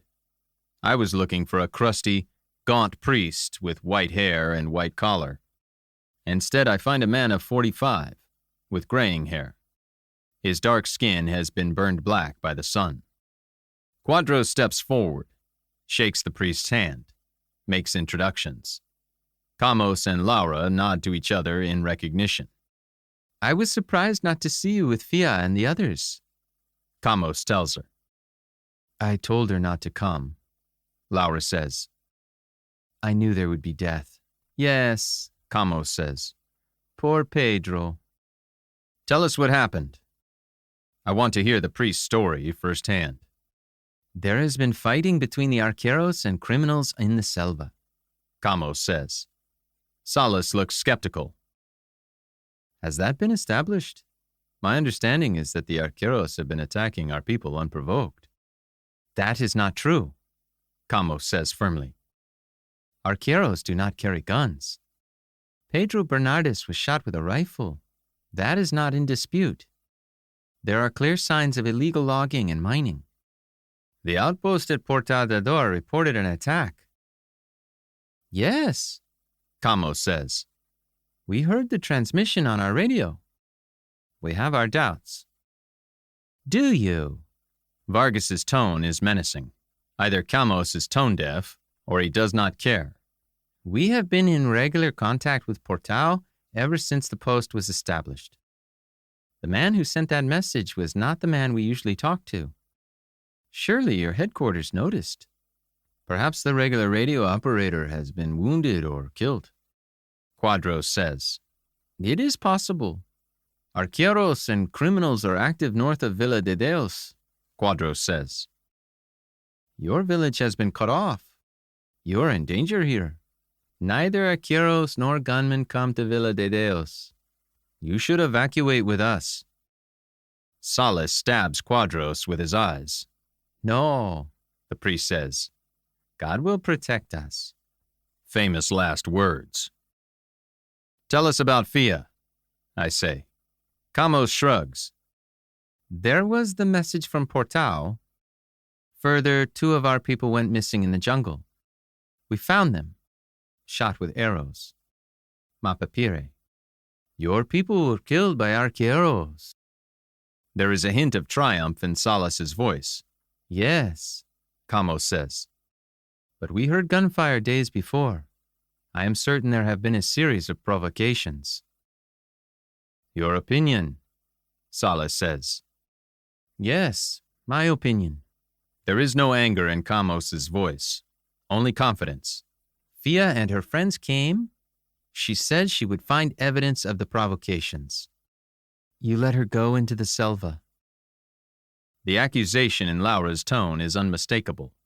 No one could have stopped her, Camos says. I assume you tried? Yes, I tried. You know what she was like. Camos waves his arm at the green wall behind the village. Fia went into the jungle. Ana and Pedro with her.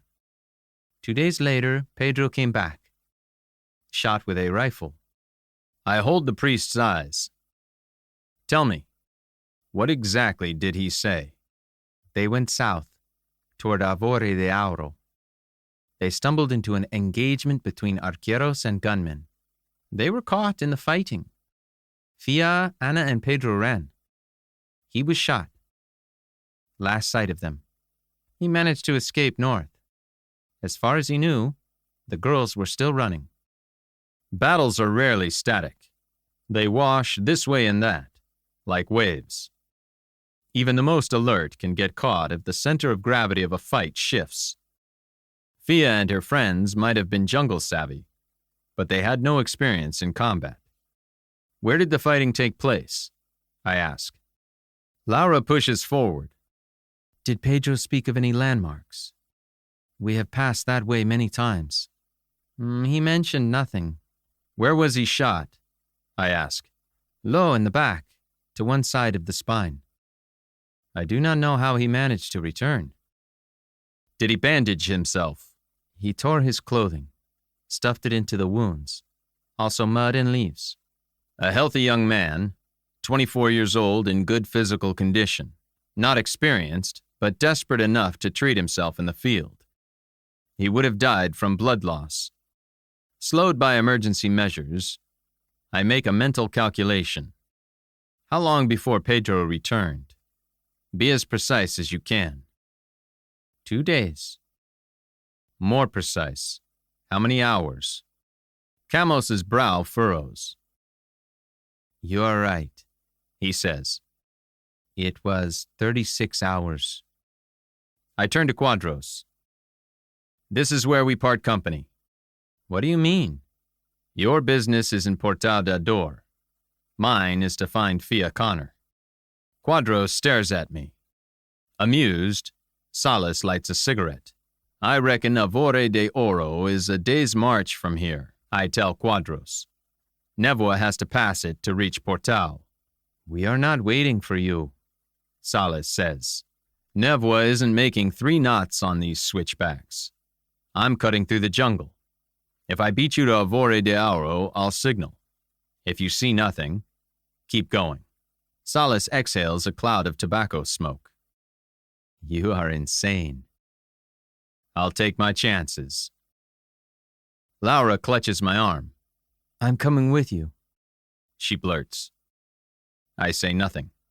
This is why I came, she insists.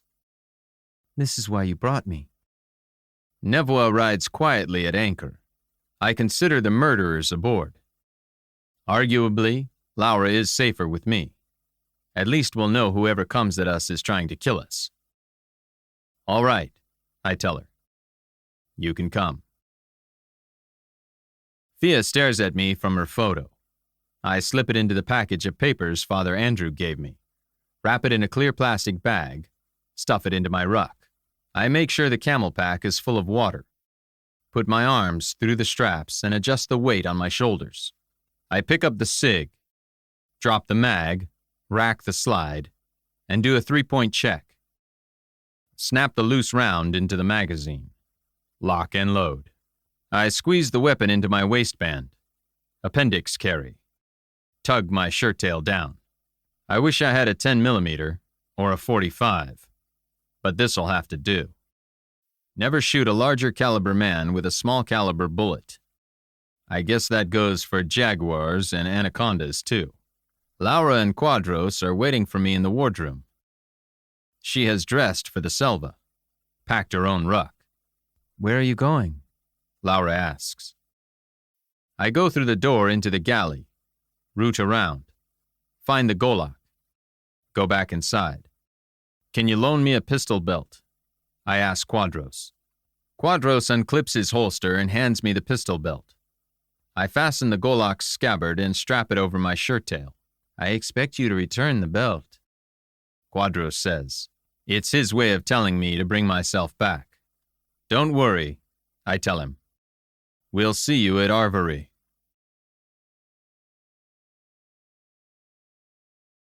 Chapter 21, Day 5. Selva de Morchi. Trail of Tears. The Zodiac makes its way back to the Nevoa. Laura and I are left standing on the shore. Father Camos studies us. I will tell you what I told Fia, the priest says. Do not go. That boy Pedro, his wounds turned green overnight. When he arrived, he was in delirium. Maggots in the wounds clean the dead flesh better than a surgeon. Blood loss killed him. The 3 of us walk toward the edge of the forest. I'll tell you what Quadros tried to tell you. Arqueros slaughtered a band of illegal loggers a few miles north of here. What they did was unspeakable. What illegal loggers and miners do to the tribesmen is equally so. The point is, with attacks to the north and south, Villa de Deos is cut off. Why haven't they attacked the mission? I don't know. God is protecting us. We reached the edge of the forest. Father Camos, I say. 2 men were murdered on the Nevua. I don't know why, but I have a good idea who 2 of the killers are. These men will kill anybody who gets in their way, including every man, woman, and child at Villa de Deos. You think I would fare better aboard that gunboat? No, I think you should use your radio. Ask to be taken off by the first passing boat. Go to Tieves. I cannot do that, Breed. The Selva's green wall towers over us. The forest is waiting to swallow me whole. I imagine a blonde girl standing at the edge of the tree line. Her features are calm and composed. Her posture relaxed. She doesn't carry a rifle, but she's not unarmed. In her gloved right hand is a long Latin machete. The girl's green eyes glow in the gloom. There is nothing threatening about her expression. If anything, I sense an open invitation. She turns and melts into the selva. I stare at the hole she left in the brush, watch the branches and leaves close after her. That is exactly where Fia entered the jungle. Alive or dead, she is in there. I am consumed by the desire to find her. Not for Cuchulainn, but for myself. All right then, I say. Good luck. The same to you. I turn and plunge into the jungle. All right, Breed. Laura gasps. What's the plan? Stay close, I tell her. You are the one who knows these trails. I'm relying on you to show me the trail Fia would have used. Our shirts are black with sweat. We wear our bush hats and lightweight face nets to protect ourselves from swarms of insects. Despite the heat, we travel with our sleeves rolled down. To protect our hands from edged vegetation, we wear gloves. Thick rubber bands blouse our sleeves at the wrists to keep insects from crawling up our arms. Ditto our pants legs at the tops of our jungle boots. This is the trail. I expect to find the location of the battle on this trail. Soon, sometime in the next 12 hours. How do you arrive at that figure? Pedro was gone 36 hours, but he was badly wounded on the way back. He would have traveled slower, stopped frequently. It's a wonder he made it at all. Yes, I see that. Okay, allow time for him to evade pursuit. It must have taken him twice as long to get back as it took the group to reach the battle. The math says Fia's team was on the trail for 12 hours before they ran into trouble. That means they're halfway to Arvorí de Oro. I reckon. We find the site in 9 hours. Pedro must have been in a very bad way, because the ambush took place relatively close to Villa de Deos.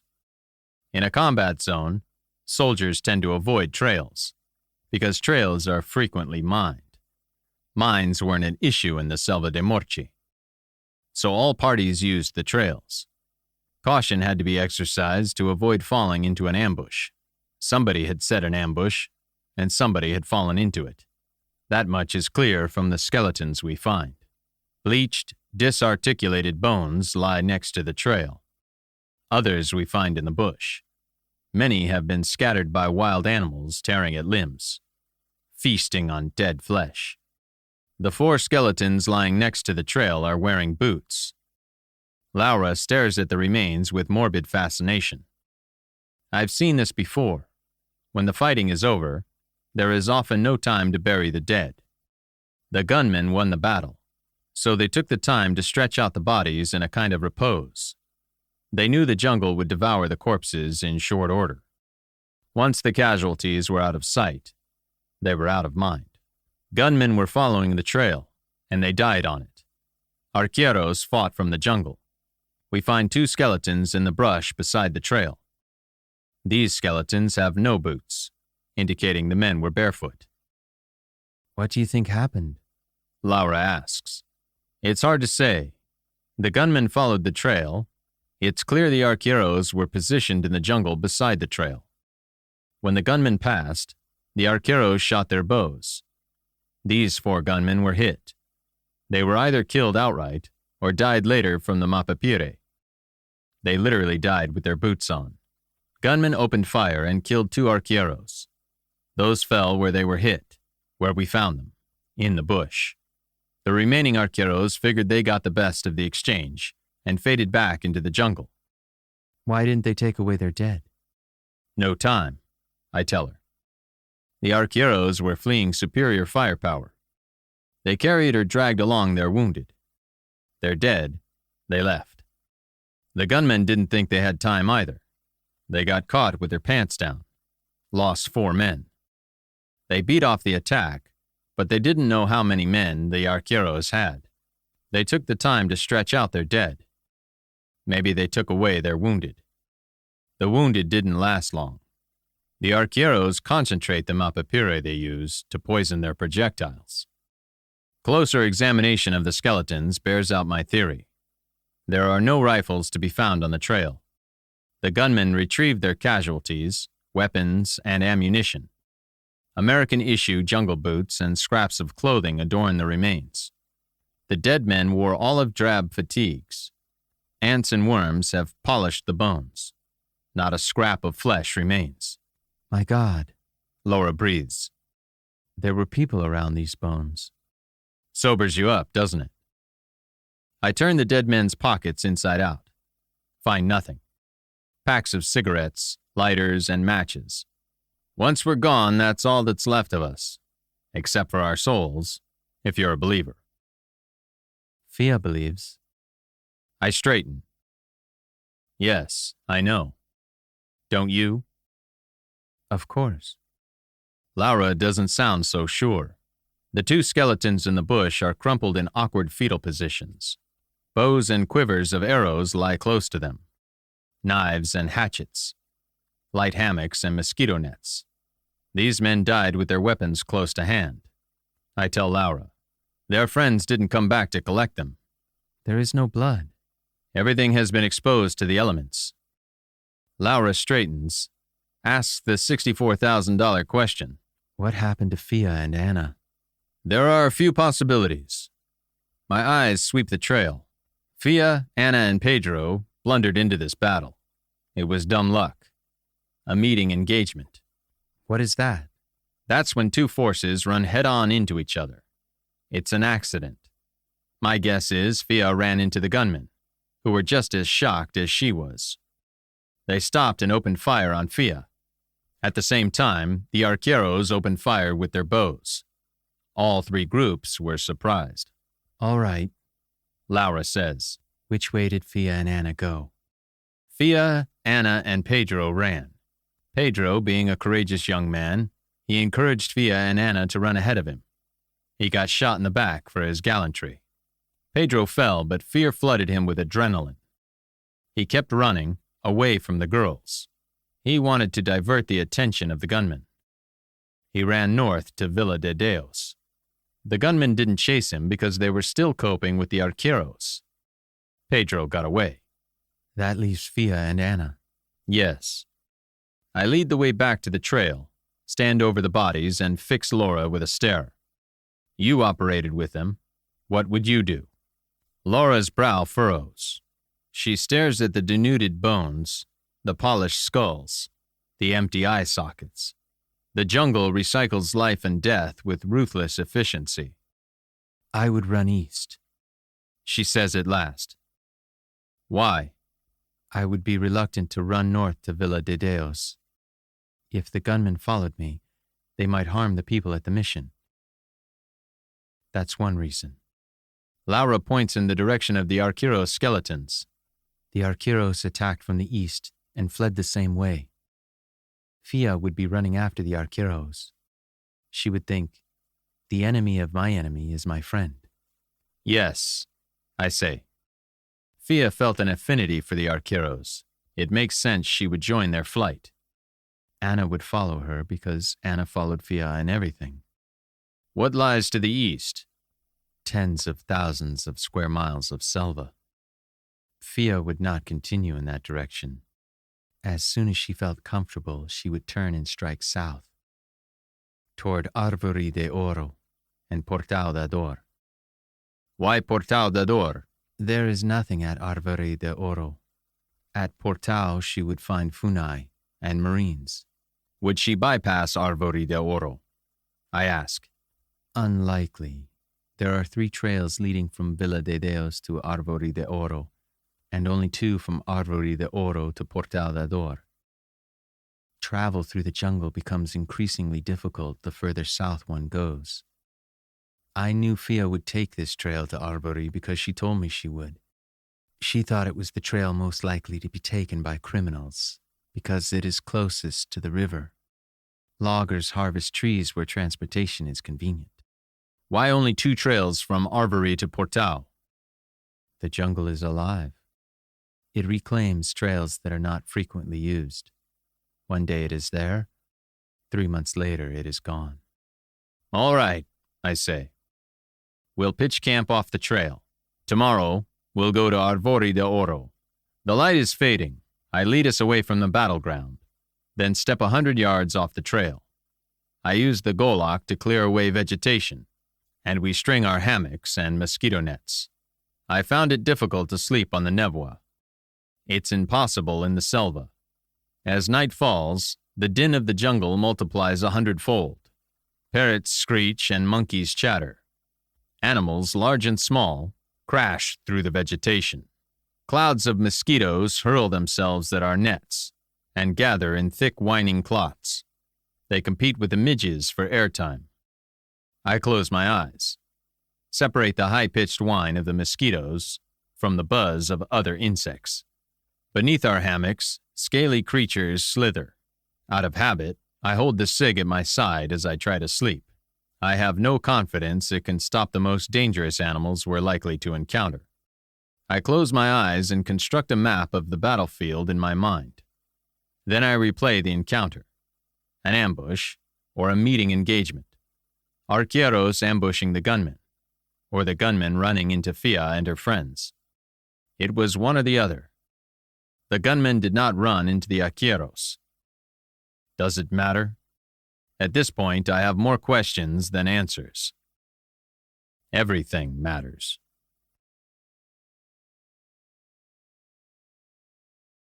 Chapter 22. Day 6. Selva da Morche.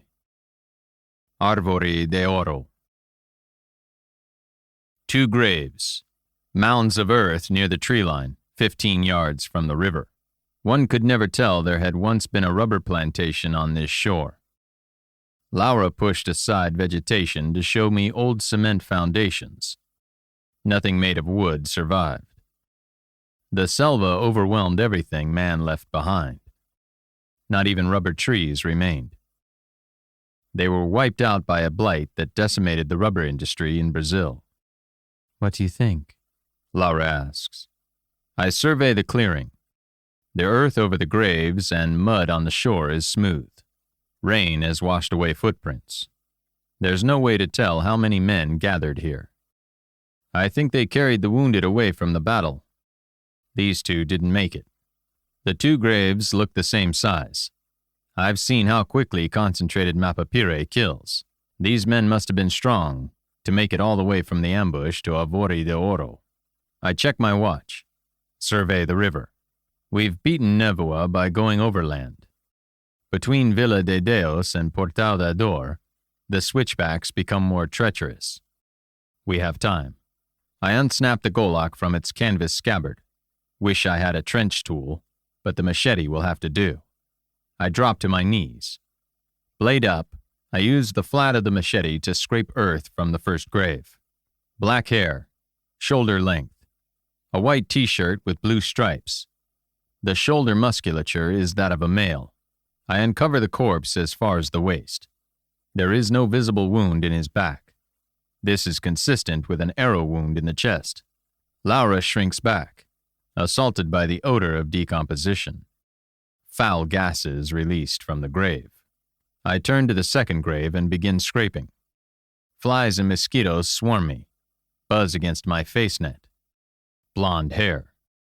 My stomach hollows. It gets worse. Some of the hair has been punched into a hole in the back of the skull. The hole is small, but the indentation in the occiput is the size of a golf ball. Madre de Dios, Laura gasps. Keep scraping. It's a girl. Shoulder-length hair tied back. Cotton work shirt. Another hole low in the back of the shirt. The shirt clotted with black pitch. I uncover blue jeans, hiking boots. The girl was laid face down with her arms at her sides, palms up. The flesh of her palms is gray. Who is it? I ask. I don't know. Laura says. Fia and Anna were both fair. Turn her over. I plant the golok point down in the earth, seize the body by the ankles, and drag the girl out of the grave. Roll her over. Laura falls to her knees and vomits. The girl's face is gone. I thought it might be when I saw the bullet wound in the back of her head. The center of her face is a hole the size of my fist, filled with stinking black tar, decomposing flesh, and fragments of bone and teeth. That's an exit wound. A high-powered rifle bullet cavitated inside the skull before blowing out the front. Once pale flesh at her throat, now a ghastly gray-green. Against it lies a gold cross. I find the clasp, pocket the cross. I won't bring Fia Connor back in a closed casket. I will hand Cuchulainn his daughter's cross. He should remember her as she was. I don't want to be broken on a wheel. I want to rend my clothes and scream. At who? What a useless death. There isn't a sensible target for vengeance. The man who shot her in the back could be lying dead on the trail. The man who shot her in the head could be dead tomorrow. With a heavy heart, I inspect the rest of the body. The exit wound in her belly is just as ghastly as the one in her face. To their credit, they did their best to bind it. She was hit close to the ambush site. Was the bounty on Fia higher dead or alive? They thought they could keep her alive. They couldn't. Carried her as far as Ovori de Oro with their wounded buddy. When they got here, he died from the Mapapire. They took another look at her, decided she wasn't going to make it. They put a bullet in the back of her head and buried the bodies. Cooked a meal, rested up, went on their way. Life is cheap in the Selva de Morche. I told her not to come, Laura says.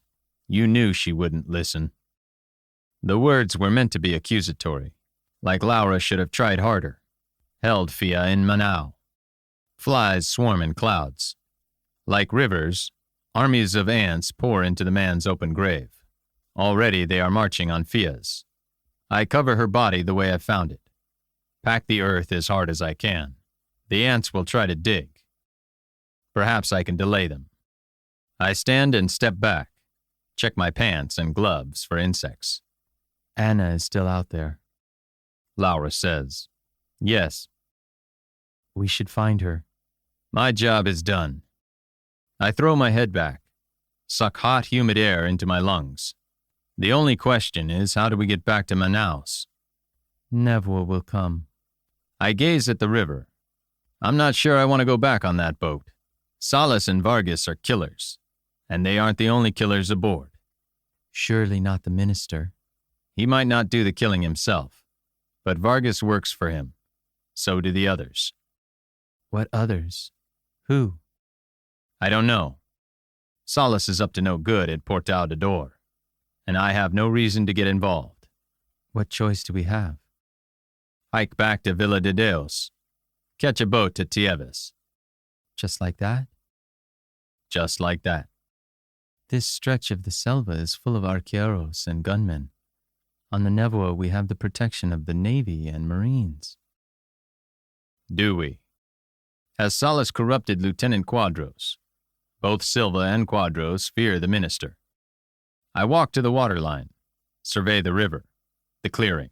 The plantation didn't have a chance against the jungle. The river is rank with weed. Green, lazy slime waving in the water. The stench is overwhelming. Over there, is that dead wood or a gator's scaly tail? This isn't much of a clearing, 15 yards deep by 40 yards wide, stretching along the shore. It's impossible to tell how far the rubber plantation extended. I wouldn't be surprised if it was half a mile square, right next to the river. The forest reclaimed it for nature as efficiently as the ants are reclaiming the gunman's corpse. A mat of ants covers Fia's grave. I shudder. This clearing used to be the plantation's dock. There was a boardwalk, long since rotted away. A pier extending into the river. All gone. Termites consumed it all. There's nothing left of the plantation but its name. A waypoint between Villa de Deos and Portal. A crossroads where 3 trails turn into 2. Thinking of Fia, I feel a terrible sadness. I knew the chances of her survival were slim. I was prepared to find her. I was prepared to hear bad news. I wasn't prepared to find her mutilated corpse. There are no coincidences. The conflict that brought Fia to the Selva da Morte relates to the skullduggery aboard Nevoa.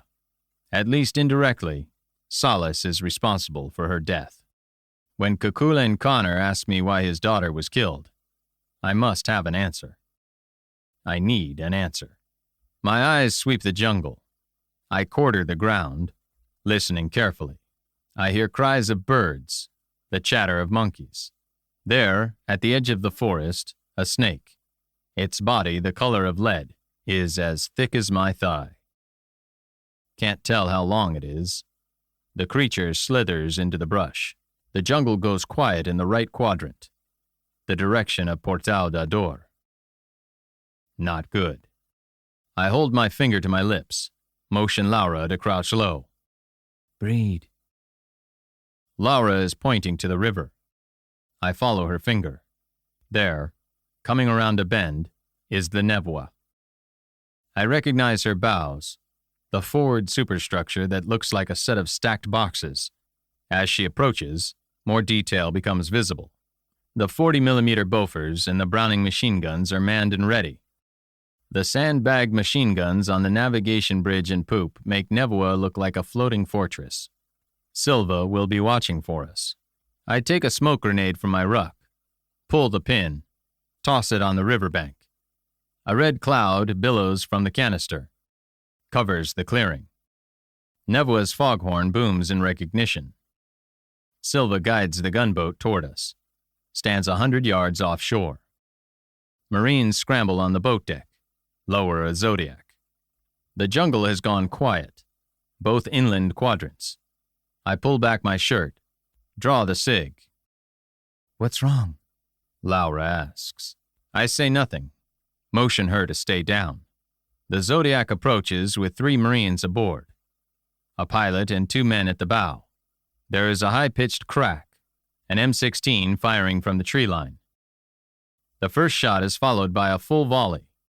Fireflies twinkle from the brush. The Marines on the Zodiac raise their rifles, return fire. Tiny spouts leap from the water as bullets snap past the Zodiac and impact the river. Laura and I flatten ourselves on the riverbank. One of the Marines on the Zodiac cries out and topples from the boat. The Zodiac stops dead in the water as the Marines struggle to haul their friend aboard. The Nevoa opens fire. The portside 50 calibers rake the tree line. On the forecastle, the gun crew traverse the Bofors.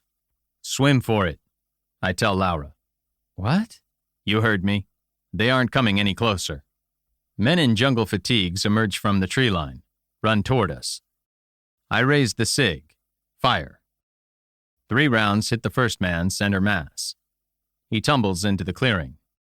2 others scramble for cover. Laura runs to the river, wades into the shallows. 10 yards out, she's waist deep. Struggling against the weed, she throws herself into the water and thrashes toward the Zodiac. I scan the shore. looking for the telltale splash of alligators giving chase. The Marines haul their wounded men aboard. The pilot starts to turn the boat around, but the other Marine grabs his arm and points at Laura. Free of the weed, the girl is swimming for her life. When I fired the SIG, the gunman registered my position. Automatic weapons crack from the tree line. I throw myself flat on the muddy shore. There's a whack. A bullet plows into my rucksack and rolls me over. I try to burrow into the mud as I crawl for the trees. Pop another smoke grenade and squirm under the blanket. God, you can never have enough smoke. The gunmen approached from the southeast quadrant and fanned north. They came from the direction of Portal d'Ador, enveloped the clearing. There can't be more than a dozen sets of muzzle flashes. The gunmen are thin on the ground. Orange flares boom from the muzzle of the Bofors. The cannon shells look like molten tennis balls hurtling across the water. They crash into the tree line and explode. The gunmen return fire, but their muzzle flashes diminish. Laura reaches the Zodiac. The Marines haul her aboard like a drowned rat. I wonder how many diseases she'll pick up from that crap water. Under cover of smoke, I reach the tree line, get to my feet, and charge into the brush. The first gunman I meet sees me coming and panics. Stocky guy, black beard, M16 raised to his shoulder. He swings around, points the rifle. I see terror in his eyes. I fire twice. Double tap. 2 in the face. He goes down, and I run over him. Dodge into the jungle. Head south by east. Behind me, I hear the pounding of the Bofors, the hammering of the 50 calibers, the crackle of the M16s. My world dissolves as I run through a dark tunnel. Fill my lungs with the jungle air. It's heavy with the dank smell of vegetation and earth. I disappear into the Selva da Morte. Chapter 23. Day 6. Selva da Morte. FARC. The men who killed Fia weren't loggers. The loggers were well armed, but they weren't paramilitary. They were happy to kill arqueros, but their business was harvesting trees for profit. No, the men Fia encountered were from the same group who attacked us at Arvorí de Auro. They wore fatigues, jungle boots, and combat webbing. They carried M16s. In Latin America, M16s are usually stolen or captured from regular army troops. The men from Arvorí de Auro wear uniforms, but they aren't regular army. That makes them guerrillas. Very different from the traditional criminals that come to the Selva da Morte. Laura told me there were 2 trails leading from Arvorí de Auro to Portal d'Ador. They'll be parallel, with one closer to the river. I don't know how many guerrillas there are, but they are well armed and well supplied. They're coming north over the trails in organized units. I can move faster on the trails, but there's a good chance I'll run into trouble. I squeeze the SIG into my waistband and draw the golak. I thrash through the brush until I find what passes for a trail. It's overgrown, but it's probably the route our attackers took coming north. Pushing along the track, I watch for tripwires. Latin American guerrillas don't have a reputation for booby traps, but it pays to be careful. As far as I know, Brazil doesn't have a guerrilla problem. Everyone I've met talks about illegal loggers, illegal miners, and narcos. Not guerrillas. Gasping and sweating, I press on. Parched with thirst, I suck water from my camelback. I have 2 quarts of fresh water. In this heat, a man requires a quart an hour to stave off dehydration. With discipline, I can ration myself half a quart an hour. Then I will be down to water purification tablets, dissolved in swamp slime. That's what infects you with amoebas, nematodes, and the kind of animals antibiotics can't kill. Creatures that eat you alive from the inside out. The heat is stifling, and the gnats are enough of a nuisance to drive a man mad. When one thinks of the Amazon, one thinks of snakes, alligators, electric eels, and jaguars. A single frog, of a species found in the Selva da Morte, carries enough toxin to kill 100 men. For all that, the most dangerous creatures are insects. Fire ants whose bites are agony, malaria-bearing mosquitoes that swarm in clouds, flies that punch through clothing and lay eggs, maggots that burrow under the skin and grow inside you, wriggle around and poke their heads up like little periscopes. Clothing is everything. I breathe through my face net. It's all that keeps clouds of gnats out of my nose and mouth. Military-issue gloves protect my hands against insects. Bloused sleeves keep invaders from crawling up my arms. The heat is stupefying. Exhaustion numbs your brain. 90% of Delta training forces you to think when you are too tired to take another step. Teaches you to pay attention when your senses have been dulled by fatigue. I hear voices and the sound of men pushing through vegetation. Dive to one side of the trail. Roll deep into the brush. I snap the Golok into its scabbard, claw the cig from my waistband, and hold my breath. The stink of decaying vegetation clogs my nose. Small animals scurry in the brush. Beads of sweat trickle down the side of my face. The men are passing not 10 feet from me. No surprise. The trail is little more than a trampled path in an ocean of green. The vegetation is closing over it, like the ocean rushes to fill a boat's wake. Laura was right. The tracks from Arvorí de Oro to Portal da Dor are not worthy of being called trails. ¿Cuánto tiempo más? Una hora. Puto bosque. Puto calor. Cállate. Spanish. These men are Peruvian or Colombian guerrillas. They're either Shining Path or FARC. Both groups have been beaten. Shining Path in Peru and FARC in Colombia. The remnants of Shining Path are holed up in a mountainous, cocaine-producing region, the Valley of the Three Rivers. In that jungle redoubt, Shining Path has strayed from its roots, mutated into a gang of drug traffickers. I doubt they would venture into the Selva de Morche. FARC is another matter. The Colombian military fought the Marxist Revolutionary Army of Colombia to a standstill. FARC signed a peace deal in 2016 and surrendered 17 sea containers full of weapons. In exchange, they were granted a general amnesty and representation in government. The weapons were melted and turned into statues. One stands outside the UN in New York. The other resides in Bogota. All very symbolic, very encouraging. There was just one small problem.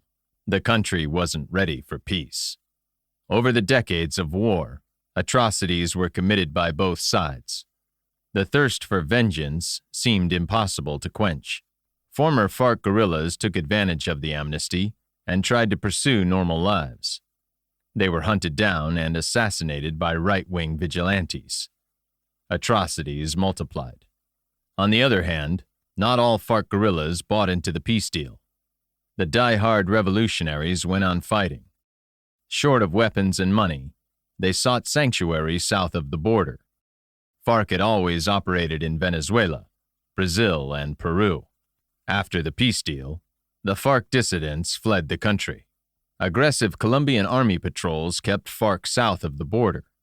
The guerrilla army settled in northern Brazil. It looks like an aggressive FARC unit has settled in the Selva de Morche. Tenemos que matar dos Yankees. Y los madereros. No hay más madereros. Esto es un perdido de tiempo. They've been sent to kill 2 Americans and loggers. They're after me and Anna. But why are they being asked to kill loggers? They don't think there are any more loggers. In fact, they think their mission is a waste of time. They don't like tramping around the Selva, looking for people to kill. The Selva is hostile to modern men, and FARC guerrillas are modern men. I've only met a handful of Special Forces soldiers who are so at home in the jungle, they love it. I count the men who pass, a dozen in all. The men who attacked us at Arvorí de Oro were the point element of a serious force.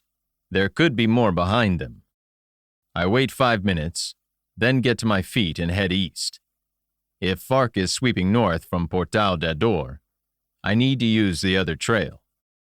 Now I'm moving between the trails, through the thick of the selva.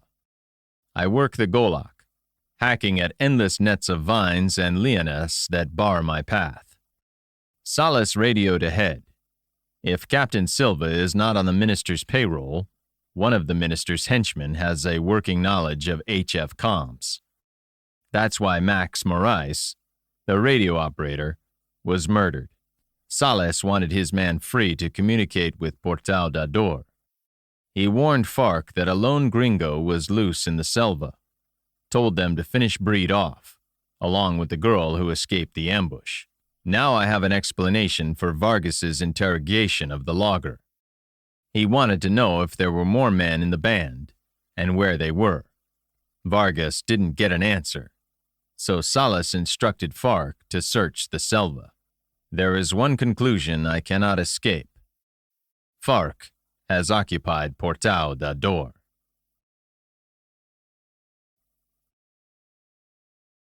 Chapter 24. Day 6. Selva da Morche. Meeting engagement. I can't find the second trail. The first trail was thin. The second must be non-existent. Laura warned me the selva was alive. A trail could be there one day and gone 3 months later. The jungle was expert at clawing back evidence of man. I hacked my way east through dense brush. For all I know, I've passed it. I'm stunned by a hard impact on my right side. I crossed a man's path and we blundered into each other. The force of the collision throws me to the ground. I fall through the brush and land on my side. Carried forward by his momentum, the man trips and falls on top of me. The man's weight pins me. His rifle trapped between us. Golak clenched in my fist. I free one arm, arch my back, throw him off, wrestle him to the ground. He struggles to push me away, but I hold him down. He screams. I set the cutting edge of the machete against his throat, pound the blade with my gloved left hand. Another scream, choked off by the guillotine slashing through his cervical vertebrae. Blood from severed arteries floods his trachea and spurts from his nose and mouth. I rip the blade free of the man's partially severed neck. Shots carry from the surrounding ocean of green. The rest of his column rushes toward us. I grab his rifle with my left hand and plunge into the brush. The FARCs had been following a barely recognizable trail. The path might have existed only in their imagination. I crash through the vegetation, hacking left and right. They won't know which way to go until they find the body and disturbed foliage. That'll buy me time. Automatic rifle fire splits the air. The FARCs are firing into the brush on full auto. Rock and roll. No fire discipline. I stop. Collect myself. Slow is fast. An ACOG optical would be nice, but iron sights will do. I give the weapon a quick physical. The front sight post isn't bent.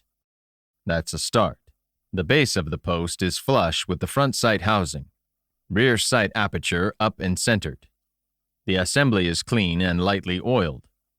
Elevation wheel correctly set. The FARC had some grasp. He might have performed a battle sight 0, but I can't be sure. I'll assume it's zeroed for 25 and 300.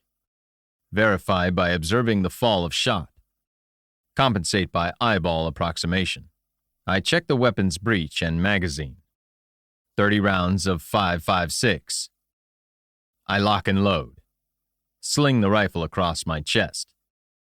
I wish I'd taken his webbing and spare ammunition, but there wasn't time.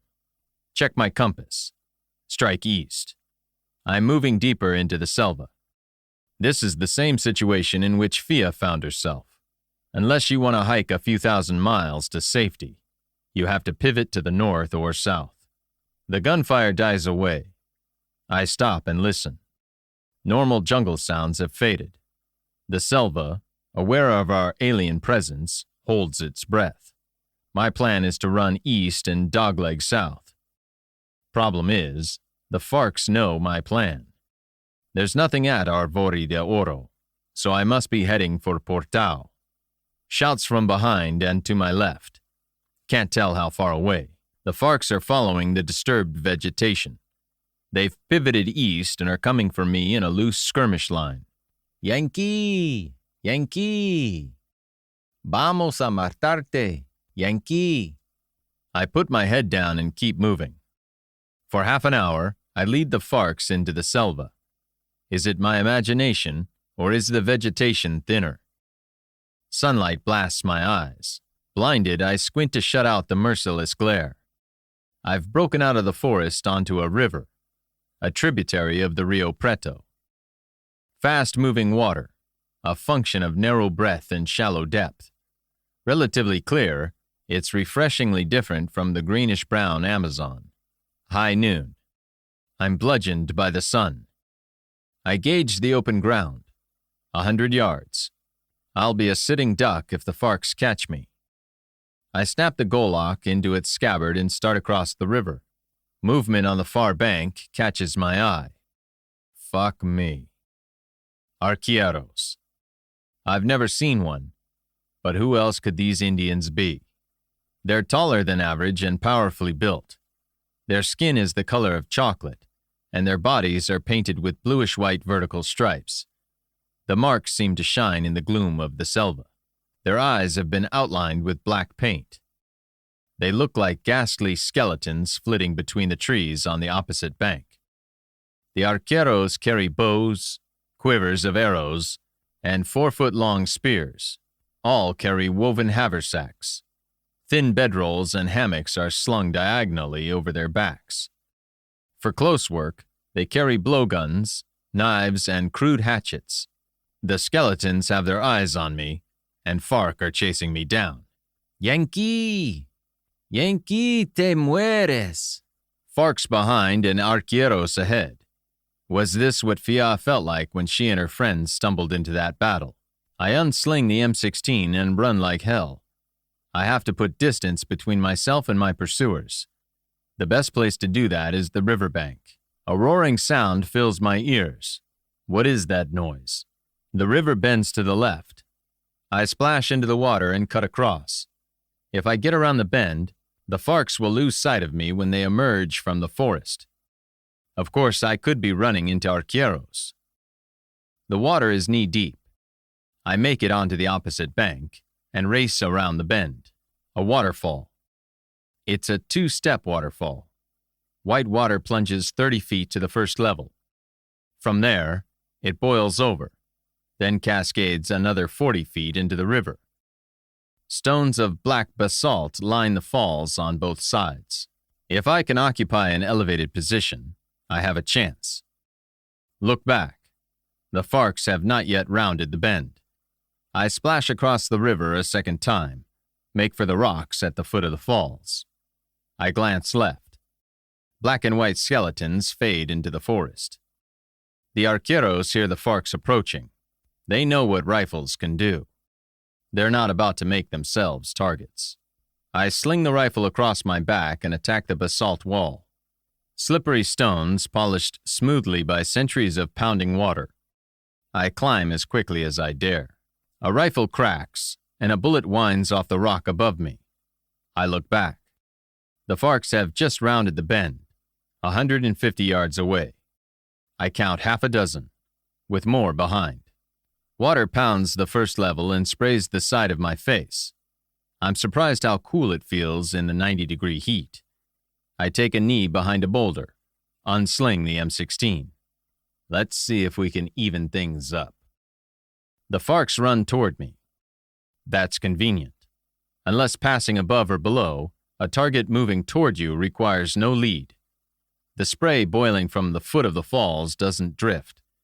The leaves are still. There isn't any wind. I allow my breathing to normalize. Take aim at the first FARC approaching the falls. Lay the sight picture on his belly. Assuming the previous owner battle sight zeroed the weapon, I should hit 7 or 8 inches high, flick the safety off, and slip my finger onto the trigger. At the moment of my natural respiratory pause, I break the shot. Crack. There's a tinkle of brass on basalt. The recoil of an M16A2 is light compared to heavier sniper rifles. A red flower blooms on the man's chest, 7 inches above my aiming point.